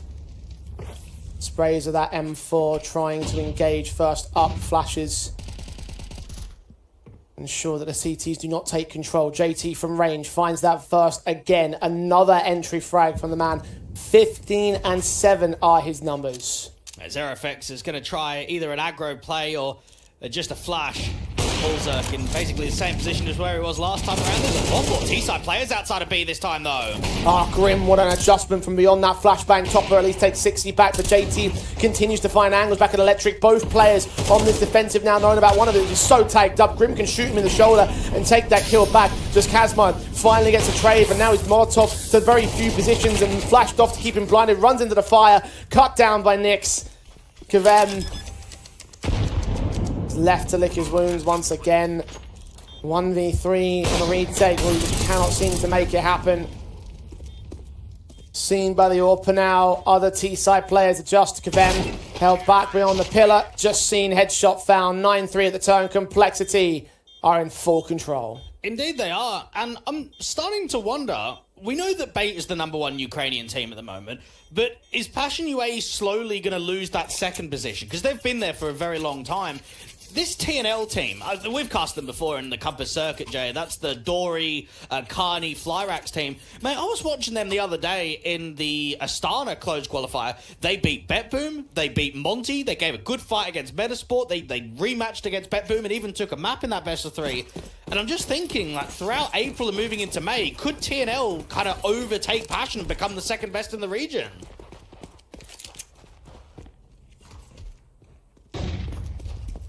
Look at Holzerk starting things off in the pistol so quickly. Grim looking around that corner, sees another good headshot onto S-Chiller. Look at the aggression and the confidence they can take things with. 3 kills found, 0 trades. Finally, Topper can return 1. JT is also going to get caught by the man, but Grim's not done. 2 kills to his name. Triple denied by Holzerk. Gets a double of his own. Complexity stomp on the pistol and stomp down the 10th. And for Complexity to go 5-0 against top-end Tier 2 competition, I would say no one would have expected that. Like, you think about some of the teams in the group. Okay, 9 Pandas are a squad that don't have a full 5. There's maybe an asterisk there.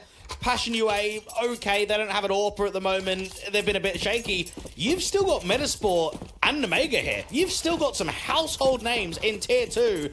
And what? They're going to go undefeated against all of them.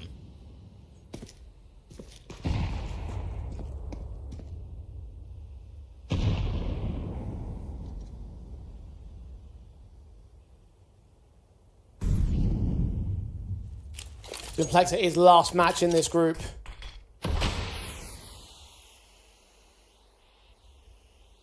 We asked the question if anyone could stop them, and clearly the answer to that right now seems to be no. Passion UA need a miracle to get themselves out of this position. Holzerk maybe to provided an opening at least here in mid, and the solo player that's out there, the SMG of Nyx, has known that they've got that M4 in their hands. So much backstab potential. S-Chiller also in a similar position, about to discover. Oh, did he see him out? He might have just done. No, he hasn't. They haven't communicated it. Kill found. Second goes down. Third player not quite the victim of, as Nyx turns up the headshot in the end. Even nearly a quadra. Passion UA caught by one man. A 5-on-4 now reduced to a 2v3. And don't get me wrong, that's a great timing to have a lurk all the way out to the T-stairs, but there is no denying that S-Chiller should get that trade back. Once those 2 players outside of B fall, he should be there to get that third, and it's just not happening. And Grim sees the bomb, round is just completely collapsed. 11-3, the Passion, they'll just be kicking themselves, and this doesn't help the confidence at all. This is a side who hasn't shown much against the majority of the competition. I spoke about it a little bit in the pre-game. They choked their opening game against Metasport. The scoreline looked competitive on paper against 9 Pandas, but they were always trying to claw the rounds back. You're just hoping for a bit more in that series against Nemiga, and then you're hoping for a bit more in this series against Complexity today. Yeah.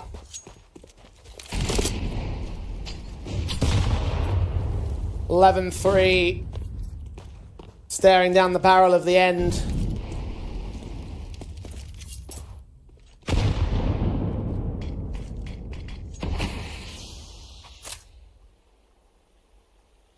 What more can you say about how this match has played out? We expected Complexity to be heavy favourites.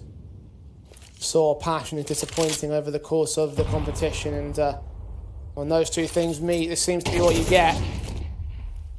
Passion, reinforcing, do not want to play for overtime, want to try and steal one out right here. Nyx has got plenty of backup around him though, and he stands to attention of the first casualty. Second one returned by Kavem. It's JT with a HE from range, 60 with a follow-up. Topper trying to keep hold of the 2 versus 2. He's been tagged to 1 point of health, found by JT. Transfer, runs out of ammo, and he can get taken back. Grim is on the rotate of the backstab, and I don't think the Zero Fix knows where he's at. He checks the position. M4 adjusts still, and even when Passion UA got themselves their best chance on this half, they still can't get the job done. It's match point Complexity. And it's rounds like this, Jay, where I criticise Topper as an in-game leader the most. I know that it's desperate, you don't have the best of buys, but think about how easy that info play was. There was nothing of pressure towards B, no util, no lurks. All it took was Grim to get flashed B main early round, see nothing. Before the executioners come in, there is 3 CTs on A, and JT is a quick rotator from mid into camera. So we're talking about pretty much the entire team defending A.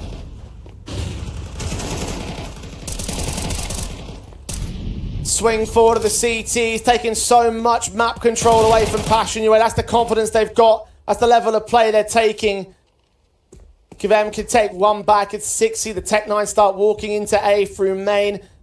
Nyx is not going to try and take the fight from range, though. The SMG might lose to a Deagle headshot, which he almost did right there. He missed from the back lines. Tech-9 up close. S-Chiller gets an advantage. Passion UA should have the bomb plant at least. 2v3 for the retake as well. Perhaps the money state might be a little bit better for Complexity to hold on to the weapons. So we play on for just a little bit longer here. S-Chiller's going to go hunting limits, going to the CT side, but they get those kills. So all's well, that ends well for now. We play on one of 9 match points taken away. And just getting a bit greedy in that round. They're fighting aggressively B main. 60's just walking through the mid smoke with no flash and no teammate. And then even your A player of Nyx in a 3v3 where the rotates are quite slow out to spawn, just solo peak. So probably just a round of a lack of composure, individual moves not working out. And now the focus is, are we going to win it on the eco? There's not a force buy here, but there is still decent weaponry. Upgrade pistols, SMGs, they've eventually turned it into a bit more of a force. Any one of these rounds. That's the thing about when you have such a stomping lead at match point. Doesn't take a good rifle round where you break the economy or anything. You just need to win a round. CS don't care if it's with rifles, pistols, or a knife. Some damage towards Escher to start things off. Just 13 HP for him, so already not the best of starts from Passion UA. But at least no kills will come in. Passion know that there's a bit of press towards A main just because of that peak, and Kavem's got decent work to deal with JT. It's forcing a bit of a rotation. All the A players are starting to move out towards mid now.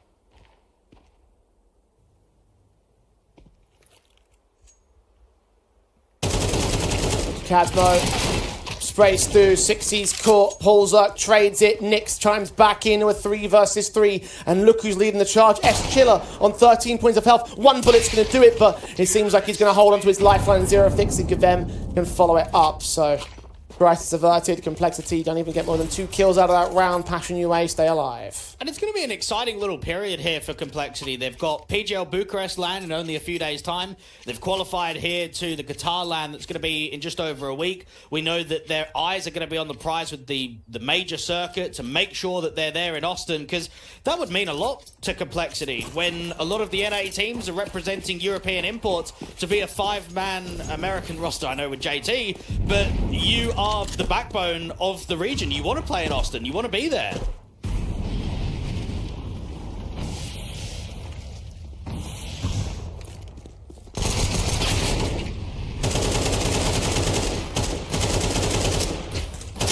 Complexity have big ideas, big machinations about them.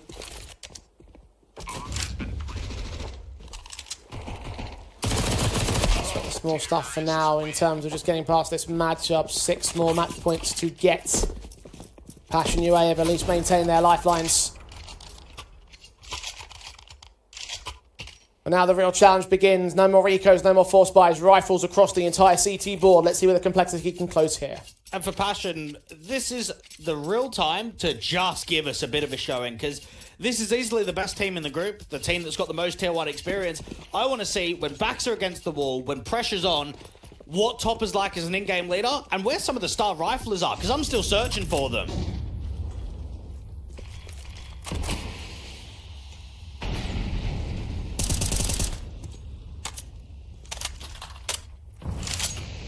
We have the top fragger on the AWP. Next men down on 11 apiece.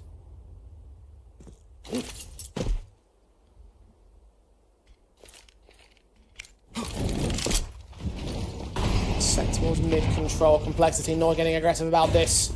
60 considering his options. His Zero Fix takes all that mid-access. Complexity split the 2-1-2. Smoke should force 60 back or forward, in fact. Just try and play on the edge of the smoke. Now, Topper and Zero Effects have taken mid quite heavily. Now, there's no secondary mid player with a bit more of a heavier stack on 2 on A and 2 on B. All about timing on 60's contact. Can he get the kill against Topper? He can, and instantly falls away. 2 players to face over at A main. A couple of players to meet them, of course, on the CT side. Holzert's going to adjust to that AWP. Nyx is worried about who's going to make their way in from that angle. They'll both be exposed. Molotovs will block from camera as they turn their attention to a Passion UA side that are rotating back. B's going to be the new target. Now, Kavem's hoping to catch a lazy straggler, a bit of a player out in the open that's crossing back on the city pathway. Nyx against S-Chiller, not pre-aiming this left-hand side, it gets punished.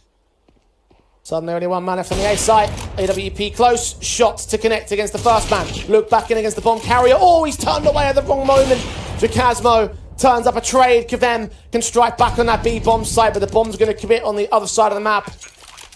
A matter of circumstance and a matter of patience has worked out for Passion UA. They are starting to bring back the scoreline. 12-7 now, 5 more to go. They'll take that AWPer out, but it's far too late for a retake. Just a lack of patience there from Holzerk. I mean, you've got a decent fake coming out from Passion UA. Time is low. They're trying to fake that it's a single lurk going into A to show presence. They're going to end B. What they don't know is it's a lurk on A, it's a fake on B, and it's back to A. That AWP needed to hold the angle for probably another half a second, and the round just would have been over.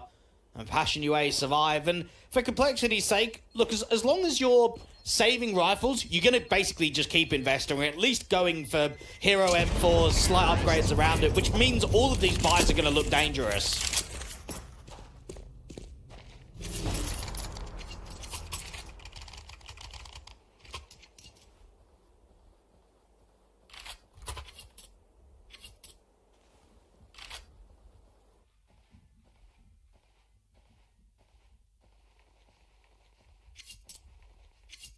Passion UA starting to ring in a comeback. Still got a ways to go. As you say, the investment basis not going to be looking comparative on complexity's side. The SMGs, the 5.7 out with the 2 rifles that they've held in.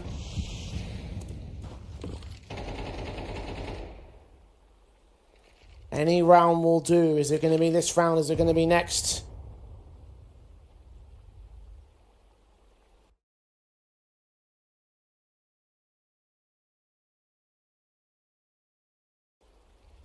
Nix is waiting for players to peek up through A main. They're about to make their moves in now. Flashbang catches him off. Trying to put that smoke down. It's a little bit late to the mark though. Eventually caught up on geometry and Flash completely blinded SMG. Also found by Zero Fix. 5-on-3. This round is over.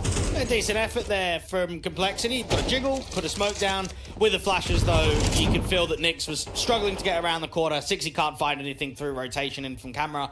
So you hold on to what is basically what you brought from the last round. And I think that's the majority of the ideas. If you're not buying it all the way and you're saving and then save again, just keep that economy strong. Make sure the AWP stays in play. Try and keep the MP9 for Grim and the M4 on JT, if at all possible. And Kavem's going to go slightly hunting, moving out towards Electric. You've got a couple of players manoeuvring towards the T-spawn area, so could be one exit frag being presented.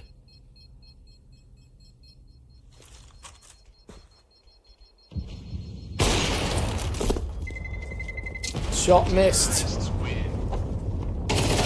On the B site. Kavem does check that corner. The SMG is dropped with the 2 main weapons staying. That's important to Complexity. They can buy the rest of the M4s now.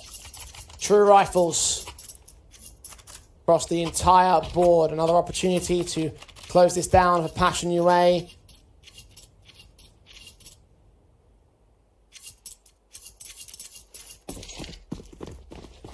One of a couple of rounds required. 4 more to go. Rifles in this, half by the next, rifle in the next after that. At that point, you would almost be completely there. Yeah, S-Chill is expecting a canal crunch because of that T-con smoke. So put the molly down towards A main, try and get a boost behind the smoke. And what they don't know is that there's 3 on B and there's not a lot of activity. Couple of smokes down, flashes in towards A main. Complexity.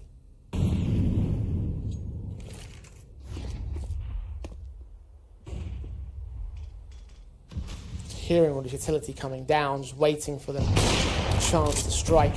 Finally found contact, but only a leg shot out of Holzerk there.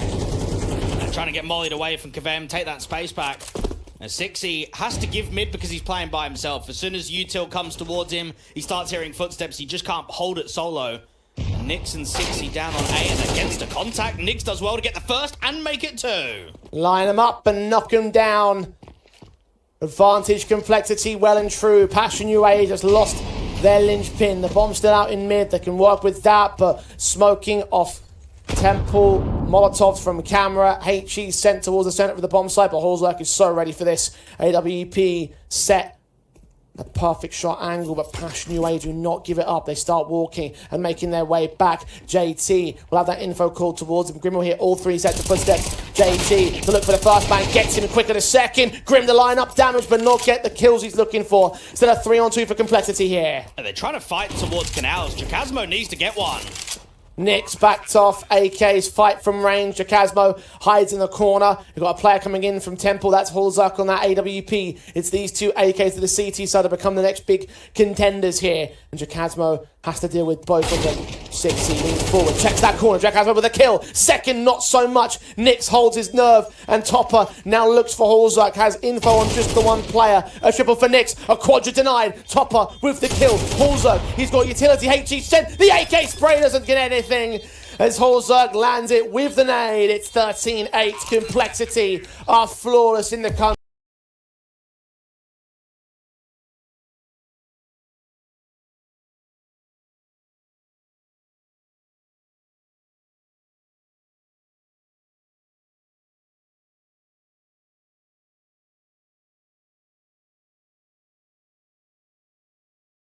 A very good result, and this is going to help them moving into Qatar. Yeah, no doubt about it, because it's only going to be more international European talents that they'll be facing in Qatar itself. So the fact that they've been able to level up towards the tier 2 level and they've been able to defeat some teams that certainly could have given them a decent run for their money and do it pretty comfortably at that's obviously massive mental boost, if nothing else, for Complexity. And they've shown that they do deserve to be that cut above the rest. Not necessarily a tier 1 elite squad, but they certainly deserve to be in those competitions, competing for chances to go further. And this is yet another event for Passion UA where they have struggled in the Compass circuit. I think back to the same core of spring of last year where they went out in 2-3 of main Swiss, couldn't make the playoffs. Summer last year, they went 0-3 in the main Swiss, couldn't make the playoffs. We talk about winter that had only just happened literally a handful of weeks ago. They got invited into the quarters. They got a forfeit win against Sashi. They then went up against Big and couldn't really hold anything at all. So there's something about this squad in Compass where they come here, they're looking for results, they're looking for a deep run, and it's just not coming. And instead, it's been a really disappointing group stage where you get 1 win and 4 losses. Indeed, and I mean, look, what more can you say with that, right? Look, we talked about the fact that Passion UA have to deal with the circumstances that they've been given. Obviously, they didn't want to lose their key 2 players, but they have lost them anyway, and so dealing with it has got to be their next aim. Unfortunately, they haven't dealt with it very well. As you mentioned before, 1-4, only 1 victory. At least they get a little bit of prize money out of it, but I imagine the points that they lost in those losses actually might end up impacting things a lot worse for them when it comes to VRS. Obviously, won't be going to Qatar either. They have lost out on too many matches. There's no way they can make it up in any further than where they're at the moment. So it's disappointing, but equally, I can say that instability seems to be, or not instability, but rather like adjusting to the new normal, basically, has got to be the next key aim that they get to get comfortable and start to establish more groundwork for Passion UA. Well, they need another roster change. I mean, that has to be said. I think after the major circuit, they've got to get an AWPer. There's no way, if you want to be a top-end tier 2 team, that you can run a team without an AWPer. It's just not possible. So if I'm going to be realistic, I think you've got S4 that plays out on Kono, and you've got Tension that plays on a Bondix team on Favbet. I think other than picking up those 2 AWPers, I don't really know who's going to be available, but they need a player change. They need to bring an AWPer in, Jay. At this point, I'm finding it very hard to argue against you, Dweg, so let's see what Passion UA will do. For now, they are out of Compass for good, and now we move to the big one of the evening. Like I said before,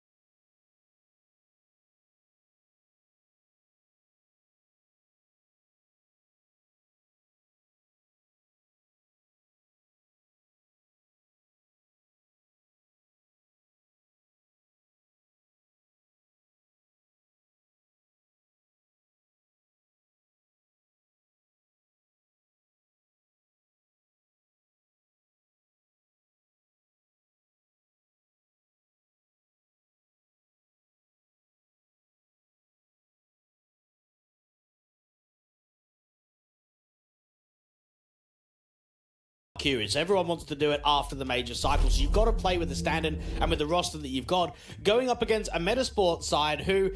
This team has been really strong as of late. I think they would have been really disappointed with their Nemiga result on Mirage, that they just didn't show anything there at all. And they redeemed themselves with how they played against Complexity, and then they obviously slaughtered Imperial a little bit earlier on today. So for Metasport, the goal and the expectation is we have to win that game. There is no bottom line at all. This game against 9 Pandas cannot be a loss. We need to qualify to the LAN. We need to place top 3 in the group. It's like we said at the start of the day, or at least for the start of our shift awake, is that we look at Metasport, so they have to go and defeat it today if they want to make things happen. And so far, they've done that. They beat out Imperial. They took over Complexity yesterday in the last match of the day, and now here they stand with their final opportunity to make magic happen. Now, if there's one thing they have over this 9 Pounder side is the fact they're not playing with a stand-in at all. They've got their full 5-man unit, and therefore you can hope that their consistency in terms of their team play is going to hold weight. But you do see those oddities. You mentioned the Nemiga result, 13-3. Don't think either of us were expecting that one to be quite as one-sided as it was. No, we're not, and we're not also expecting an AWPA to have a 0.97 rating. It's quite low for Lumi. This might be the game where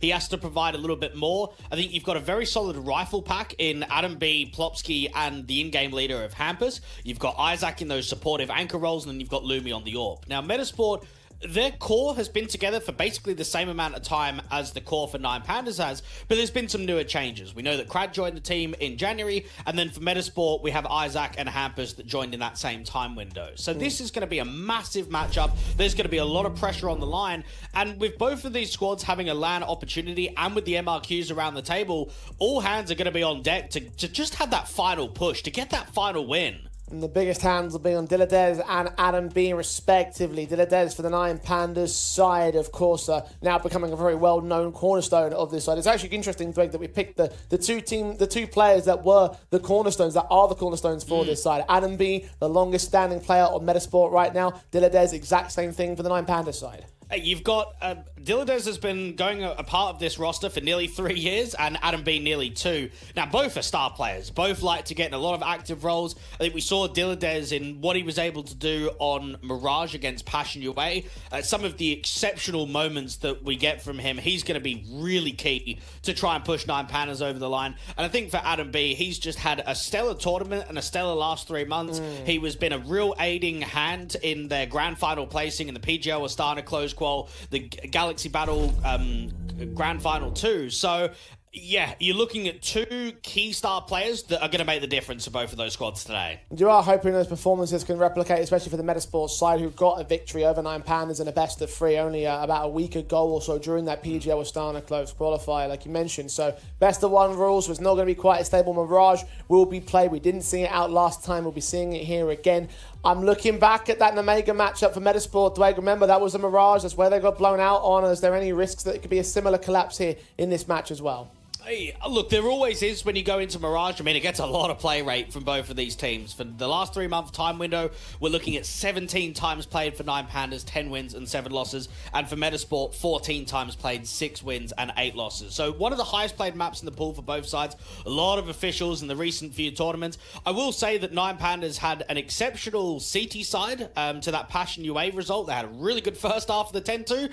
but struggled to close the game out. And it came to Diladez winning a 1v4 and then Xiaofi to have a little bit of X factor in that final last round to get it over the line. So I'm sure both teams will look at their previous Mirage showings in this tournament and say, probably wasn't the best. We can definitely show a lot more. Yeah, and especially if you're on the likes of Metasport where you out and out lost that matchup, but at least Dan Pandas can say that we got it over the finish line in the end, whereas there really wasn't a point where you looked at Nemiga, or the Metasport Nemiga match, and said that Metasport had even a chance in that one. They were shut out from the word go and never got going. It was, outside of the 2-13-0s, the most one-sided match that we've seen in Group A. So for them, obviously, major redemptions on the table, and for both teams, redemption in general, just to make up for their previous losses and therefore make their way into Qatar, make their way into Compass Land. It comes down to this for these two teams. There's no other tiebreakers to think about here. No potential, well, if this team beat this team and then suddenly the round difference comes to this. No. It's just win and you're in. And it'd be nice to see Metasport at an international LAN, because I kind of look at what happened last year. They're playing at the Svenska Cups, they're playing at all the local LANs, but they just never quite got that qualification to the international opportunities. And they've been searching for it, and you can feel with the roster that they're taking players in, they're taking players out, they're trying to use additions, progress the team, make it stronger. This is the moment right here in a single best of one to make the difference on whether you're going to LAN or not. All tension hangs in the air, all importance in a single map of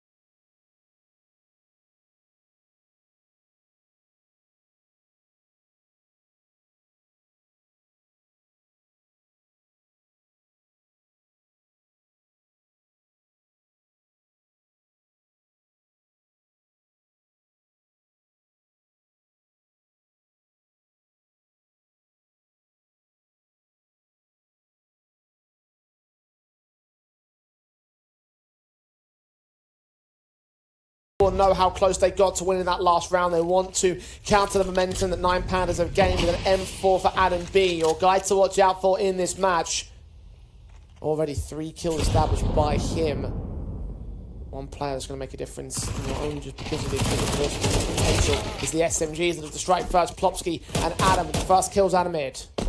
Resolt's been able to create a pathway towards A, but the bomb is dropped in from mid, and Crad needs to try and work with Dildez. This is a great recovery, an opening couple of picks from the CT side. Crad should get a freebie towards short, and now Isaac's the last one left in con. Oh, it's very messy, and it's down to Resolt to win the clutch, and he does indeed. Man, you're fuming if you're Metasport. Oh, yeah. All that intent to fight aggressively in mid, all that success that's been granted with the 5v3, and instead, Resolt's walked out Palace, he's got a good kill, and they've recovered the entire round. Dildez with that support in from mid to trade that one player, leave it in that 1v2 in the first place, but Resolt was the guy that really took over control of the situation from the outset, and a guy, of course, that had his power go out before this match had started. He's the reason why we were delayed, but he's back in, and the right call to make for 9 Pandas to stall it out, because had he not been, he wouldn't have been able to do that. Only pistols available for the CT side. Deagles across the board. No major investments they forced in the previous, so there's not enough cash to sustain further investments here. And I guess for Anikez, being a stand-in in such a key game, this is a guy that's got over 1,000 maps played on HLTV. He does bring quite a lot of experience in certain situations and in key matchups to get the team over the line. That's his job here for 9 Pandas today, and in this tournament, get them to the land in Qatar. Big shot for Adam B. Not so much for Plopsky. 4-on-3 right now for the 9 Pandas. They're moving on towards the safe bomb site here. Adam's still known to be somewhere on the bomb site. They're trying to flush him out. That Molotov sent towards Firebox. Eventually spreads towards default. Unable to connect any more heads. And all's well that ends well, it seems, for 9 Pandas. Dildez spamming through that jungle smoke. Isaac and Hampus, they're just hoping for one more kill. If they can just make it slightly more expensive, that will hurt the T-side economy. Isaac revealed, but does take one out of the fold with him. Unable to get that third pick to deficit the economy. A 3-0 start for 9 Pandas. Skin of their teeth starts, but regardless starts nonetheless. Metasport up to the rifle buys for good this time. Applying those M4s to contest. And I know over the break, Jay, I've been keeping an eye on Twitter. There's a lot of people that are keeping track of teams going above the MRQ and below and where all the points are. These final few games in these kind of tournaments are so key. Not just for the qualification, but that extra bounty. You're looking at 9 Pandas at 37 and Metasport at 33 in the Valve ranking. Win the steal points off each other, plus that $2,500 you gain from this competition. Per win, that is. Both teams at 2 victories. $5,000 guaranteed. $7,500 is going to be all the important to them in this last stretch. 9 Pandas were predicted by HLTV to finish within the invite zone for the European MRQ. I think Metasport also are in the exact same position. So this match could change the complexion of those predictions and of how things shape up for their major cycle. Adam B wants to change things up in terms of the rest of the CT side. Catches Shelfie on perfect timing, and Anikez too. A really good window where Adam B and Plopsky double walk aggressively into A ramp. Resolt, the timing is against him as Plopsky maneuvers back in towards Palace. And unfortunately for 9 Pandas, it's a complete collapse. The best that you can hope for now is to make the round expensive, get a couple of picks. Plopsky dead to Dillard as part of things. Adam B, low HP, being wary of where Crad goes about this. He's so worried about the up the top mid sort of hold from this player. He's backed up towards ramp, so Bombstar making his way into that mid control. Smokes down to indicate he wants to try something at this, but 20 seconds. There's not really many options in terms of the round victory itself. Like you say, get the exit frags. Even very few of those present themselves. Yeah, 9 Pandas will be hoping that they can sort of not only lead by example, but keep that pressure on. I'm looking at that game that they had against Nemiga a bit earlier on today on Dust 2. They were sort of always down, always trying to bring the scoreline back in their favor. It was them down 7-12 at one point, and then they ended up getting it close to being pulled into overtime, but they couldn't get the job done. 3-0, but lose the next gun round. Adam B, we saw the clinical 3K from him in the pistol, wasn't rewarded with the round victory, but that double push in towards A ramp, 2 kills, siphoned it all.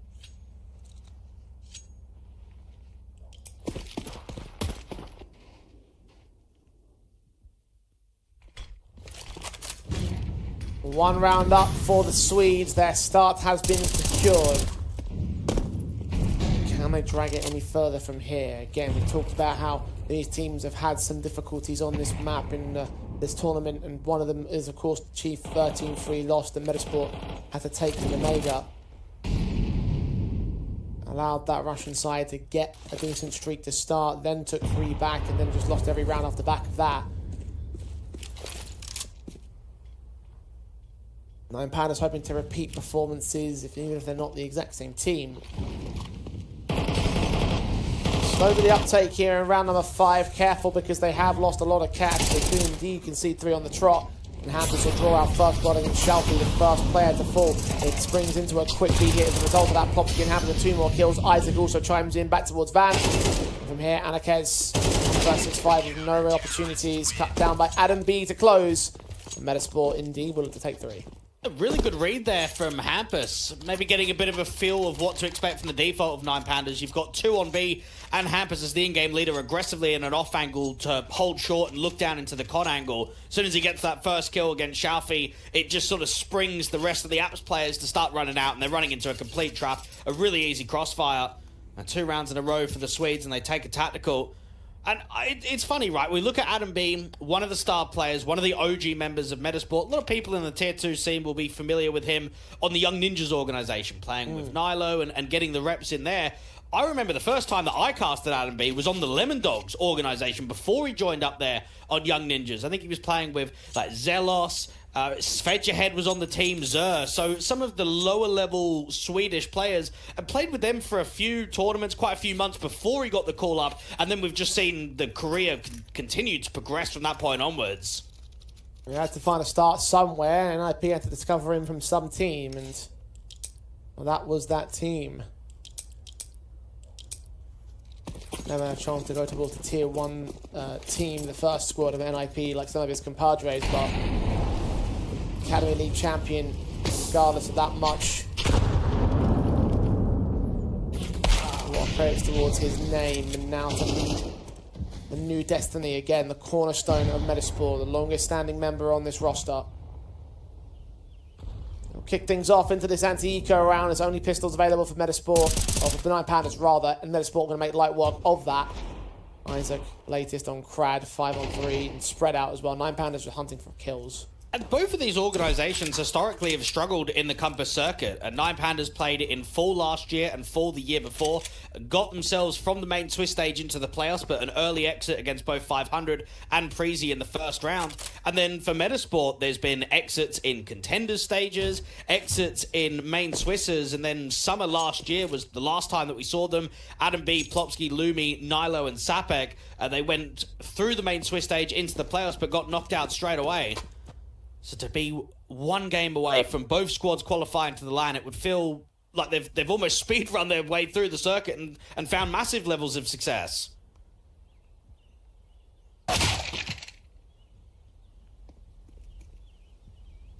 Easy enough to even the board here for Metasport. Anakez and Result trying to get onto the bomb site, get a bomb plant bonus out of this is the best they can hope for, but unrealistic to achieve. 3-all. Nine Pandas have the money to buy back into this next round and see whether they can contest against the Metasport streak. And Nine Pandas, they'll just know that they've got to contest the majority of these first gun rounds before we go into the cycle of what we've seen in the previous best of ones, where it's just mass streaks. And we've seen so many blowout games, so many streaks of 6, 7, 8 rounds in a row. That's not what we want in a key matchup like this.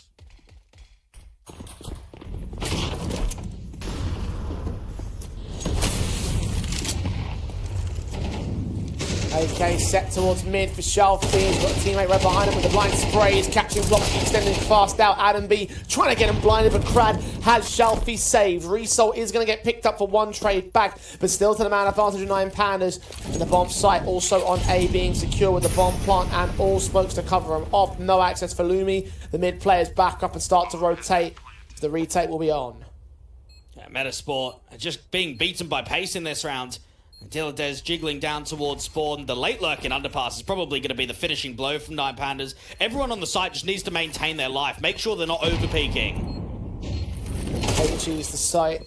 Headshot burst from Lumen. Stellar 3v3, but Crad takes him back. Dead waiting with utility thrown down by Hampus. He's right for the picking and he will go falling. Isaac can only last so long as well. Shalfie strikes from mid, low HP to claim the advantage again for 9 Pandas. Yeah, 9 Pandas will look at that round and say, okay, we've been able to knock the economy by a peg. Let's try and do it again, because Louis going to reinvest into that AWP. You're looking at not the best of the loss bonus, at only 1900, and the reserve cash is quite low. You've got Hampus that doesn't have money to buy, Isaac the same, Adam B too. It's only Lumi and Plopsky that's got a decent amount of cash in the reserve. Up by 1, Lumi going aggressively to try and get that AWP out the window to start the round. Unable to spot that first player though, would have been held on the scope. Plopsky, a little bit of noise with the sprays back through the smoke himself over at Con. Crad gonna hear that. Be aware of Lumi's position, maybe not be aware of the sniper's nest individual. He'll hide back in the corner. There's lower smokes coming from the CT side, just trying to suppress these individuals. Flashes will get turned away from re-smokes onto the T side, gonna ensure that Crad is safe. Watch out for Resalt's timing in Palace, because he's been very baity for the majority of this first half. He's been very late to activate and not sort of taking fights in the early portions of rounds. And that's just where you catch timings of CTs sleeping on the bomb site. Isaac with a bit of an off angle to look into the apartment. Will spot the first contact of Diladez. Beautiful shot for Isaac. Burst straight to the head of the man who offered him up only barely an angle. Result, meanwhile, working his way out of the A bomb site like he did before, but unable to find the same success. Cut down immediately by the CT defender at CT spawn. It's a 5-on-3 for now. Crad is worried about both Con and Short. He can't really do anything until success has landed on A, and that comes to Shalfie and Anakez to make something happen. Shalfie couldn't quite get the kill here. Smokes will come down towards connector, tap that bomb once, maybe force out some blind fire at the CT side. No, they won't try and deny, they'll just hunt down Crad, knowing he's a threat there in mid. And finally the plot will be secure as Shalfie has taken a ton of damage. Anakez's got a lot of pressure on his shoulders. Yeah, this is such a tough round. They might try a little flash play to try and get Shalfie in aggressively, but you are praying that a miracle happens. We're rotating up, taking their sweet time for Metasports. Maybe not too much time though, just ahead of the 20-second marker. They start acting out for the site itself. Damage will be done, but Shalfie is quickly picked up. Bombs open for Anakez, but 5 players to face him. Smoke goes down on it as well. 10-second defuse for Hampus. He's called a bluff that isn't there. CT side will claim their 4th. 9 Pandas. Anakez, it's a little bit too late to the mark. We'll take 1 player out with him. As far as the round goes, it's all CT. Yeah, we've seen from both sides really heavy gun rounds in the sense that we don't have a huge amount of sort of 2v2s, low players staying alive. It feels as if either a team wins the round by quite a stretch or it just goes in the opposite direction. Adam B. Now, for an A-site anchor, he is putting up a lot of damage. We are seeing him constantly getting the fight against either the A-ramp individuals, the con fighters are out there in Palace. 12-3 at the moment. Shot from Lumi. I'm going to get the first kill. Plopsky out, but he wants his links to the pie here. It's only pistols available for 9 Pandas. Unable to find much out of this one. Even a USP able to take down Crad. Quadra for Plopsky in this round. No damage to be taken as well by 9 Pandas. All 5 alive for Metasport. A lead game on the CT side. Now 9 Pandas will need to answer back. The money's not 100% accurate. They will still get the buy together regardless. It's incredible to think that Plopsky is one of the youngest players on this Metasport side when everyone thinks of him of that really long tenure on NIP, playing with the Tier 1 organization, playing with the big boys, and yet he comes back down to Tier 2 and he's still a young blood. He's still a fresh player. The 9 Pandas are going to have to go up against him and Con and Adam B on A before they want to try and get any more successes on this T side. Lumi to try and get the Incendiary out there towards top mid. They did spot the aggressive boost, so that's good info to start the round.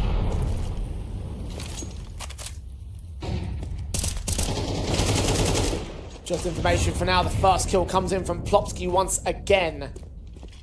And a connector straight to the head of Diladez. Adam B's ready for result. He's walked out of Palace so many times that they're going to try and account for him. 2 players now up at the 12 kill marker. Adam B, like you mentioned, Plopsky. That's So you can see this next death towards them, though. Anarcade with his AWP train, right the key player, Adam B. Oh, checked on Result. Swings towards the AWP, had the right idea about it, but Lumi dived out of the way. He's going to catch him in his back turn. No! He misses the shot. And that might provide the breathing room that 9 Pandas need right here. There are 2 CTs back towards spawn to try and defend the site. One towards short might become a later concern, but assuming they don't deal with him, Hampus just dealt with Result, so that bomb's been dropped. The firebox individual's going to wait. Oh, this is really smart positioning for Crad, because he's slow playing it. They are not going to expect him at all. With Trigger Discipline, he should get 2 kills here. First player caught, swings to the AWP pod, but does not hold Discipline all the way. Lumi can trade it. Isaac catches Anarchez. It's all Shalfi now. Good headshot. One man picked up, aware of the second. Could also be aware of his connector presence. He's going to try to swing towards him. Tap that bomb. Hold it down behind danger. Isaac waits for his chance to swing, but gets caught in transition. Shalfi will clutch the round for 9 Pandas. Oh, these rounds are getting tight. These rounds do not have much in it. That was a 9 Pandas specialty. You've got a cracking opening fight to come from Result. Anarchez and him doing well, and then it looked as if Crad had done everything right, gets the first kill, swings against the AWPer. That's a hell of a shot from Lumi. And then it gets into a 2v1. It's an excellent shot towards spawn, and then Chaffee just wide swings him, doesn't jiggle him, doesn't try and slow play it, doesn't hide behind the box and pre-aim up there towards stairs and look out towards jungle. No, he just swings and hits. And 5-5 tactical timeouts being used from both teams now, and we haven't even concluded the first half. That's pretty much a rarity from what we've seen across the last 2 days. So few of them in these best of ones, but this one is the most important for both of these teams. I think they know that this is do or die. Go to Qatar or take the concession with this victory on loss. Take their time, particularly for 9 Pandas, figure out how to get more confidence out of these rounds. They may have just evened up the board with that round success, but it was still a 1v1 clutch, and their money has not been built as Metasports has. So the AWP can get rebought in for both sides, but you see the surroundings of Metasport. They've got M4s for everybody, no limitations of utility, whereas a couple of players have to go down to Khalil's to get the full sets out in Crad and Resol. 9 Pandas playing a much more careful default. Crad towards underpass. He's going to just start putting pressure on with his top mid individual.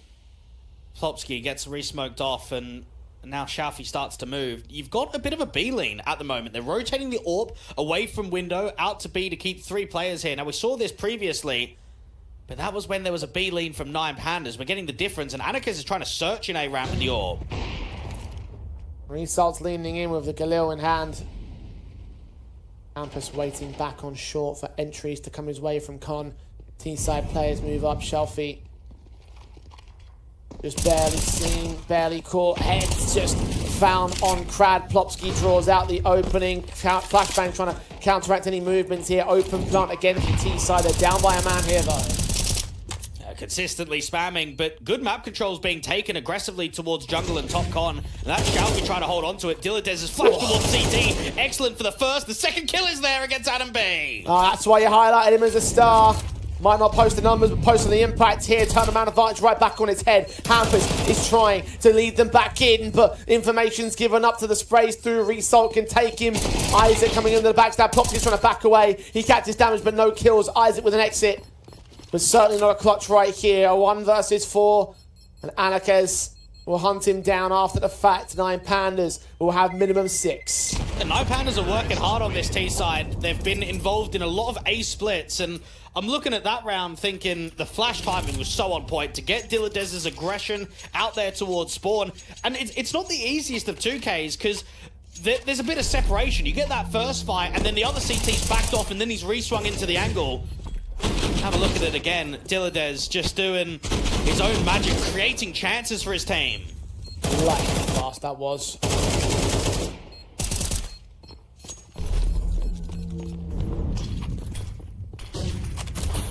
Still see one more investment from Metasport with all the main rifles out, minus the AWP, but minus 2 players as well. Hampus and Plopsky dead quickly in a mid. Adam B trying to make amends for it. Did do some dink damage on Dilladez. But he himself is forced out of position. Crad's expecting some aggression to come because let's consider you've lost 2 players within the first 20-odd seconds of the round. There's going to be a forced info play. There's going to be some nervous activity where they have to force a duel somewhere. You'd expect a gamble stack to start ensuing too. A late lurk out on B, everybody else grouping. Isaac on reverse default towards sort of that ninja angle. Another set piece.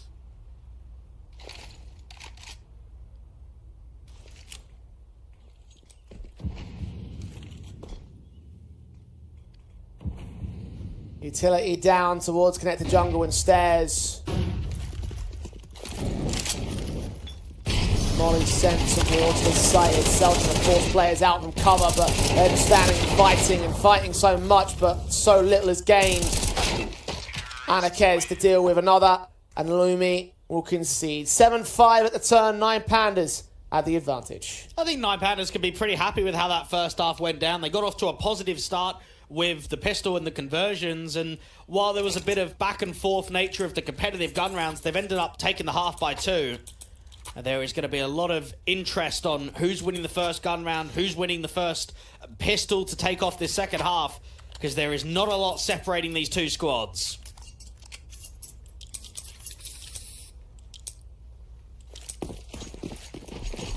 The rounds have been close, the stakes are high. 9 Pandas pull ahead as they head to their CT side.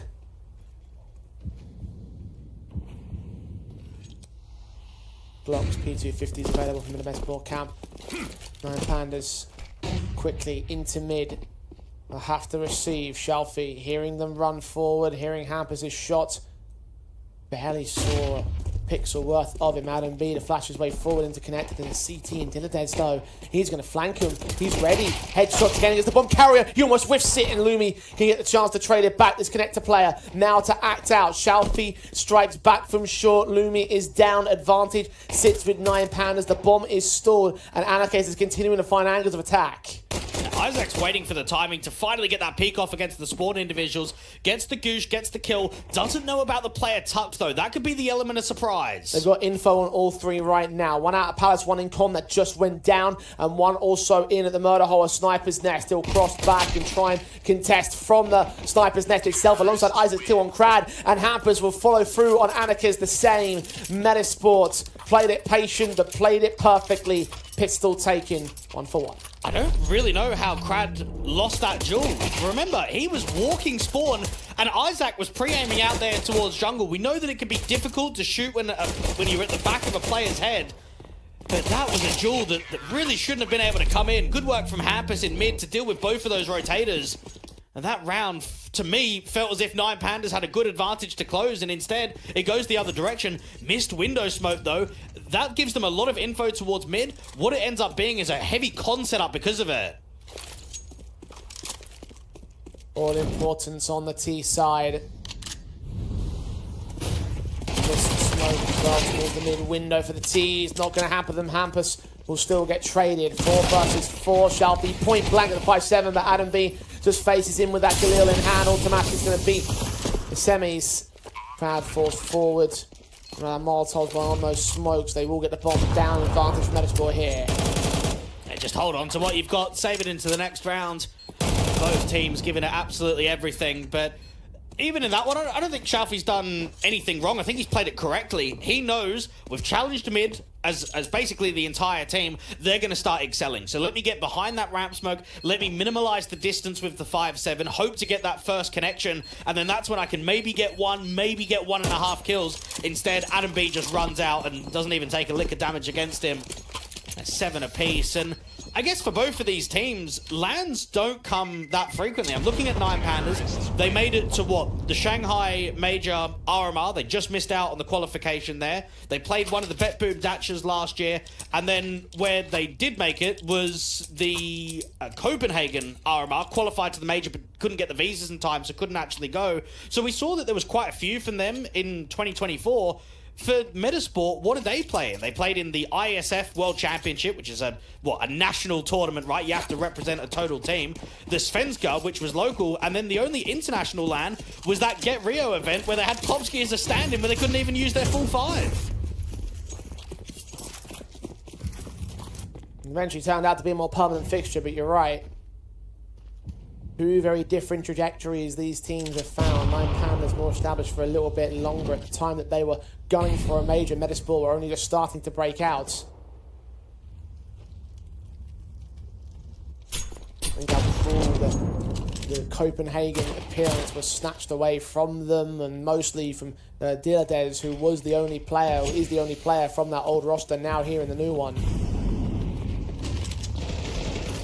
Again, bringing back those points and prize money they can gain out of the situation.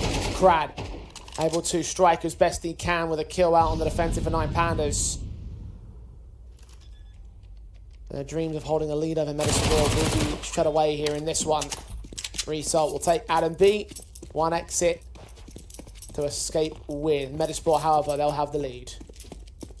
Now, Metasport just need to try and hold on to it. Now, I'm thinking about Nine Pandas and what their approach could become this next round. How quickly does Anakez get onto the AWP? How much impact do we see from him in a CT perspective rather than just the first half? I think the first half he did quite well, had some good trades. I got that AWP set up. I mean, look at what he did on the pistol round. I know that it wasn't just his efforts, but the molly towards the bomb site, the body blocking that was going on from Metasport, you could say that he was very much the reason why that pistol round was won. Terrorists win.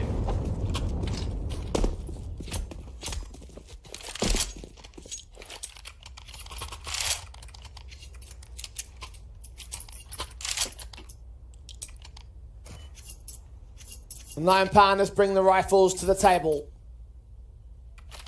The AWP in on Anakez.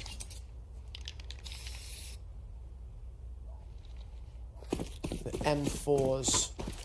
Got everybody else. Result, still top fragger, 10 kills, but fragging behind the two top fraggers in Metasport at 15 each. Ananbi and Plopsky.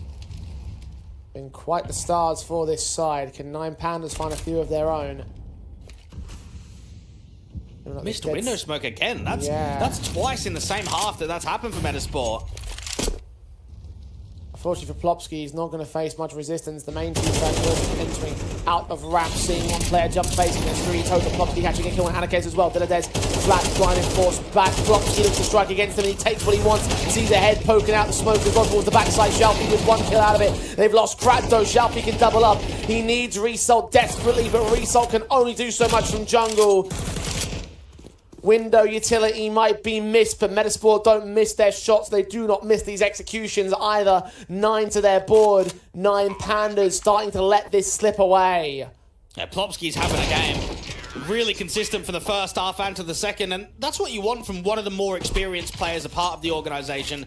This is a guy that came in last year to basically help the roster out, to be a stand-in, ended up getting the call-up to join, transitioned into many different roles. He's been a star player, he's been the in-game leader as a captain, he's now been put back in those star roles. But when you've got a guy that's got nearly 1,500 maps on HLTV played, you know that he is hungry to get back to a LAN tournament. And Nine Pandas felt that everything collapsed. There was a missed window smoke and they couldn't really capitalize on it. They couldn't slow Plopsky down in mid. Instead, the only real damage was YaLLa back at spawn.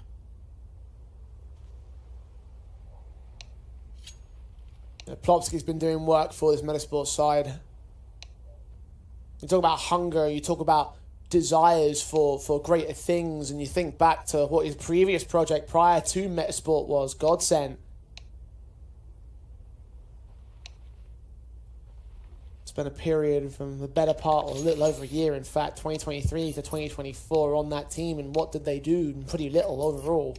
Yeah, worked with some decent names, but couldn't get the successes. They had Golden as the in-game leader. They had Draken out there. I know Rusty was in there for a little period. They had Bobek play over there.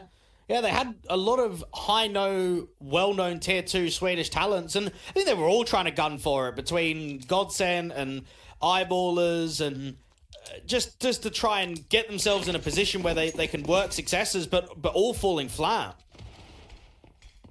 A fateful day came along, a stand-in opportunity with Metasport, and the rest is history from there. And history being written in front of our very eyes with 19 kills on his board. Plopsky leads the charge for Metasport now. Part of a rifle pack that seems to just be consistently doing extremely great things for them. Campus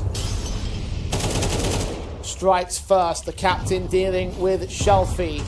IGL v IGL action that goes the way of the Swedes once again. Another man advantage held that Metasport backing away from the fight elsewhere. Pistols and SMGs so they can make light work of the next challenge on Reset. Oh, that was a really important kill to be won there from Restall. It would have upgraded his pistol into an AK. It would have funneled potentially the T side quickly in towards A because they're worried about what's been taken in mid and outside of the apartments. One key missed kill has changed the complexion of the round entirely.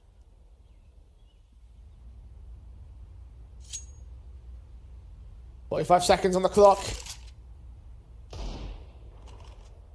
YaLLa has caught a Deagle down onto Hampus, so finally a trade to be secured. The SMG closed the Deagle in the back lines, has gotten the information out, but they're too spread out to do much. Anarchez will take one more back, but being the lone man in a 1 versus 4, eventually he's going to get surrounded, and Metasport will have their 10th. 9 Pandas with a rifle buy for this next round, and one that pretty much needs to be secured if they want their chance of victory. And if you want to talk about hunger from Plopsky, he has been averaging a 1.02 rating in the last 3 months of Mirage.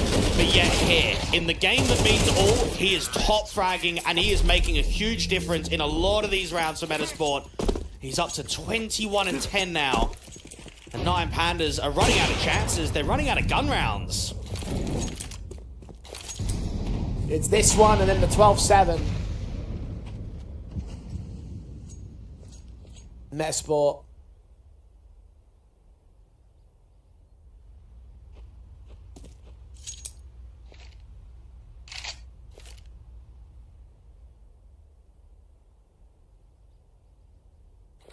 Look toward this A bomb site.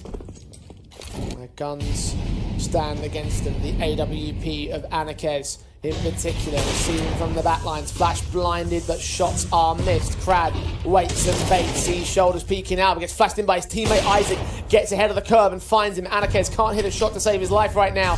YaLLa pushed back in towards Connector with the smokes that come up from the Metasport cab. They face him at point blank. Shelfie can get one kill out of it. Adam B, the trade back onto YaLLa, makes it a 4 versus 3 for Metasport. The bomb's going down. 9 Pandas really given no breathing room right here. Now, Adam B is in a contentious position because the CTs are going to try and take this map control back. He just needs to stall for time and do as much damage as possible. Shelfie swings up. Adam B goes down. Corners are checked. The AWP of Lumi fell out of angle. The smokes involved there towards Powers angle. Incendiaries up. Land on top of triple. Not towards Fireball. Gonna have to check that angle hard here. And Lumi can strike. Result goes down. CT forces pushed away to save as Metasport claim number 11. And while we've seen some impressive moments from YaLLa across this group stage, if we're looking at this one isolated best one as a whole, it's been a quiet game for him. This is meant to be your key player. This is meant to be the individual you look at to get yourself out of trouble, to look at those successes of the qualifications to the RMR, of the advances to the major. And what is he? 8 and 14. That's a quiet showing.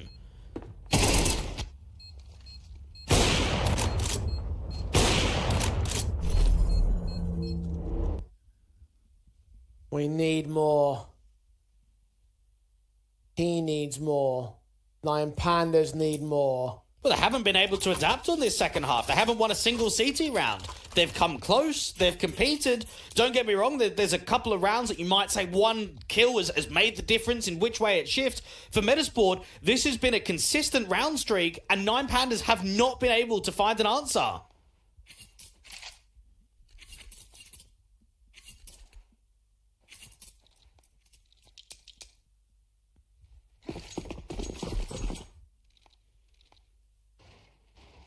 The rifle saved will bolster up another investment round, but only got a good grace of the economy game.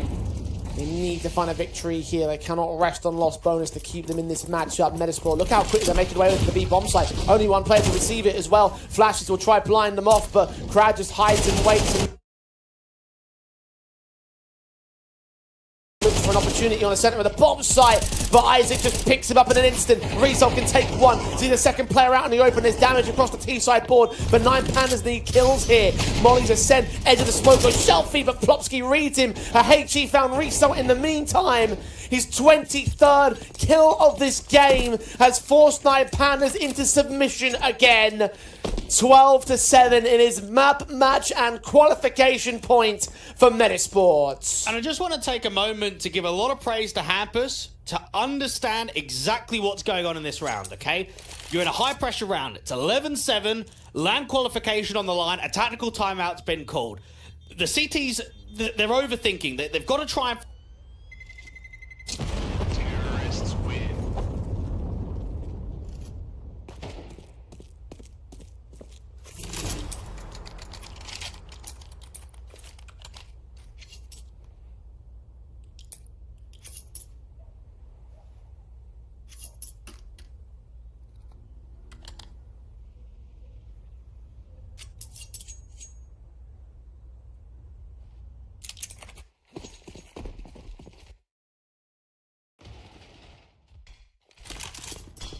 In a very dire position. Need 5 on the trot to keep themselves in this matchup, take us to overtime. And this is now the moment to go for the B-pop again. You've got a very similar setup, a different setup from the CT point of view. Hampus late lurking out short, everyone else coming apps. Shot rings out from Anarchez, connecting one finally on the B defensive. He's looking for more though. There's HGs from his teammates hoping to catch them off. Smokes are forced to get utilised, but Molotov's put out to the arches. Anarchez is waiting, he's hoping, he's holding. It's Result, the next man to strike. Isaac is down. Molly to force Anarchez into the open perhaps. Result's low. Anarchez may be exposed. Hampus caught Dilladead, but Result's not done. A second kill to him as Adam B is dropped, and Hampus closing in the back lines with a backstab, wary of the A-side player, but needs to play the ultimate patience game if he wants to try and claim this round. It's been an incredible effort from Result to get not only the first kill, but follow up a second on Red HP. Him and Anarchez are holding off, but the pre-aim is out here towards Market, but Hampus should have the jump on him, and yes, he does. Accurate shot. Anarchez is the next threat, though. He's all alone with a short. Can they isolate him? Can they get the kill? No. Hampus down. Flick up, not landed. Lumi connects one. Sees that second player. Aware that the third may well be coming in from Market. Plans open. Crowd does not give away the information. Lumi with a chance to clutch the game of a lifetime, but not to be. Crad holds on to the lifelines of 9 Pandas. An 8th round. 1 out of 5 needed to get back to OT. And they're holding on to double AWPs here. So you would expect that Result on B's probably going to take an AWP. Maybe Shalfie on B takes one of those AWPs. Anarchez, good impact from him. We'll see a double kill from the AWPer and a double kill from your B-side anchor. A good work from Result and Anarchez to make it happen. That first kill, I think he just barely landed the pixel of a casualty.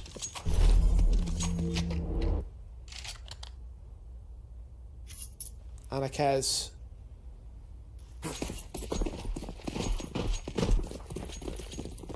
Apparently out-fragging Lumi at this juncture when it comes to AWP versus AWP comparisons.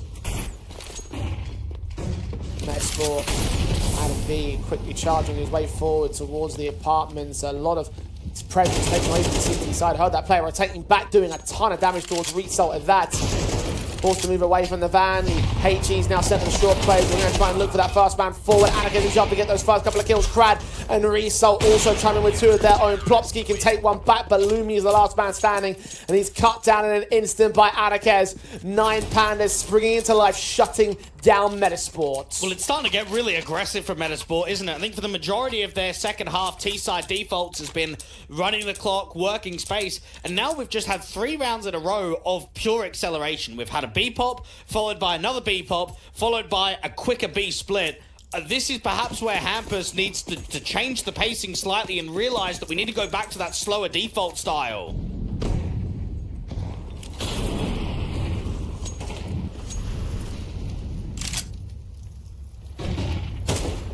Seems like they'll do just that, but they're being challenged more by 9 Pandas now. Result swung out from short to spot the player up top mid. Metasport just back away, happy to leave the one player out there, grab that bomb and start pushing in from round where Isaac and Adam B are already holding presence. And they've given up the secondary AWP too from that last round. They want to rock more rifles instead. And Dilladez on the timing out from window. Plopsky and Hampus are close towards Con. If Dilladez swings, he gets 2 here. Just barely covered off by that smoke with Plopsky. Now he's been seen, sprayed down, damage done. And finally the top fragger is removed from this round. Metasports. Advantage taken away from them. Shalfie's trade is unfound. Dilladez gets caught with his back turn as Hampus and Anna B try and back in. 3v2. 9 Pandas turn it to 1. And the AWP player of Gloomy, he's got 1. Oh, he's got 2. Another clutch available. 1 point of health though. He doesn't land it. Anakez. A pistol's pulled out and he holds another round for 9 Pandas. It's another situation for Lumi where he's forced in a 1vx and he's had a quiet tournament. He hasn't had the best of showings. He has struggled to produce consistent impact across both the first half and the second. It's been so rifle heavy for Metasport. Anakez has without a doubt been the better AWPer today. And 9 Pandas are holding on. But it feels that we were in a state where the game was pretty much wrapped up. Metasport was sitting on series point, had plenty of rounds to work with, and now you start thinking, what are the buys even going to look like? You can get another force buy up here, but if you're not getting the bomb down, you're looking at a limited buy in round 23 and a limited buy in round 24.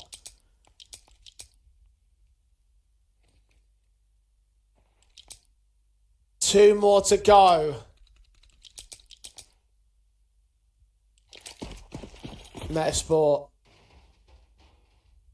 keeping their float relatively high. Walking their way forward towards mid. Isaac, first player up. Swing in from Dilladez, who just mows through 2. There's the start we're looking for. Finally come to life. And the AWP of Anakez can chime in.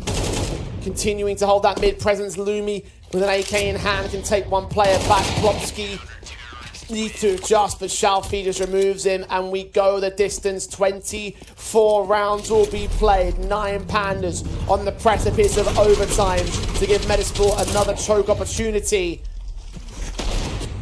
1 more to go. This is probably the first time in the entire tournament in which Anakez looks comfortable. Remember, this is a guy that hasn't played Pro CS for over 6 months. He was only just helping out the guys here in the qualification, and he's had a couple of average performances, but right now he's been a bit of a takeover player. We are seeing some real impact from him in these last few rounds. This late match may become an AWPer's paradise if he continues to get his way. He's the only AWPer in play for round 24. Metasport get their full rifles back, but they need to find it here and now. They cannot afford to stress against this 9 Pandas and overtime when they are feeling this confident, when guys like Dilladez are taking swings, when guys like Anakez are hitting stellar shots. When Shalfie finds his moments, 15 frags for him, he's just barely unable to spot out where Hampus is, puts the smoke down on catwalk and backs away. Well, you'd expect this to be take connector and A split. You've got the lurk of Isaac that can come through from Palace. You've got a lot of mid individuals, maybe a boost up into window in the late portion of the round. Plenty of util, plenty of time. A 3 towards A, and the AWP is playing a bit of an off angle, looking down from Con towards the default angle.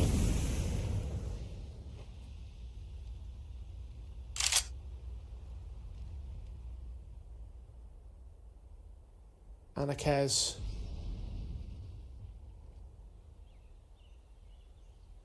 set to the A defense.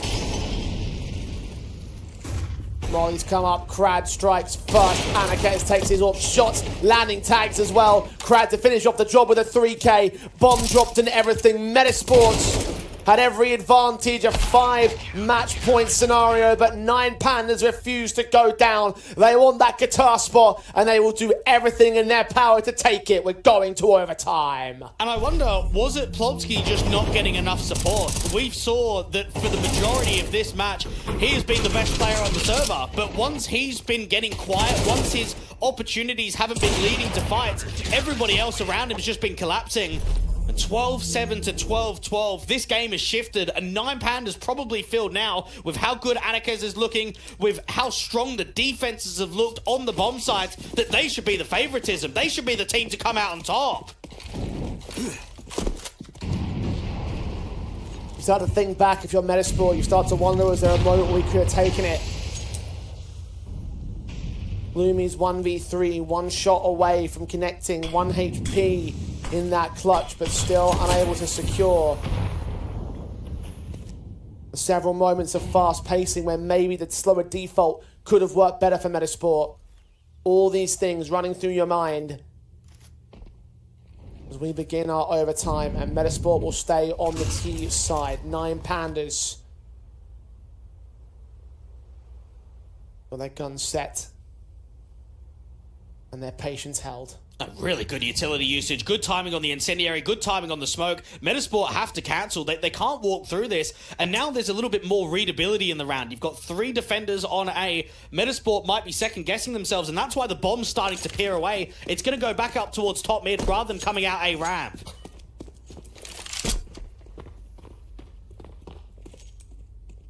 Bring themselves into the apartments. Result is the lone defender of the B site direct. They've got a short access player from 9 Pandas who may well be able to provide support.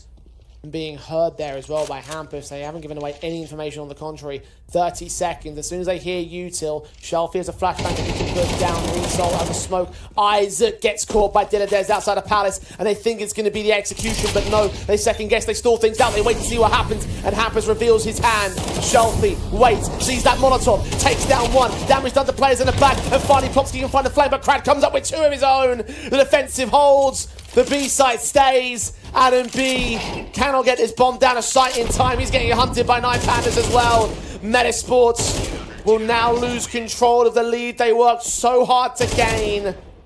At 13-12, 9 Pandas are in control. Well, it's a shocking molly out there from the apartments towards the backside. I'm not sure who threw it, but whoever they did would have probably not said anything after that round is over, because that molly's cost them. If that molly lands, then the backside player gets forced to the open. Shelfie doesn't need to fight. He peeks on the right, he holds on the left, and then that's where Crad can play on. One small mistake with the utility has cost an open bomb site there. The only tactical available in OT for Metasport to take it. Is this transitioning into a choke? Can we consider that conversation now?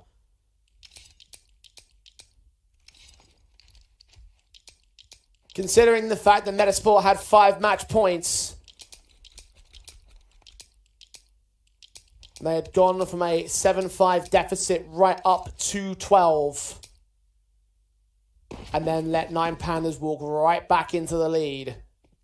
I would call this a choke. Especially if they do lose this matchup. It's still possible that 9 Pandas will go flawless in this overtime, in this first half of OT, and Metasport's dreams will get crushed. Come back up at Plopsby. Will end here in Compass. And the boys who have fought so hard for a LAN opportunity ever since their breakout in last year will let another one slip by the wayside. Shelfie tagged up first. Orb of Anarchez backed away from stairs. Shelfie waits for his moment of opportunity. He knows someone's playing around this mid-window. Oh, and the Orb of Anarchez finds Lumi. Barely sees that second. Overcooks the flick, though. It's not a second kill. And they don't know about the third player on A. This is a very heavy stack. Hampus is trying to work in with that window smoke, and Adam B is desperate for an opening kill somewhere. HG sent towards default. Crad will get tagged up. Hampus gets Shelfie on the kill count, but Crad still strikes. 2 kills start coming in for Adam and Isaac. Instead of player in the dark, I think they know about him as well. The AK tries to fight, but Dilladez gets the better of him. The HG sent to Hampus. He just barely evades it. It's a 1 HP clutch again. Lumi had a chance to make a round like this work. Hampus is going all the way around the world, though. B seems to be the target, and Result has bought it. This is such a tough round for Hampus, because you don't know where Result is repositioned to. You don't know, once I get the bomb down, where can I repos to? It's so tough on 1 HP. At least he's got a molly, but Result's read the rotation. He's going to beat him on B. Slowed down at market, but this will be an easy kill. Hampus will put the bomb down. Result just creeps up, gets it. Not even the bomb plant itself for Metasport. 14-12, 9 Pandas cling on. to that round and continue to extend their lead. See how it started for Anarchez right there. There in his shoulder, peeking out of that palace entrance, and just chaos ensuing. He fought for a second and Metasport has gained control, but Nine Pandas, tenacious as ever. Want one more round, one more to match point. Now, Anarchez had 17 kills versus Imperial, 15 against Passion, 13 against Nemiga, 12 against Complexity, but he's 21 and 14 versus Metasport right now. What a flash that was from Lumi. Hampus, quick headshot, and Anarchez. That AWP has finally been mitigated. The top fragger, who, as you said before, has taken control of the late game for Nine Pandas, found instantly, dealt with 5-on-4 for Metasport. It's been a while since we've seen an opening pick, and one that hasn't been answered back straight away by a trade. A deeper smoke, 2 players on B and a 3rd player rotating over. This is quite a heavy gamble from Nine Pandas, and a great frag. That's Isaac being dealt with by Xiaofi. It's all important to them. 14-12, 4v4. They need to deny 15 if Metasport. Result, however, he's on a warpath, as are the rest of Nine Pandas. Diladez, here's players coming. He's hiding as Sandwich. Players coming upstairs as well to consider. The bomb's been dropped. Diladez gets his kill. Plopsky drops in on him, but still he got the cross lock by Crad. Back at jungle. He'll close down one more. Plopsky has the bomb in the open. A 1v3 to C. 2 lined up though for him. Another clutch opportunity. His 3rd time the child of Metasport this time. He leans up to the murder hole. And Xiaofi's back is short. He reads that rotate. He knows what's going on. The M4 waits and holds its nerve. Plopsky to check all the way towards shore. He doesn't see him until the very last moment. Oh, and he's caught on reload as well. That could have been the moment. Plopsky's on an HP disadvantage. Xiaofi's hiding though. He's trying to bait him. Plopsky, he's not taking it. 15 seconds. Needs that bomb plant desperately. And Xiaofi gives him the kill. A quadra from Plopsky. 29 deep. And Metasport save themselves! Oh, what a lineup out towards jungle. When it looked as if everything was collapsing, the read was just on. Impact from Resol, impact from Diladez on the bomb site. Crad lines up, and then here it is. Oh, the rotation looks so good from Xiaofi, but Plopsky hits. And Plopsky's worked so hard across this entire game to try and claw it over the line. I mean, we saw more impact from him on the CT half, so maybe that's a bit of a blessing in disguise.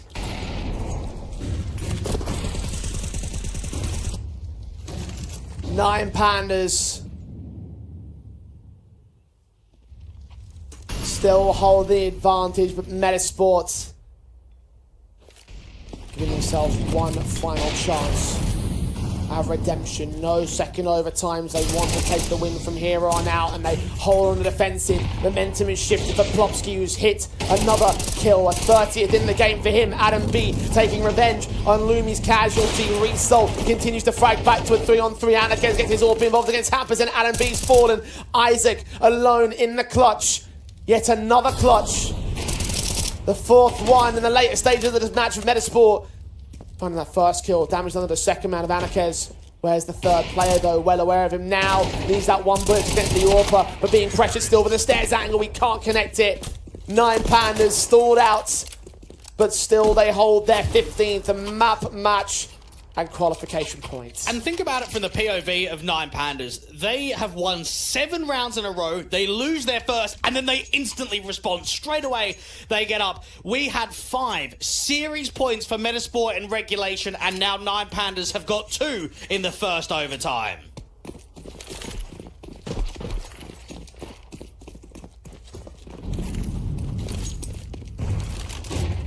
Two opportunities to close, 2 flawless rounds required from the opposition. AWP's hoping for mid-fights, and they both get their chances, but Anarchez couldn't hold on to that boost forever. He fell off. Lumi missed his chance.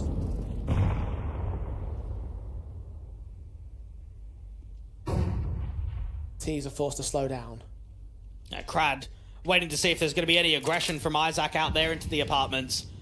That is a pretty heavy rotation. There's hardly anyone on A directly. You've got both of the A players sitting back defensively, top con and jungle, one rotating of the AWP out towards spawn. Resol's just putting a bit of fake utility down though, just trying to drive some over rotations.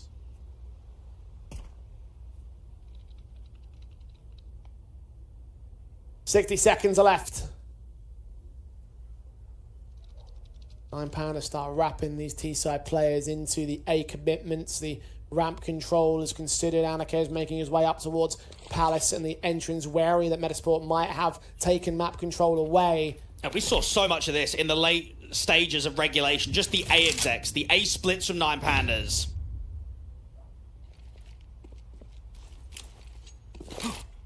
Got him quite far in that first half. Will it be the same here for OT? Lumi missing. Flashed off, blinded, couldn't fully stabilize. Tagged to 4 points of health. A HE will deal with him.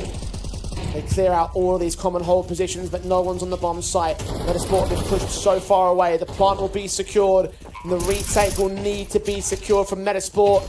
They've done damage, and Isaac catches Crad through the smoke. And they're trying to take space out towards Spawn, but they need the next stage. Anarkes gets the kill against one of the players towards TopCon. That's Hampus down. Kopsky needs his teammates to approach from CT. Spawn, he finds a chance on Result. Caught in distraction, caught in the chaos. Still a Dez misses a spray. Shalfie trades back, but Plopsky still in play. 3v2. Anarkes has backed away as well. This ramp set up from the post plant of Shalfie and co. 2 to line up. The AWP Lumi's baited. Anarkes misses a shot. Lumi comes up with one of his own. Anarkes versus 2. They're on the defense. But Plopsky quick switches to his pistol and pistol whips the AWP to keep Metasport in the match. I can't believe Plopsky is performing like this, and it's just winning them rounds. 33 kills now. He needs a triple there in order for them to win rounds, and I think that's the most concerning element, Jay, is that for Pandas, I get the vibe across regulation and overtime that we've seen a lot more composure from the team in terms of impact, whereas for Metasport, when they need rounds, it's like, Plopsky, go and get us a multi-frag, because if you don't get it, we're not winning a round. 33 MVP of the matchup by far and away if Metasport take it.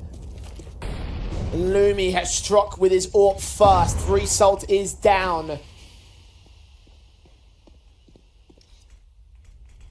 Mid access for 2 players. Hampus trying to find a secondary responsive. A follow-up in the opening of his AWP. Damaged up by the 2 T-side players in mid to half HP. He's forced to fall away. Haven't conceded the kill though. The crowd is so desperate for a returning frag, whether that comes from Con or even out towards Window. He knows that he has to be a key figure in this round because they've lost an opener. Caught on timing, players regrouping out towards A. There's just a drop down from Adam B. Mid's being taken, and now it's just down to the ramp players. Of which only Anarkes is left standing. Metasport spring back into life, find their confidence again.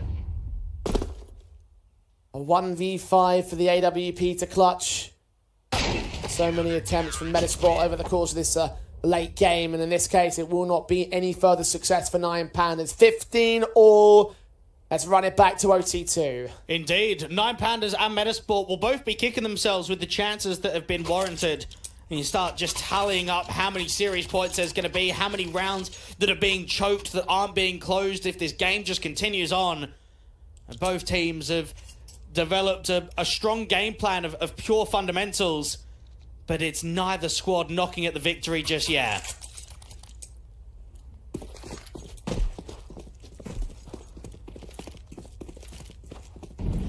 You run it all the way back.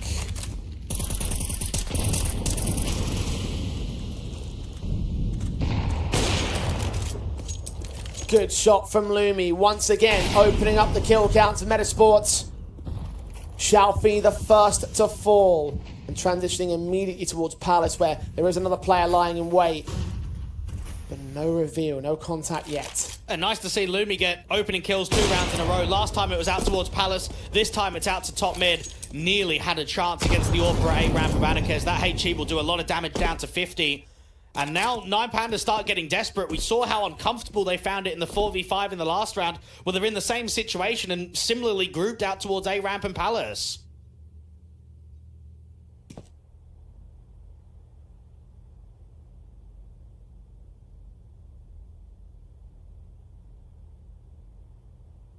Everybody stay still. Oh, just seen from Lumi. He knows that Result's there. Not going to get a chance to get in the kill just yet. They're going to have to wait for the execution to come forward. Shoulder bait trying to force him to make a mistake. They know he's out there. Finally, he takes the shot. Finally, those Palace players can make their way in, but the player on site falls to Lumi. Adam B hiding back at Firebox. gets involved. Hampus and Lumi able to close them down. A triple foul for the Europe and Metasport, probably his best round of the matchup. And they are back in the lead. And Lumi just needs to try and generate this impact in overtime when you start feeling it. It's been a quiet series overall. It's only been these last couple of rounds that we've seen some good impact from him, and you just want to keep facilitating that if you're the AWPer. And 9 Pandas on the back foot by 1. And they've just got to try and stop giving opening picks away. I think that's got to be the next target when it comes to this next gun round.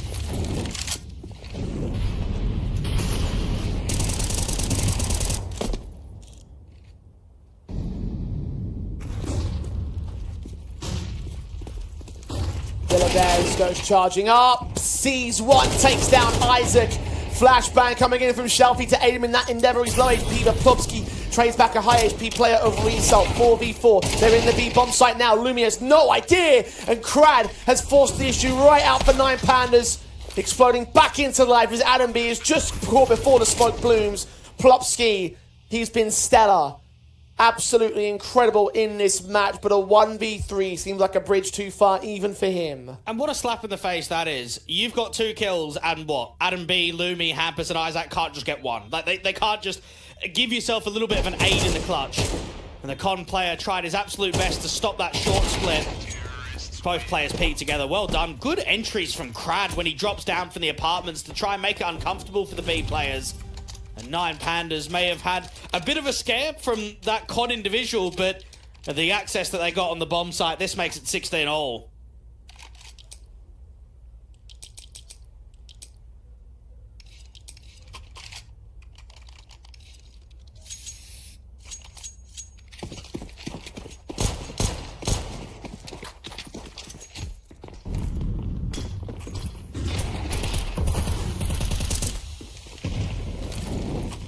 All squared up.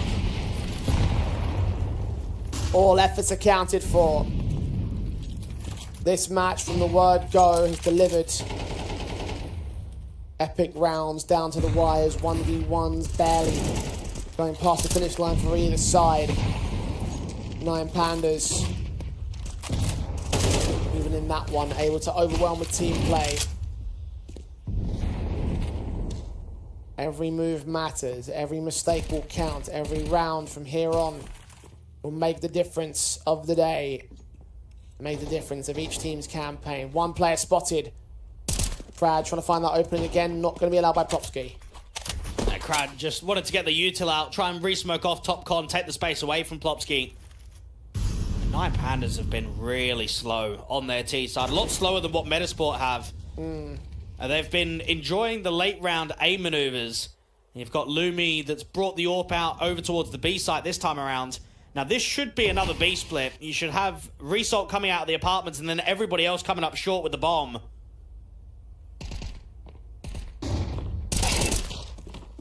Swaying up, Plopsky gets Crad. Second shot from Lumi connects on Result, and beyond that smoke, Plopsky's going to see another. Anakez's AWP. Overwhelmed by the numbers. Isaac credited with that final kill, and Metasports are back in the lead again. 17-16 as they go to their T-side half. 9 Pandas will trail from behind by a small margin. We've seen how quickly the complexion of these matches can change here, Dweg. 2 for 9 Pandas to win, 3 for Metasport to win. Magic number is 19. We switch sides. And I just feel with how well Plopsky's playing, I just don't think there's a way that Metasport can lose. I think he's just too hungry for it. He's too impactful. I mean, he's coming up to nearly 40 kills, and no one from 9 Pandas has even hit 30 yet. Lumi with the AWP, had a good spawn, wanted to try and go for an opening pick to catch one of the CTs crossing out to Con. Now, Plopsky didn't bring as much impact on this T side, so facilitating other players is going to be key come this next turn. Well, yeah, it's true that no one from 9 Pandas has hit 30 yet, but players from Metasport outside of Plopsky are barely able to just shy of 20 or just over 20 kills. It's pretty much doubled everyone. Plopsky has put the team on his back. A little bit of support might go a long way right here as Isaac drops. They won't get support from him. Adam B is at least able to strike, and Lumi starting to spool up his AWP potential. A couple of fantastic frags in the big green gun. 2 to his name, 2 left to go on 9 Pandas. Metasports exploding into life on the execution. Result has something to say about that. Wins an all-field battle. The M4 is known. Both players of the CT side are known. A reload allowed for Shelby, but Adam B catches him in transition. Result can only do leg shot damage. And a 1v3 retake clutch, it feels so far gone. Well, no one's giving him a chance. No one's over-facing. No one's jiggling aggressively. Everyone's tucking. It's been really disciplined. Flash around the corner. Adam B's caught it. Resol's completely done. 18 on the board for Metasport. Now, they had 5 rounds on series point in regulation when it came to that secondary half. Now they've got 2 in OT. And it would be a big slap in the face for 9 Pandas when it looked like that huge round streak when they got on series point that they were going to close. They didn't. It's about taking your chances and taking your moments at the right time in series. They had 5 in a row to get to overtime. Brought a 2-round lead in on overtime as well. Got to match point again in OT, and still Metasport cling on for dear life. They are the ones on map match and qualification point now.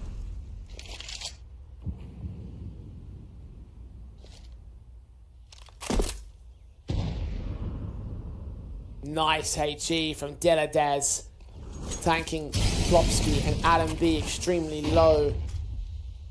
Attempting to put Molotovs out for the execution. It seems to bounce back right inside those smokes. Gap left in that connector jungle smoke to the left that might be abused by rotating CTs, but the concern is about the players on site right here. Deladez going unchecked. He can strike with Shelby. Supports! Deladez gets 2 out of it.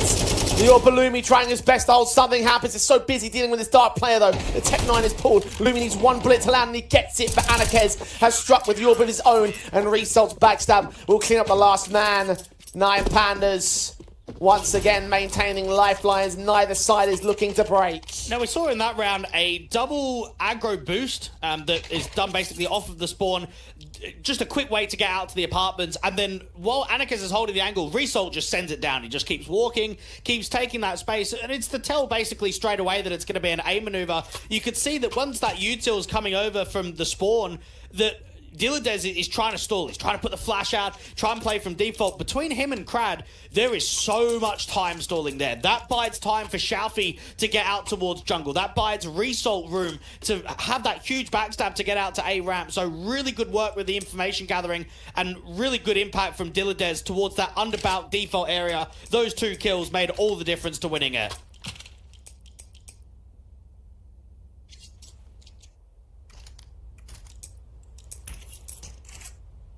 One more round in this overtime. Will we play a third?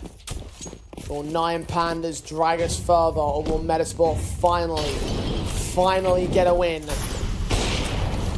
7 match points so far in this one for the Swedes.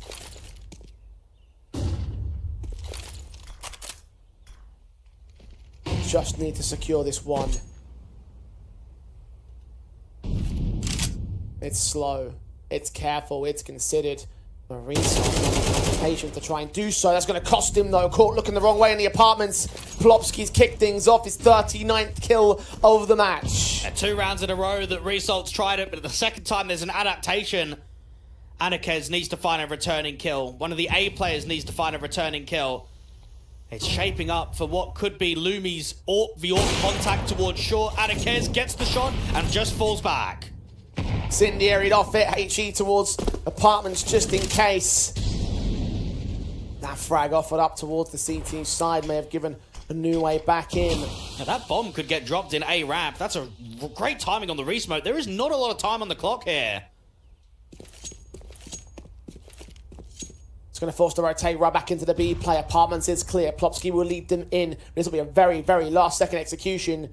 Split B as well. Anakez is watching for the short player, a Hampus. His back may well be turned. He's caught by players looking in from the site itself. Shelfie has turned a man advantage back. Now Anakez can focus on the site defensive. He's watching for market window. Plopsky just beats him though. His 40 bomb secured with that much. And now Deladez waits 12 seconds. They're low HP on the Metasport side. And Adam B needs to get a kill. Plopsky with another one. His 3rd of the match. Still Shelfie trades it back and looks for the last player. Isaac's got no chance because he's got no time. Down to the wire, efforts of Metasports still go awry. 9 Pandas take us to triple OT. Man, Plopsky's going to be fuming again. He's got all 3 and no one on his team has got a single kill.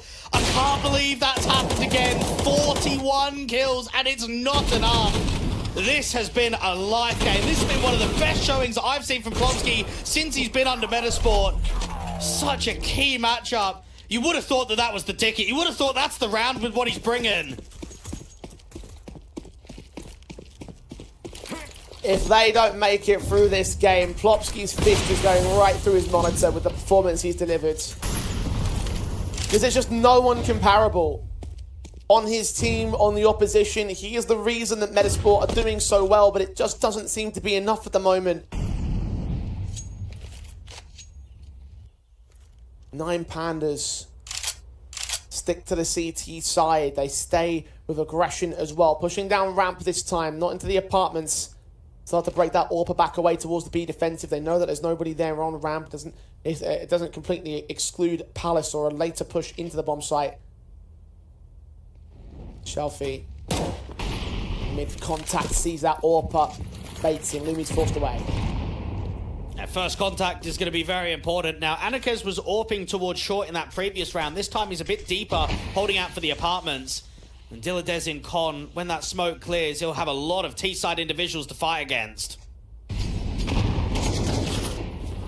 HE open, Dilladez backs out of the way. Resol sees what's coming up on short, can strike well, but loses life towards Plopsky in the end. The AWP of Lumi thought he was a little bit of a goner, but not to be.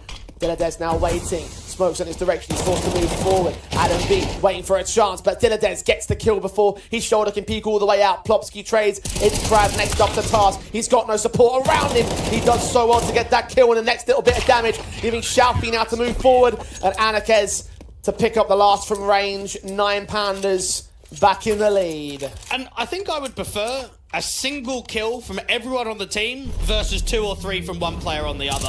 We're looking at 9 Pandas where everyone is providing impact. Your short player gets a kill, your AWPer gets a kill, your jungle player gets a kill, your anchor gets a kill. Everyone is providing something in that round to allow 9 Pandas to take the first. And that may well be a reason why Metasport just can't push past it. Been dying to see someone support Plopsky. We started to see little glimpses, right? Lumi's hit some decent sequences. You've got Adam B occasionally chipping in a frag, but nothing like what we've seen from 9 Pandas in that last round.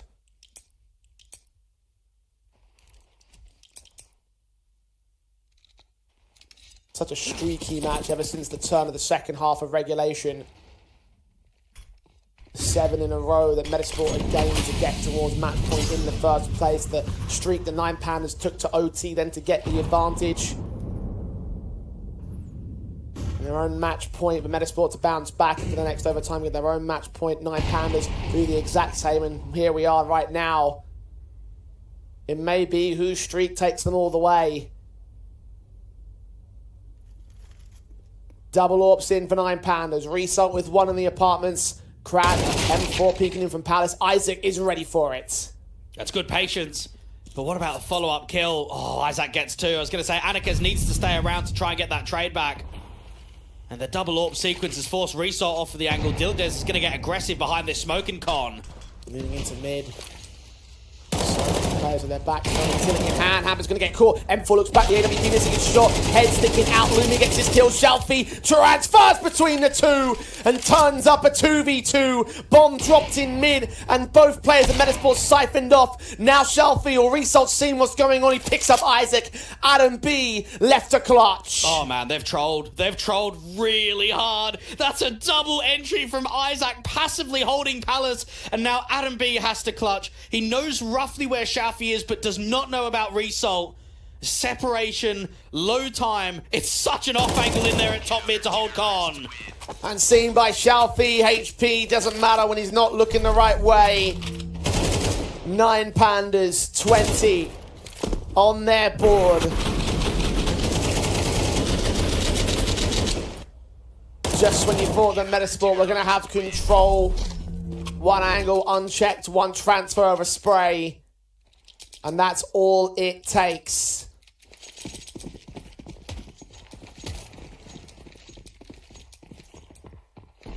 Neither side has gone 3-0 in an overtime half thus far. 9 Pandas would like to break that trend. See how deadly it would be to Metasport's chances. Anarchist straight up with the AWP into the apartment, and there's so many players that you might have to face. And this is a good setup. Anarchist to take first contact, lob util out, and then get ready for the quick execution towards B. Resalt's going to be the second defender to help him out too. Anarchist holds. Utility sent, flash bang. Oh, he still hits it. Blind against Adam B. But the man is dead, 5-on-4. Dilladez is making an info play towards A ramp, so this is just stalling for the moment. Hampers is trying to come up short. You've got Resalt sitting behind the short smoke. Resalt pushing the smoke itself, and Hampers is ready for it. Checks ladder at the right time. Resalt didn't even know he was walking into danger. Advantage. Been neutralized, but still 3 players heavy-handed on the A defensive. They think it's an A play. Shelby's got a lot of work to do here. It's definitely a misread, and that lurk smoke from Hampers is pulling his attention further away from Apps. Taps coming up towards short. Anarchist starting to rotate up. Teams are going to make their way in real quick. He needs to get a kill out of this, and that's what he does. Second player does a lot of damage, but comes away alive. Lumi on 25, 3v3. Retake is on. Now, AWP from Anarchist is hoping to catch the bomb carrier. Isaac does not cross out just yet, though. He's thinking about it. He doesn't know where to look. Leaning forward as Anarchist looks to the right at the wrong moment. Backstabber Crad. Needs to get Lumi. Lumi's got his eyes straight on his shoulder. Peeking out, giving up the damage. And Dilladez can't get the trade. Finally, he does. Knows there's a player on site. The AWP misses his chance. 3 versus 2. 9 Pandas. They're losing HP rapidly. And Crad can only come up with a kill as Isaac and Ampus try and back. 1v1. Kits on him. Needs to headshot desperately. And the spray does so much damage, but it's still not enough. 9 Pandas. They still can't secure their 3-0. No match point here. That's an excellent effort from Shelby after what he did in that last round. It's 1.5 kills. But Dilladez gets it in, but they don't know about that touch player towards the Archers. But Crad nearly gets that final connection against Hampus, but it just doesn't happen. X Factor being made from the in-game leader on the Swedish side. Hampus finishes with 3 in that round. And now we go again. And 9 Pandas, I mean, they probably feel that they haven't been rewarded with enough series points if we're going to compare the comparison between the two.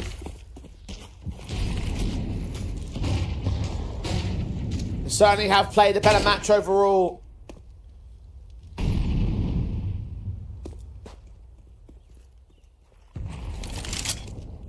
round away from a match point here for 9 Pandas.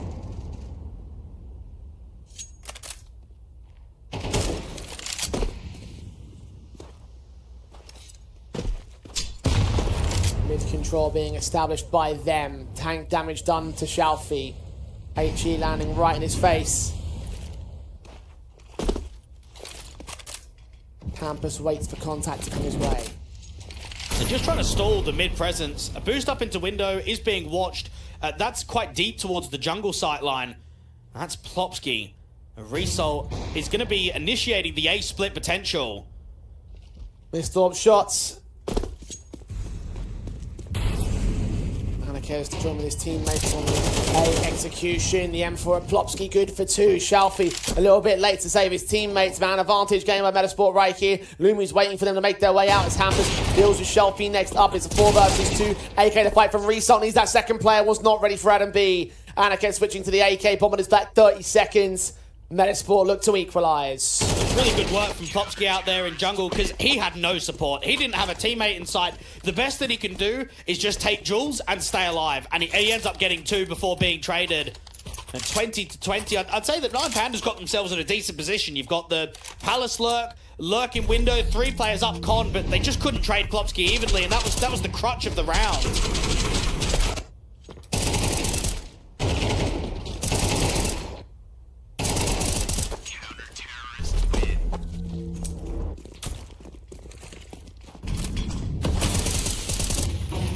Neck and neck once again. Been in this position so many times so far.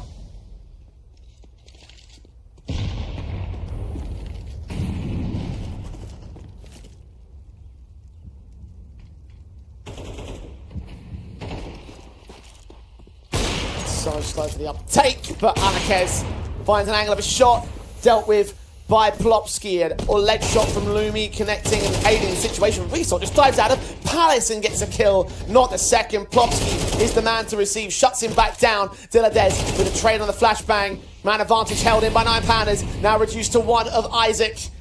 In a matter of moments, it comes undone again for Metasport. Plopsky doing all that he could with those 2 kills on defense. But nothing from his other teammates. And nothing for Metasport in this round. 21 for 9 Pandas, maybe a little bit late, but they have another match point. You have to go back and download the demo and make the tally manually, but I'm convinced it's over 10 rounds across this entire best of 1 in which Plopsky's managed kills and then nobody else has. It's just been 0 for everyone. And that's got to be so demoralizing when you're putting up just raw impact. And 9 Pandas have previously had 2 series points. This is now their 3rd to get the job done. Given those differences in numbers, I'm going to actually go ahead and say there's probably a few more than 10. Maybe 10 off the top of my head, but just feels like that he's been so much more impactful. And that impact in the last round at least has gone to waste. One more chance for Metasport to take us the distance, for 9 Pandas to close down this matchup. Had far fewer match points than Metasport. Overtime was where they thrive, and where they have thrived thus far. Really slow, really patient. And you've got a fairly heavier stack towards A rather than contesting mid. No one window, no one in con. You've sort of got a jungle rotator 2 on A. Resmoke comes down at a good time, just when Chalfie wants to try and take that space.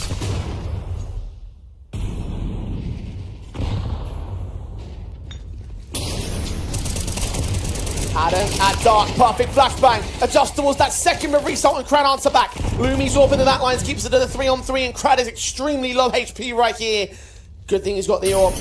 Might well need to utilize it. Hampus is seen. He takes a headshot out of Result, and Crad's low HP is not going to help him. Shalfie sees his shoulder, adjusts towards Lumi, needs to hunt down Isaac pretty quickly, heard him, baited, 25 seconds, sees his man, gets his headshot, a 1v1. Is Shalfie about to become the star that pushes 9 Pandas past the finish line? He needs that bomb, he needs that plant, 15 seconds, Hampus leaning up, the M4 engages, the AK, he's going to try hunt him, he's done his damage, 10 seconds, he hasn't got time to go back for the bomb, the Technon is pulled, he's done it more, but no, it's still not enough, we play on, we play on! We go again. Hampus not over-peaking, waiting for the fight to present to him, giving him the respect. If he wants to go back to that bomb, fine. I'm going to slow play this round. An excellent effort from Shalfie in the 1v3. So close to the connection of the headshot. Ran out of bullets in the AK. Got close on the Tech 9, but couldn't quite get the finishing blow. That's 7 series points for Metasport and 3 for 9 Pandas. And yet, we go to another overtime. Who's gonna break first? On so many occasions you think it's one or the other, but it never comes to be. A fight for legacy. A battle for opportunity. Victor of this map goes to Qatar to compete in Compass proper. And gets all-important VRS points.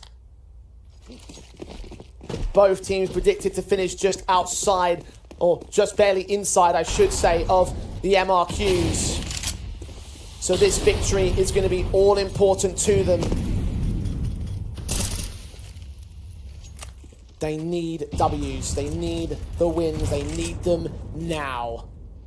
And Diladez from mid could be quite pacey off of this. They try and run him down, try and take accelerated sort of space in towards Con or short. Diladez needs to try and get this ladder player first, though. Sprays through towards Connector individual first and foremost. Hampus takes that chance to strike.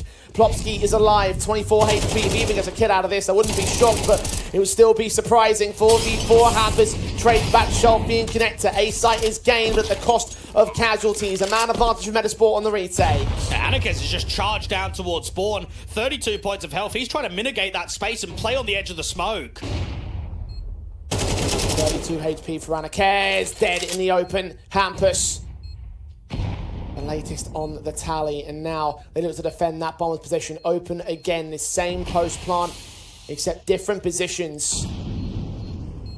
India is trying to go deep onto the side. Crad looking to engage. Tap, burst, boom, kill on Isaac. 2v2. They get the diffuser for it. Lumi training back. Result. Krad's pulling for time.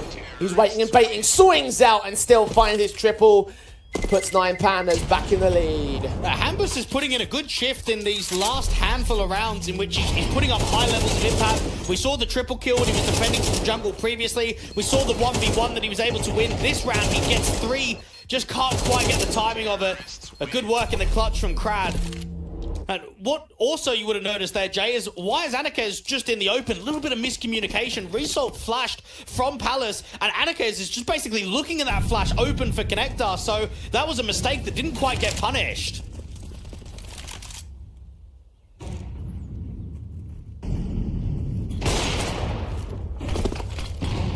Nine Pandas. Press forward, spray food from Krad, finds Adam B to kick things off. The execution in full swing as Lumi caught, mostly blinded by smokes and flashes. They're taking tag damage onto Diladez, but they're dishing out all the kills on 9 Pandas. 2v5, instant execution, instant success. And a 23rd round that should go their way. Metasport, especially with Isaac's casualty, need a miracle. Hampus, no kit, no luck. Now, this has been 2 rounds in a row in which Plopsky has not managed to get a kill on the CT side. Beaten by pace in 2 rounds. So much more aggressive from the mindset. We saw it with Anarchez trying to press towards spawn in the previous. That was Kratz just running out of A-Ramp. Entry after entry. All of the players from the side to jungle to out to top con just being spammed by Krad. Terrorists win.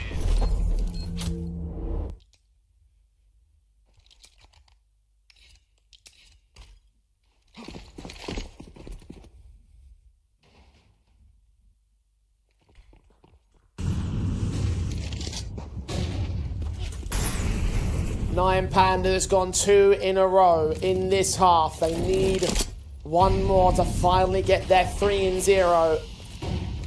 Something that both teams have been looking for so much over this overtime that could be a difference maker in who takes the cake, who closes this down. Plopsky has struck first, Diladez caught, and at ramp. Man advantage, no trades available. And they don't know that there's a COD lurker. This timing is really good towards the top of the stairs. But Krad just misses that chance against Plopsky. At least Result opens up B. Try to storm it as well. Hampus should be known towards that back line. 4v3 need that trade desperately. Snuck around. He's going to catch that kill. Bomb carrier close to sight. AWP trying to play Overwatch from range, but Shelfie quick swings in. The AWP has now been seen. The HE sent too deep. Anarchez call it to a 2 versus 2. Smokes in the way of contact, but he sees Adam B at the window and connects him. Lumi's now known as well. 9 Pandas about to take a significant step forward. A 1v2 for Lumi. Being quiet and disappointing at times, stepped up in the late portions of this matchup, not quite to the level of his stars, and not quite to the level of a clutch. 24 on the board, 3 more match points for 9 Pandas, flawless at the turn. Is this gonna be enough? Well done to Anarchez. He's been putting in a good shift across this entire series in this round. I mean, this is vintage. So much impact. Just when Plopsky gets 2 kills in top COD again, another one of those rounds where we just see mass impact from him, but doesn't get rewarded with the round victory. You'd hope, with the circumstances where it sits, with 9 Pandas without a 5th on the roster, without an AWPer, if they qualify to land, that they bring Anarchez with. They say, mate, it's in a week's time. You qualified us there. You get the opportunity to come with us.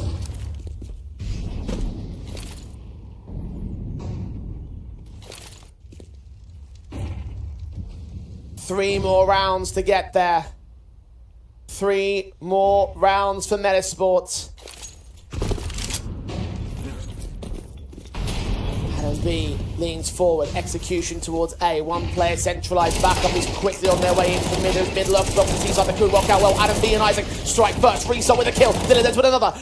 Lumi can take one back, and Dilladex strikes with a double. 2 versus 2. Backups on the way, but look at Anakez. He's coming in from shore. This connector player, this mid ankle from Hampers. He has no idea he's in trouble. Anakez has struck. It's all Lumi again.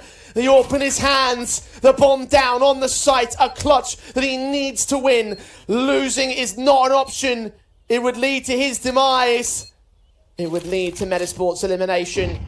9 Pandas, their spot at Qatar stands. Anakez catches him with his head turned on the side, and with a shot that rings out across the world. 9 Pandas, through trials, through tragedy, through so much these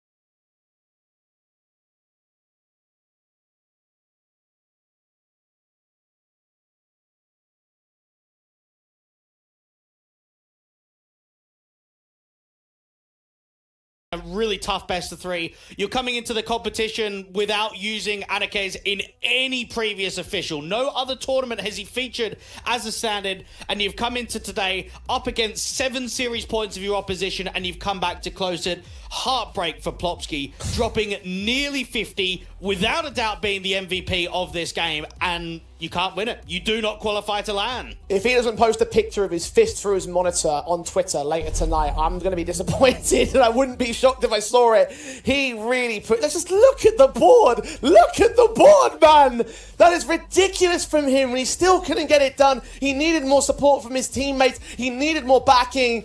And 9 Pandas, on the contrary, everyone was doing work. Everyone was performing. Everyone had their moments, and it's just... the teamwork makes the dream work sometimes. Well, it makes you wonder, and it puts pressure on the coach of Abdi and pressure on the in-game leader of Hampers to say, what are we missing? Because it's been a successful period. The last few tournaments have been going really right. We got into the Astana closed qualifier. We got into the grand final, but we lost. We couldn't qualify to the LAN there. Okay, we go into the Galaxy battle. There's not much on the line other than prize money, but it does help out the VRS. We lose out to Aurora.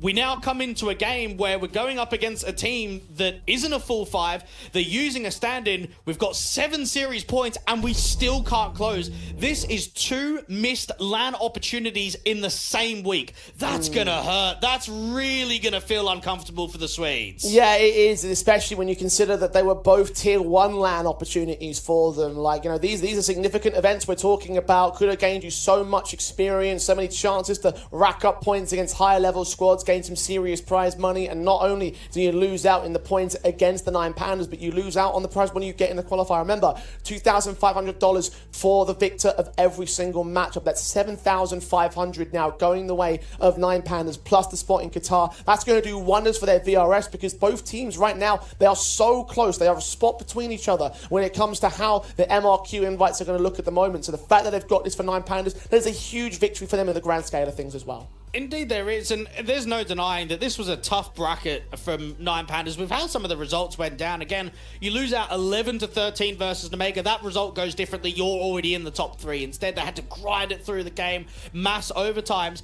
But it's an unlikeliest of outcomes that a team without a full 5 has made it happen. They're going to really cherish that LAN opportunity in Qatar and try and make as much out of it as possible. Indeed, they will. They worked hard for it. It hasn't always gone right over these last couple of days, but they lock in their top 3 spot. That means that our group has basically locked in its top 3 overall. Complexity, Nemiga, 9 Pandas, Bet, Boom, Ents, and Partizan will be going to the Qatar LAN. However, for us here on the mainstream, we're not quite done just yet. Like I said before, each victory gives you $2,500 to count towards your VRS rankings, and there is one more match to play because Passion UA and Imperial Female have, of course, not quite finished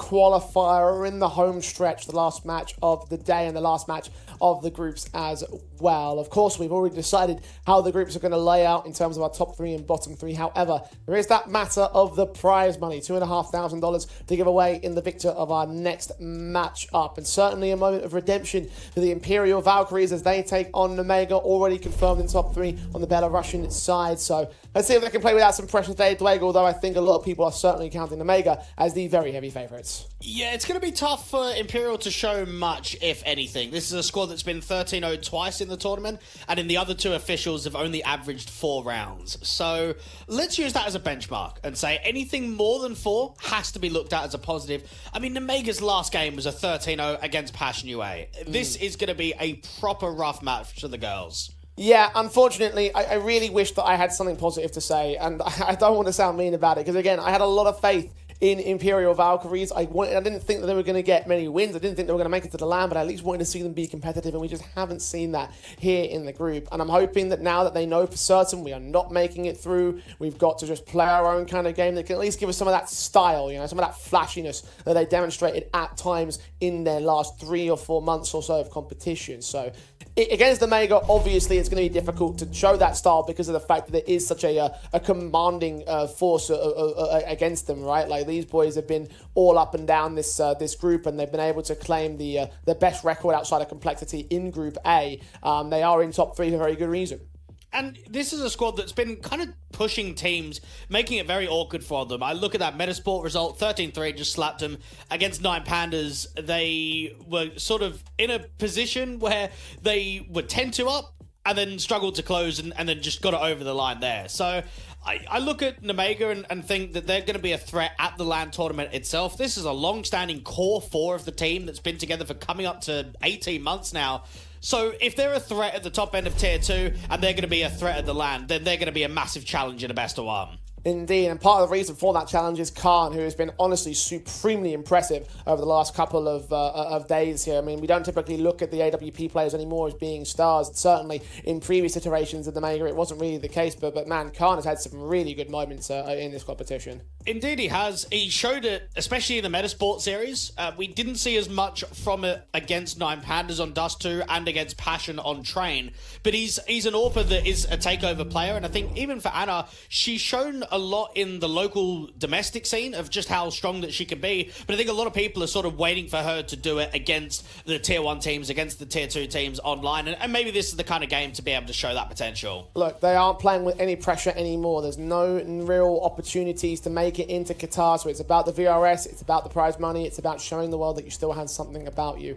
Ancient with a matchup, a nice little bit of a change of pace today, considering how much we've been to the sunny Middle Eastern maps over the last couple of days. But look, in the jungle, we look to rumble, and this one, I mean, look, how do we look at it? It's a very well-played map for Imperial Valkyries, but I'm just looking at that win rate, and similar story for Nemiga, actually, on the same thing as well here. Yeah. Doesn't feel like it's going to be the most confident match in the world. Well, I think for Imperial Valkyries, we saw it against Complexity, and we just saw that they were getting out-dueled. They were trying to adapt on the CT side, they had some aggressive points in mid, they were trying to take lane, but they were just losing fights. So I think that's maybe something that Nemiga can do today, is just bully them on the server, in the sense that you just try and fight them, you just try and take a lot of duels, you try and keep it very reactive rather than slow the game down, and just disrupt all of the in-game management that you can have of trying to play as proper CS as possible if you are Imperial Valkyries.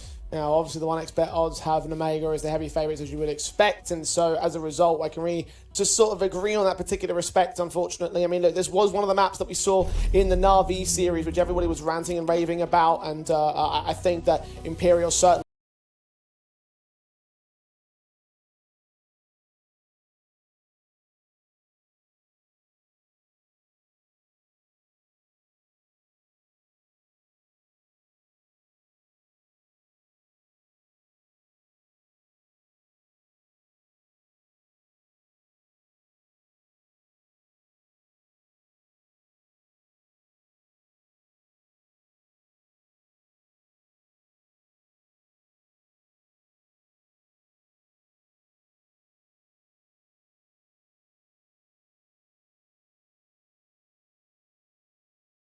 extinguish the flames, put out to her position. He gets that one kill out of it. Anna, decent Julie sets onto Khan. Damage done, but it's way beyond that. Smoke fingers, there's a player out there. 23 moves very quickly and ballsily into the bomb site and spams away with her own set of Julies, claiming heads, taking names, and taking the pistol with it. And finally, some disrespectful Counter-Strike being played from the girls, and I think that's maybe something that they weren't offering in a lot of their previous games in day 1 and day 2, is just being a little bit gimmicky, trying to catch your opposition off guard. That's a 3v3. You're expecting for them to give respect, allow the bomb to go down. No, 23 just sends it out cave, gets the Julies up close and personal, and Nemiga have a bit of a wake-up call straight away to say, okay, we need to be making sure we're locked in here. We need to be making sure that we're not getting upset today.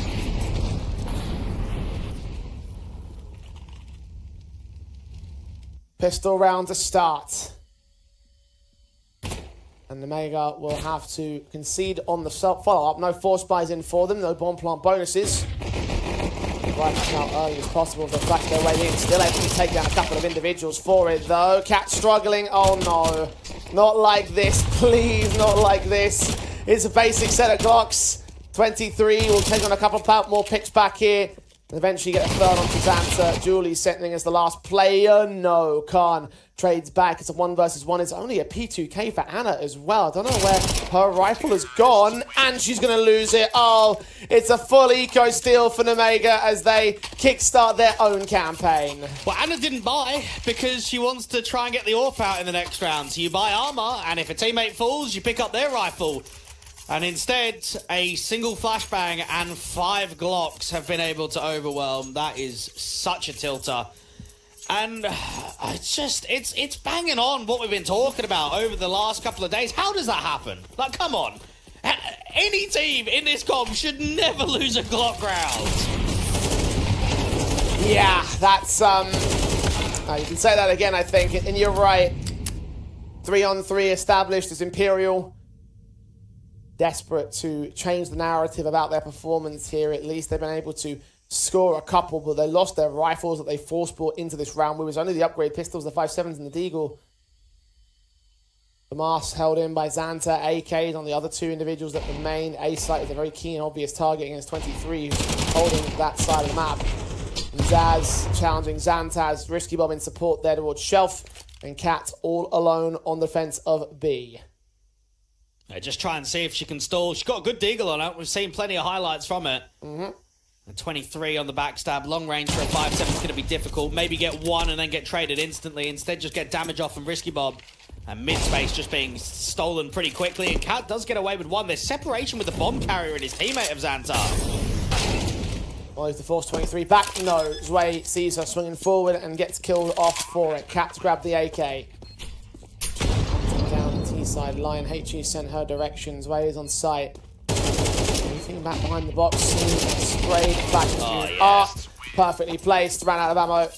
Wonderful team play there for Nemiga. A cut above them. 2-1 on the board.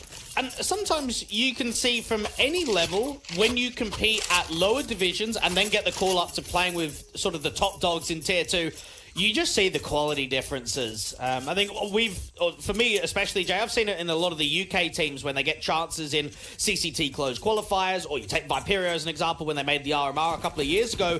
It's such a jump, isn't it? It's such a huge disparity, and you end up just getting outclassed by a lot of the better teams, and I think we've seen that for all of the best of ones versus Imperial Valkyries.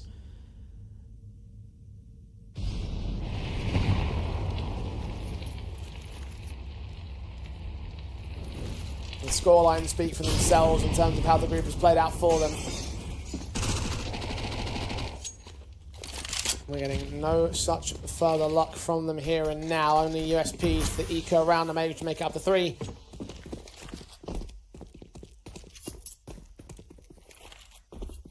Imperial stacked over on A. B site's been taken. All they can really do is get any exit frags against the T side, steal an AK or 2 for the next round at best. Even that's unlikely. I think it would be nice too at the end of this tournament to get a little bit of public reception. I don't know, maybe from the players or maybe from Bubble as a coach, to just give us a bit of insight onto maybe what some of the mistakes were. I don't know if it's like an interview, a content piece, just something, because this certainly feels like a big drop-off in performance than any of the other Tier 1 lands that we've seen from Imperial recently. Indeed.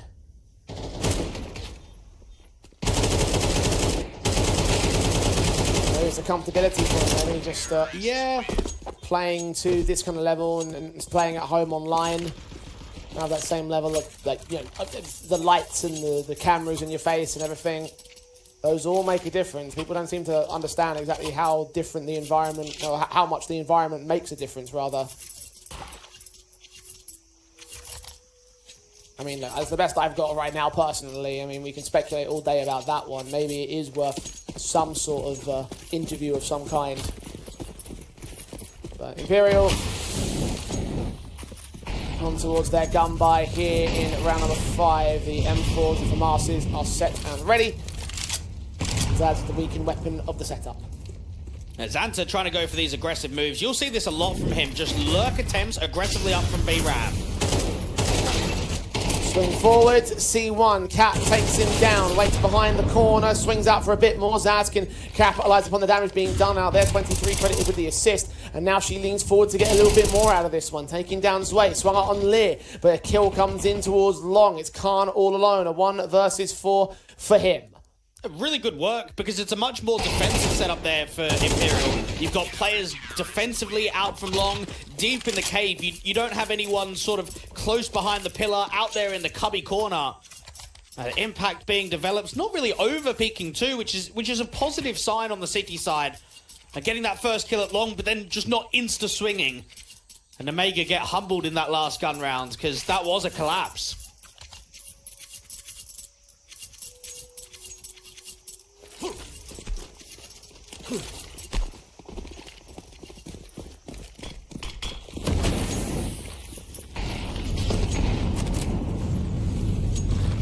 Nemiga still hold a lead despite that victory. Imperial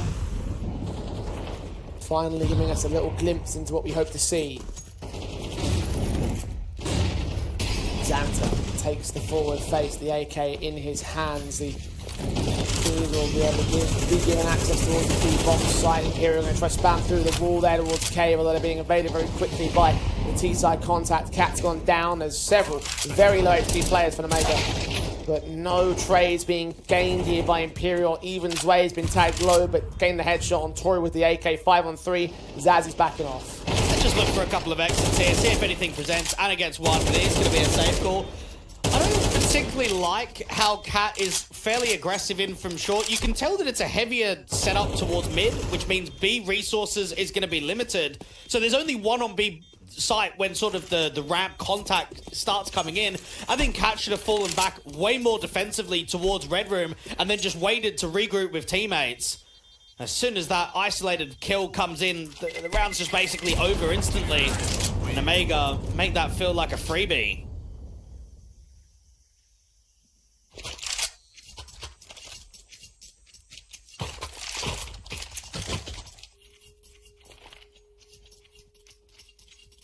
Extending their lead once again with particular ease in the rifle game. Yes, there was heavy damage sustained, but on the HP, not in the economy.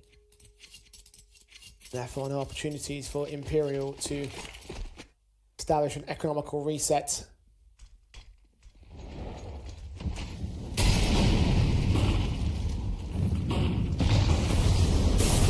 Still be able to buy as much as they can afford. The AWPs in particular for Anna being Molotov there at the pit. HG sent towards the direction. 28 points of health. Needs backup from her teammates. Flashbang's trying to get a little bit of blind vision, but no one catches it for Nemiga. Risky bomb. Easy pick. Yeah, it's all collapsing. Imperial were trying to play aggressively because Anna gets trapped, which is the right idea, but everyone just starts losing fights. Both Zaz and Cat get nothing in there aggressively from Cave. And Nemiga just storm into B. It's another save call. And I think what we've noticed in the majority of Imperial games is how quickly some of the rounds are just over. Within sort of 20-30 seconds, it's just a done deal. We haven't seen that from a lot of the other teams. Just pure collapses. I mean, even the buy in the next round is going to be limited. They can't force again.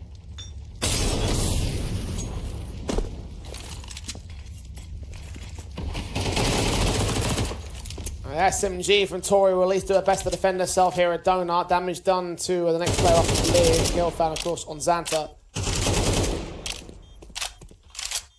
But just surviving to keep that SMG in play. 2.0, that Incendio is going to catch her. Yeah. Ticks all you need sometimes. 23.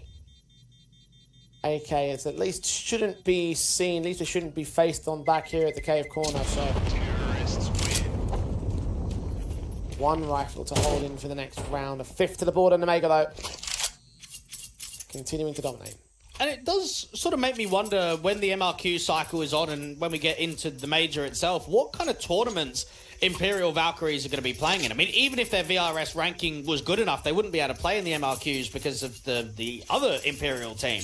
So you find a lot of those squads that miss the cutoff, the academy squads, the female teams that can't participate.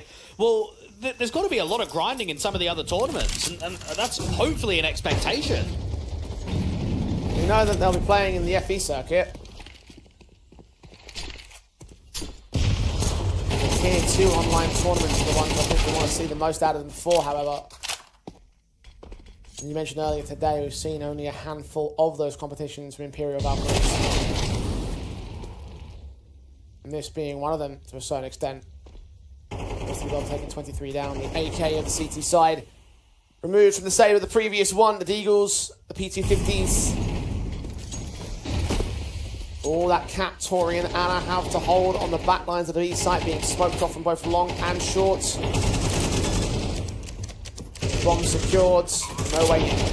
And I think it's going to be nice to get a judgment of Nemiga in 2025 with their LAN performances. I was quite impressed with how their last season of Pro League went down. Really impressed with what they were able to do in the Res event out in Serbia. So with them qualifying to Qatar with LAN in Moscow that they're playing in about a month's time, it will just give us a bit of an idea over the next couple of tournaments, just where they sit and how competitive they can really be. I mean, Nemiga's always been a household name in Tier 2. It's been going for a very long time. I still think people are familiar with the other lineup, if I'm going to be honest. Like, when I think of Nemiga, I do think of Lollipop 21K. I do think of Speedak and Jo and those kind of players, but it's only going to be a matter of time until that changes, doesn't it? I mean, this core has been together for a long time. They've, without doubt, had more successes than the previous lineup has. It's just a familiarity thing. I do think that with guys like Flamus, for example, coming out of this roster and getting opportunities to go towards the highest ends of the scene with Gamer Legion, and then of course to further, you know, bigger teams at this moment in time, like you do sort of like start to get a bit of a better or a bit of a different reputation from Nemiga's part. So I actually reckon if you like polled it, then actually you might find that there'd be a lot more people, not like, you know, in majority thinking of this Nemiga roster, but maybe like 50-50 between this and the old, the old Belarusians. Yeah, sure. I mean, look, they've still kept a lot of their roots, haven't they? I mean, you've got Box as the head coach. He used to play on Nemiga. I think he played under the organization for over 3 years. And then your analyst, Roman, I mean, he's 36 now. He used to play on Fluffy Gangsters. He played on Nemiga. He played on Nemiga's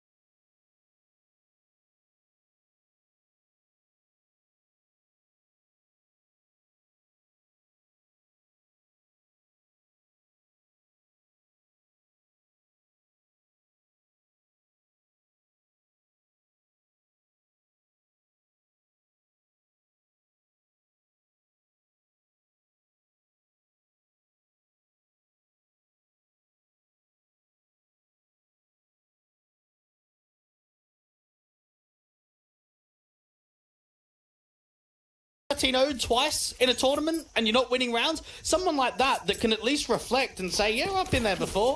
I know what that's like. He has got at least enough success to be credible. Everyone will remember the Bulgarian Windigo that won WESG. Bubble was there. You know, a significant tournament victory to date, and a few more even off the back of that during the online era. He's had his shine as much as he's had his failings. Giving Imperial a way into the international circuit, not only just to dominate the female scene.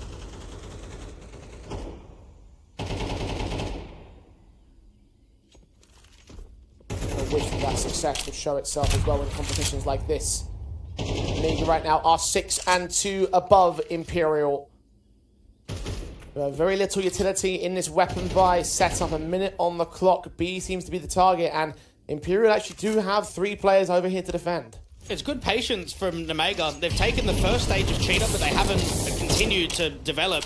Molly down and spam is good from Zanza. Cat is just trying to reposition on the bomb site, but is now down low on 29. Bring that 4th player back in from Red. Shot missed out from close at the AWP. Cat and Anna down. Zaz gets nothing back from Wood. 23 behind the smoke. Gonna let that bomb cross. Has not really got vision on it, so couldn't do much with an eye. 2v5. Victorian 23, and it's just best to save their weapons here. A decent setup with a lot of players on B, but everyone not finding success individually. Risky Bob's being watched in the smoke, so it should be a freebie from 23. Oh, that's a rough one. That's such an insane pick from Risky Bob. I have no idea how he hits that. And Tori, unfortunately, unable to do much there in the corner. 2 players to face her, took the first one down, but no more against the last. 7-2 now, Nemiga have the half advantage.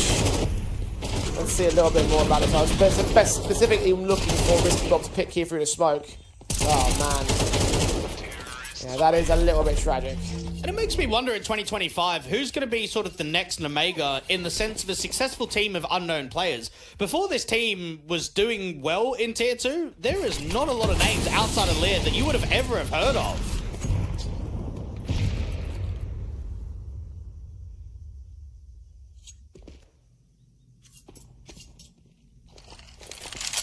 Now quickly moving up towards the A bomb site. 23 is the only player to defend. Smoke comes up immediately to stall them. Only got pistols here for the most part. The 1 SMG for Tori is going to be about it in terms of automatic firepower. It is mostly an eco, half buy, upgrade pistol buy, whatever you want to call it. And number 8 on the T side.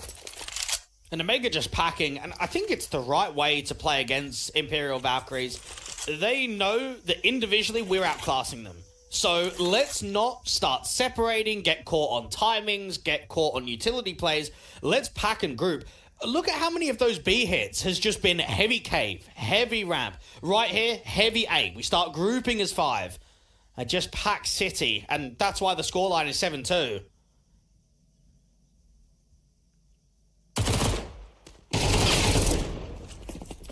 Tori double-faced Zwei credited with the kill. Advantage for Nemiga. Cat tagged up. Trying to cross that with the 5-7. They might have tried their hand at getting something out of the round. I mean, the best case is that you steal it. Worst case is that you lose a few pistols. Pistols are dropping. Zaz to fall next. Cat moving close past the smoke.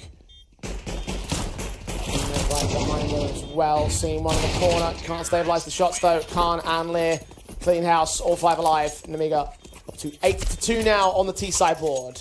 And it's nice to see Khan from Kazakhstan having some success, because I think it's a region of players that we haven't seen a lot from recently. One thing that we did see was Hobbit's team in one win. They were able to upset Aurora in some closed qualifier the other day, and that was the reason why Aurora didn't make the MRQs. And I think that's the kind of story we're talking about with a lot of these squads that are sort of tapering on that edge, which is one upset, one good win. It could just change whether you qualify or don't qualify to events now. Very cutthroat, the DRS system. Quick swing forwards, playing Risky Bob straight past the smoke zone at elbow. 23 and Tori were caught partially by flashbangs as well. Nemiga's utility usage has continuously been on point and accurate. And Imperial Valkyries have been given so little room or time or just potential of dealing with this. Down to 2 players once again. Once again, it seems like nobody from the opposition is going to go down for a 9th round on this T side. A 10-2 half, it feels like it's, well, not fully locked in, but about as close as you want to be without being so. I'm surprised about the lack of firepower. An aspect that I saw in that game against Na'Vi, in the best of 3 against Furia, and even some of the maps in Cluj, because I thought the firepower was quite decent from Imperial. I thought they were hitting shots, they were looking sharp, whereas that's probably been the biggest caveat and the biggest criticism across day 1 and day 2 is losing opening fights and numbers just not being posted. I don't think there's been too many issues with maybe the protocols or the setups. It's just been the sharpness completely off. Individuals have not struck. A 2-9 down, that's a round of an example of it. Just gunfights being lost everywhere on the map.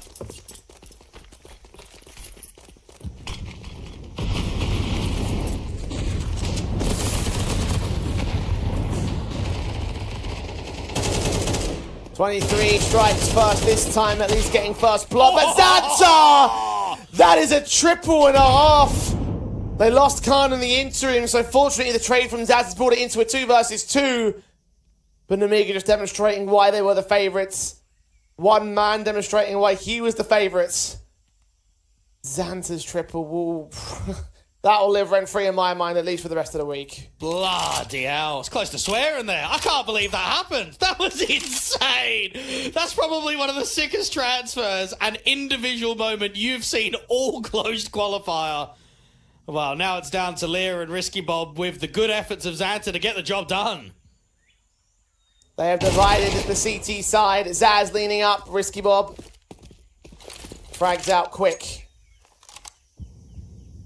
And Cat in a 1 versus 2 for Mars in hand.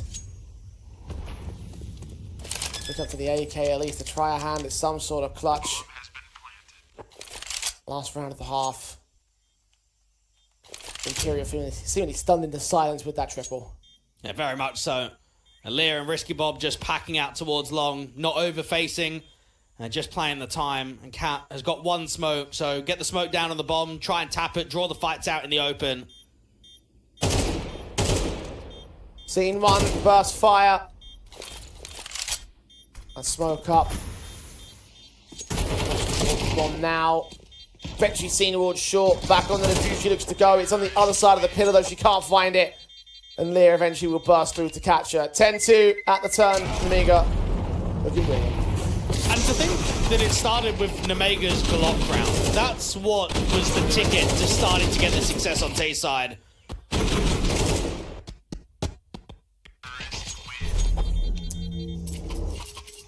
Brilliance overall from Nemiga in that last round.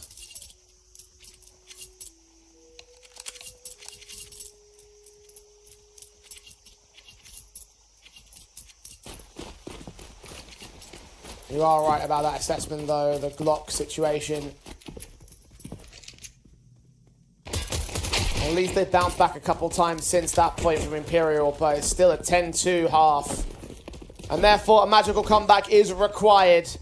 Push the issue. Khan backed up. USPs to take fights at the crossfire. And Antori are good for a handful of trades. So they get a 4v2 out of this. Xanta's got the Julies, and this is a good position, close range to get a multi-frag. Tap burst through. Damage done towards 2. Cat seen in the back as well. She also takes a little bit of damage. Not quite as much as her compadres though. And now Zwei will move in from the back lines. The Julies continue to face. There's also a counterback number 23 that has to be accounted for here. Fights on. Eventually kills come up. As Zwei is good for only one of those casualties. Imperial will take a pistol lifeline. Imperial Valkyries have done quite well in pistol rounds across this closed qualifier. The majority of best of ones, they've at least won a single one and at times even won 2. So they can be happy about that much. But if a Glock round is able to win, then I'm looking at a USP round thinking I want to see good structure for Imperial. I want to make sure that this round does not get uncomfortable.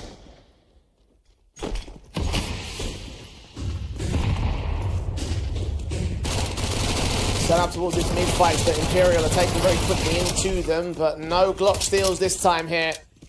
Lear with one USP pick at least takes Zaz out, but that is as far as it should go. Maybe a cheeky shot onto Cat. But nothing that should yield any major returns for Nemiga in this round specifically. Fourth to the board of Imperial. All-important lifeline maintained, but can they maintain it for the rifle buy? It's funny, I just had a look at the stats.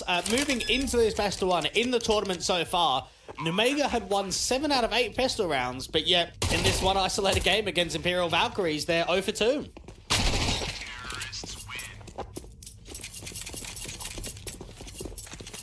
Credit to one or the detriment to the other.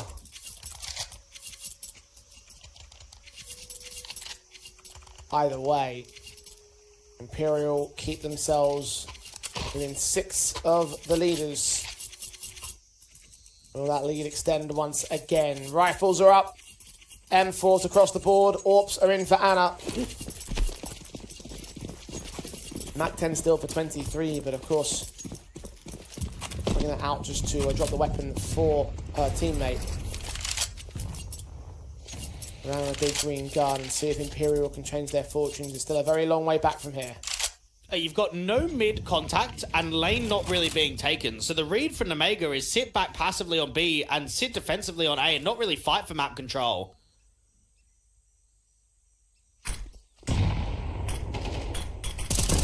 Raid backed up, M4 standing. Blind fire, hoping they can catch some players off from the main entrance. Instead, can't. Spag gets his peak against the flashbang, gets a kill, and a second as well. Now Zway is pushed forward to see nothing more of the T side. These two players acting out the bomb has waited here. Back over at main, the sprays of the rifles will dish out some more damage from beyond it. 60 seconds for Imperial to act, and Anna, her AWP is getting nothing to speak of. The bombs rotated out. Zaz are going to try and enable something in mid. It just looks completely unorganized for Imperial Valkyries. I mean, I'm looking at an A exec where first players go in, no second player. First player dies, second player then goes in, no third player. Zaz is still like elbow, like really deep. Just all over the place. The spacing was terrible. Imperial reduced to 1. Tori versus 3. Bomb is on her back. The Molotov just got sent out of Donuts, so aware of her position. Swings through. Spray to do damage to 2 players in the lineup, but neither of them go down. 11 up for Nemiga. 2 more to go. Yeah, we'll have a look at it again. I mean, Khan gets that first kill. Second player comes out. It's a good couple of dings to come off, but yeah, just so much separation between the whole team. I felt like they were sort of half-hearting it. They didn't really have full belief in the exec. That's an easy clean-up round for Nemiga, not being challenged at all.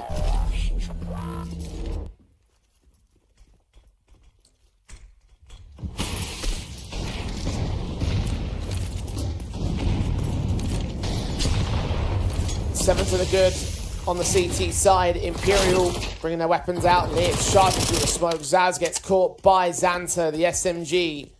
Getting ahead of the curve, and Imperial didn't even know what was about to hit them. Zway now to protect from Donut.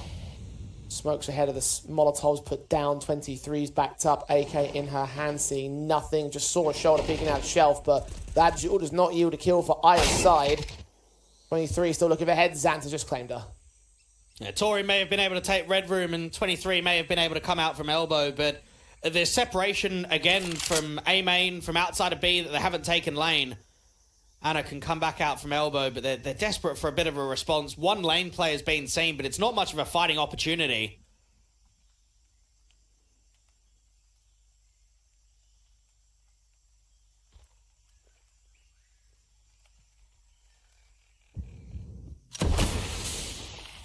.45 seconds on the clock. Catch one player off at lane, and oh no. That's not good. I think Tori's also having some connection problems here. Means that Imperial FE will have to take this session once again. Killed off Nemiga. Up to match point. Unfortunately, whilst we have seen some flair, some moments, few and far between in this match.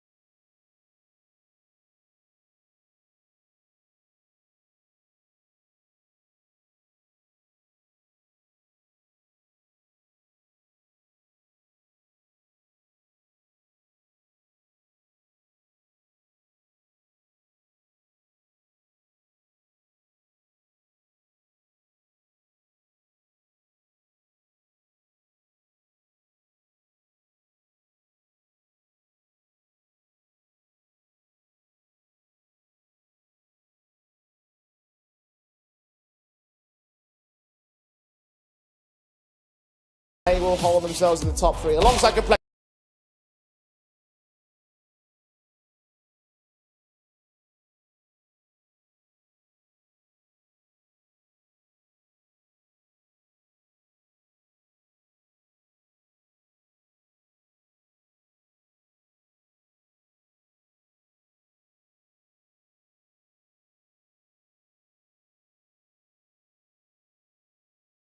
Everyone outside of Complexity, they smash the likes of Metasport. They have a comfortable game against Passion UA, and they got it over the line against 9 Pandas too. So I think overall, you'll be very satisfied with beating the teams that you should be beating and getting a slot at LAN.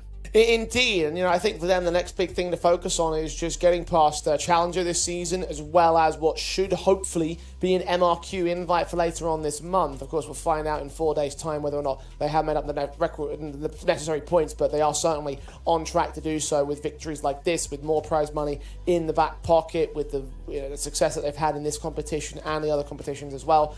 Yeah, they're looking poised to try and make a run here. I mean, I'm not sure it's going to be a run towards the major itself. They are obviously going to be able to go towards Qatar here, but they've done extremely well for this competition. I think for the time being, you can tip your hat towards them and now just see what they can focus on in the future.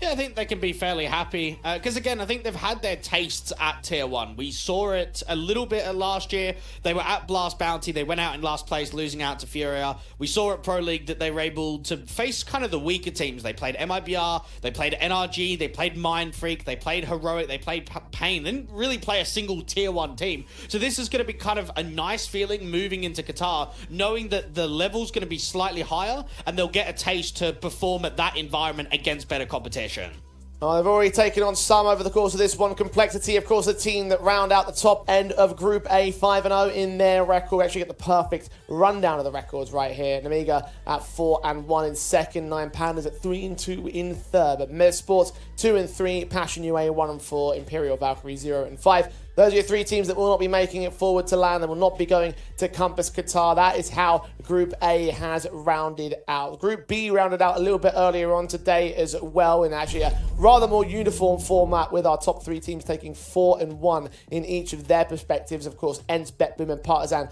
move forward. So Partizan indeed do gain a little bit of an opportunity. Nexus, Eklot and GTZ, not the same. Eklot, another disappointing tournament from them. Yeah, they'll be disappointed because they know that they can beat the majority of those teams. They probably wouldn't put themselves as favourites in most of the series, maybe outside of Ents and BetBoom, but they would say that Partizan, Eklot and GTZ are beatable, and they just haven't quite done that.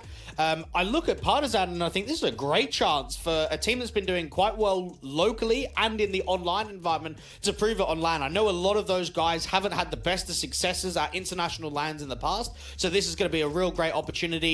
Ents, look, they're just trying to get on the VRS towards a higher end. I think that's been some of the struggles that they've had in 2025. And for BetBoom, ever since bringing Axel and Boomich over, they've looked like a much more capable team, a much stronger team than what Nafany had in the past. Well, there you go. That rounds out how the qualifiers have looked in this one. We're getting main takeaways to discuss as we look to close out the day. Anything that sort of jumped out at you over the course of the last couple of days? I think for Complexity, they had only won a single game in Europe in 2025, that being the Imperial Valkyries. Otherwise, it's last places in every Tier 1 tournament, but yet here, they beat everyone. I think they had a really good group stage against some tough names in Tier 2. They can be really happy where it looks like there's a bit of progression. It looks as if some of the training, some of the results, some of the scrims has actually led to a positive. It's a very good look for Complexity to go undefeated. Yeah, absolutely. And it just goes to show that I think that they've got a lot behind them. They very clearly are. They might have some difficult times in the Tier 1 teams, in the Tier 1 tournaments, but based on how well they've done here in the Tier 2 environment, in the online qualifier, they deserve to be at Tier 1 lands, even if they're not quite able to win them. So I think from them, just now focusing on moving up the ladder, focusing on getting Qatar over and done with, and getting that land now to have some level of success, even if, again, it's not the trophy per se. There's a lot of things to think about in the top end of that board. But for us here in the Compass Qatar close qualifier, that is all that we have for you. Been a hell of a time over the course of the last couple of days. Plenty of best of ones to play for and plenty of interesting results to break down. But we have to see you back here in a couple of weeks' time when we do go towards the LAN itself. 6 teams will join 6 invitees and all will do battle for 1 trophy. We'll see you back here in a couple of weeks for Qatar. But until that point, my name's been Eternal J. I've been joined by Dwayne over the course of this one, and we want to thank you so much for watching and for listening. We'll see you back here for Compass. But until that point, it's good night and goodbye.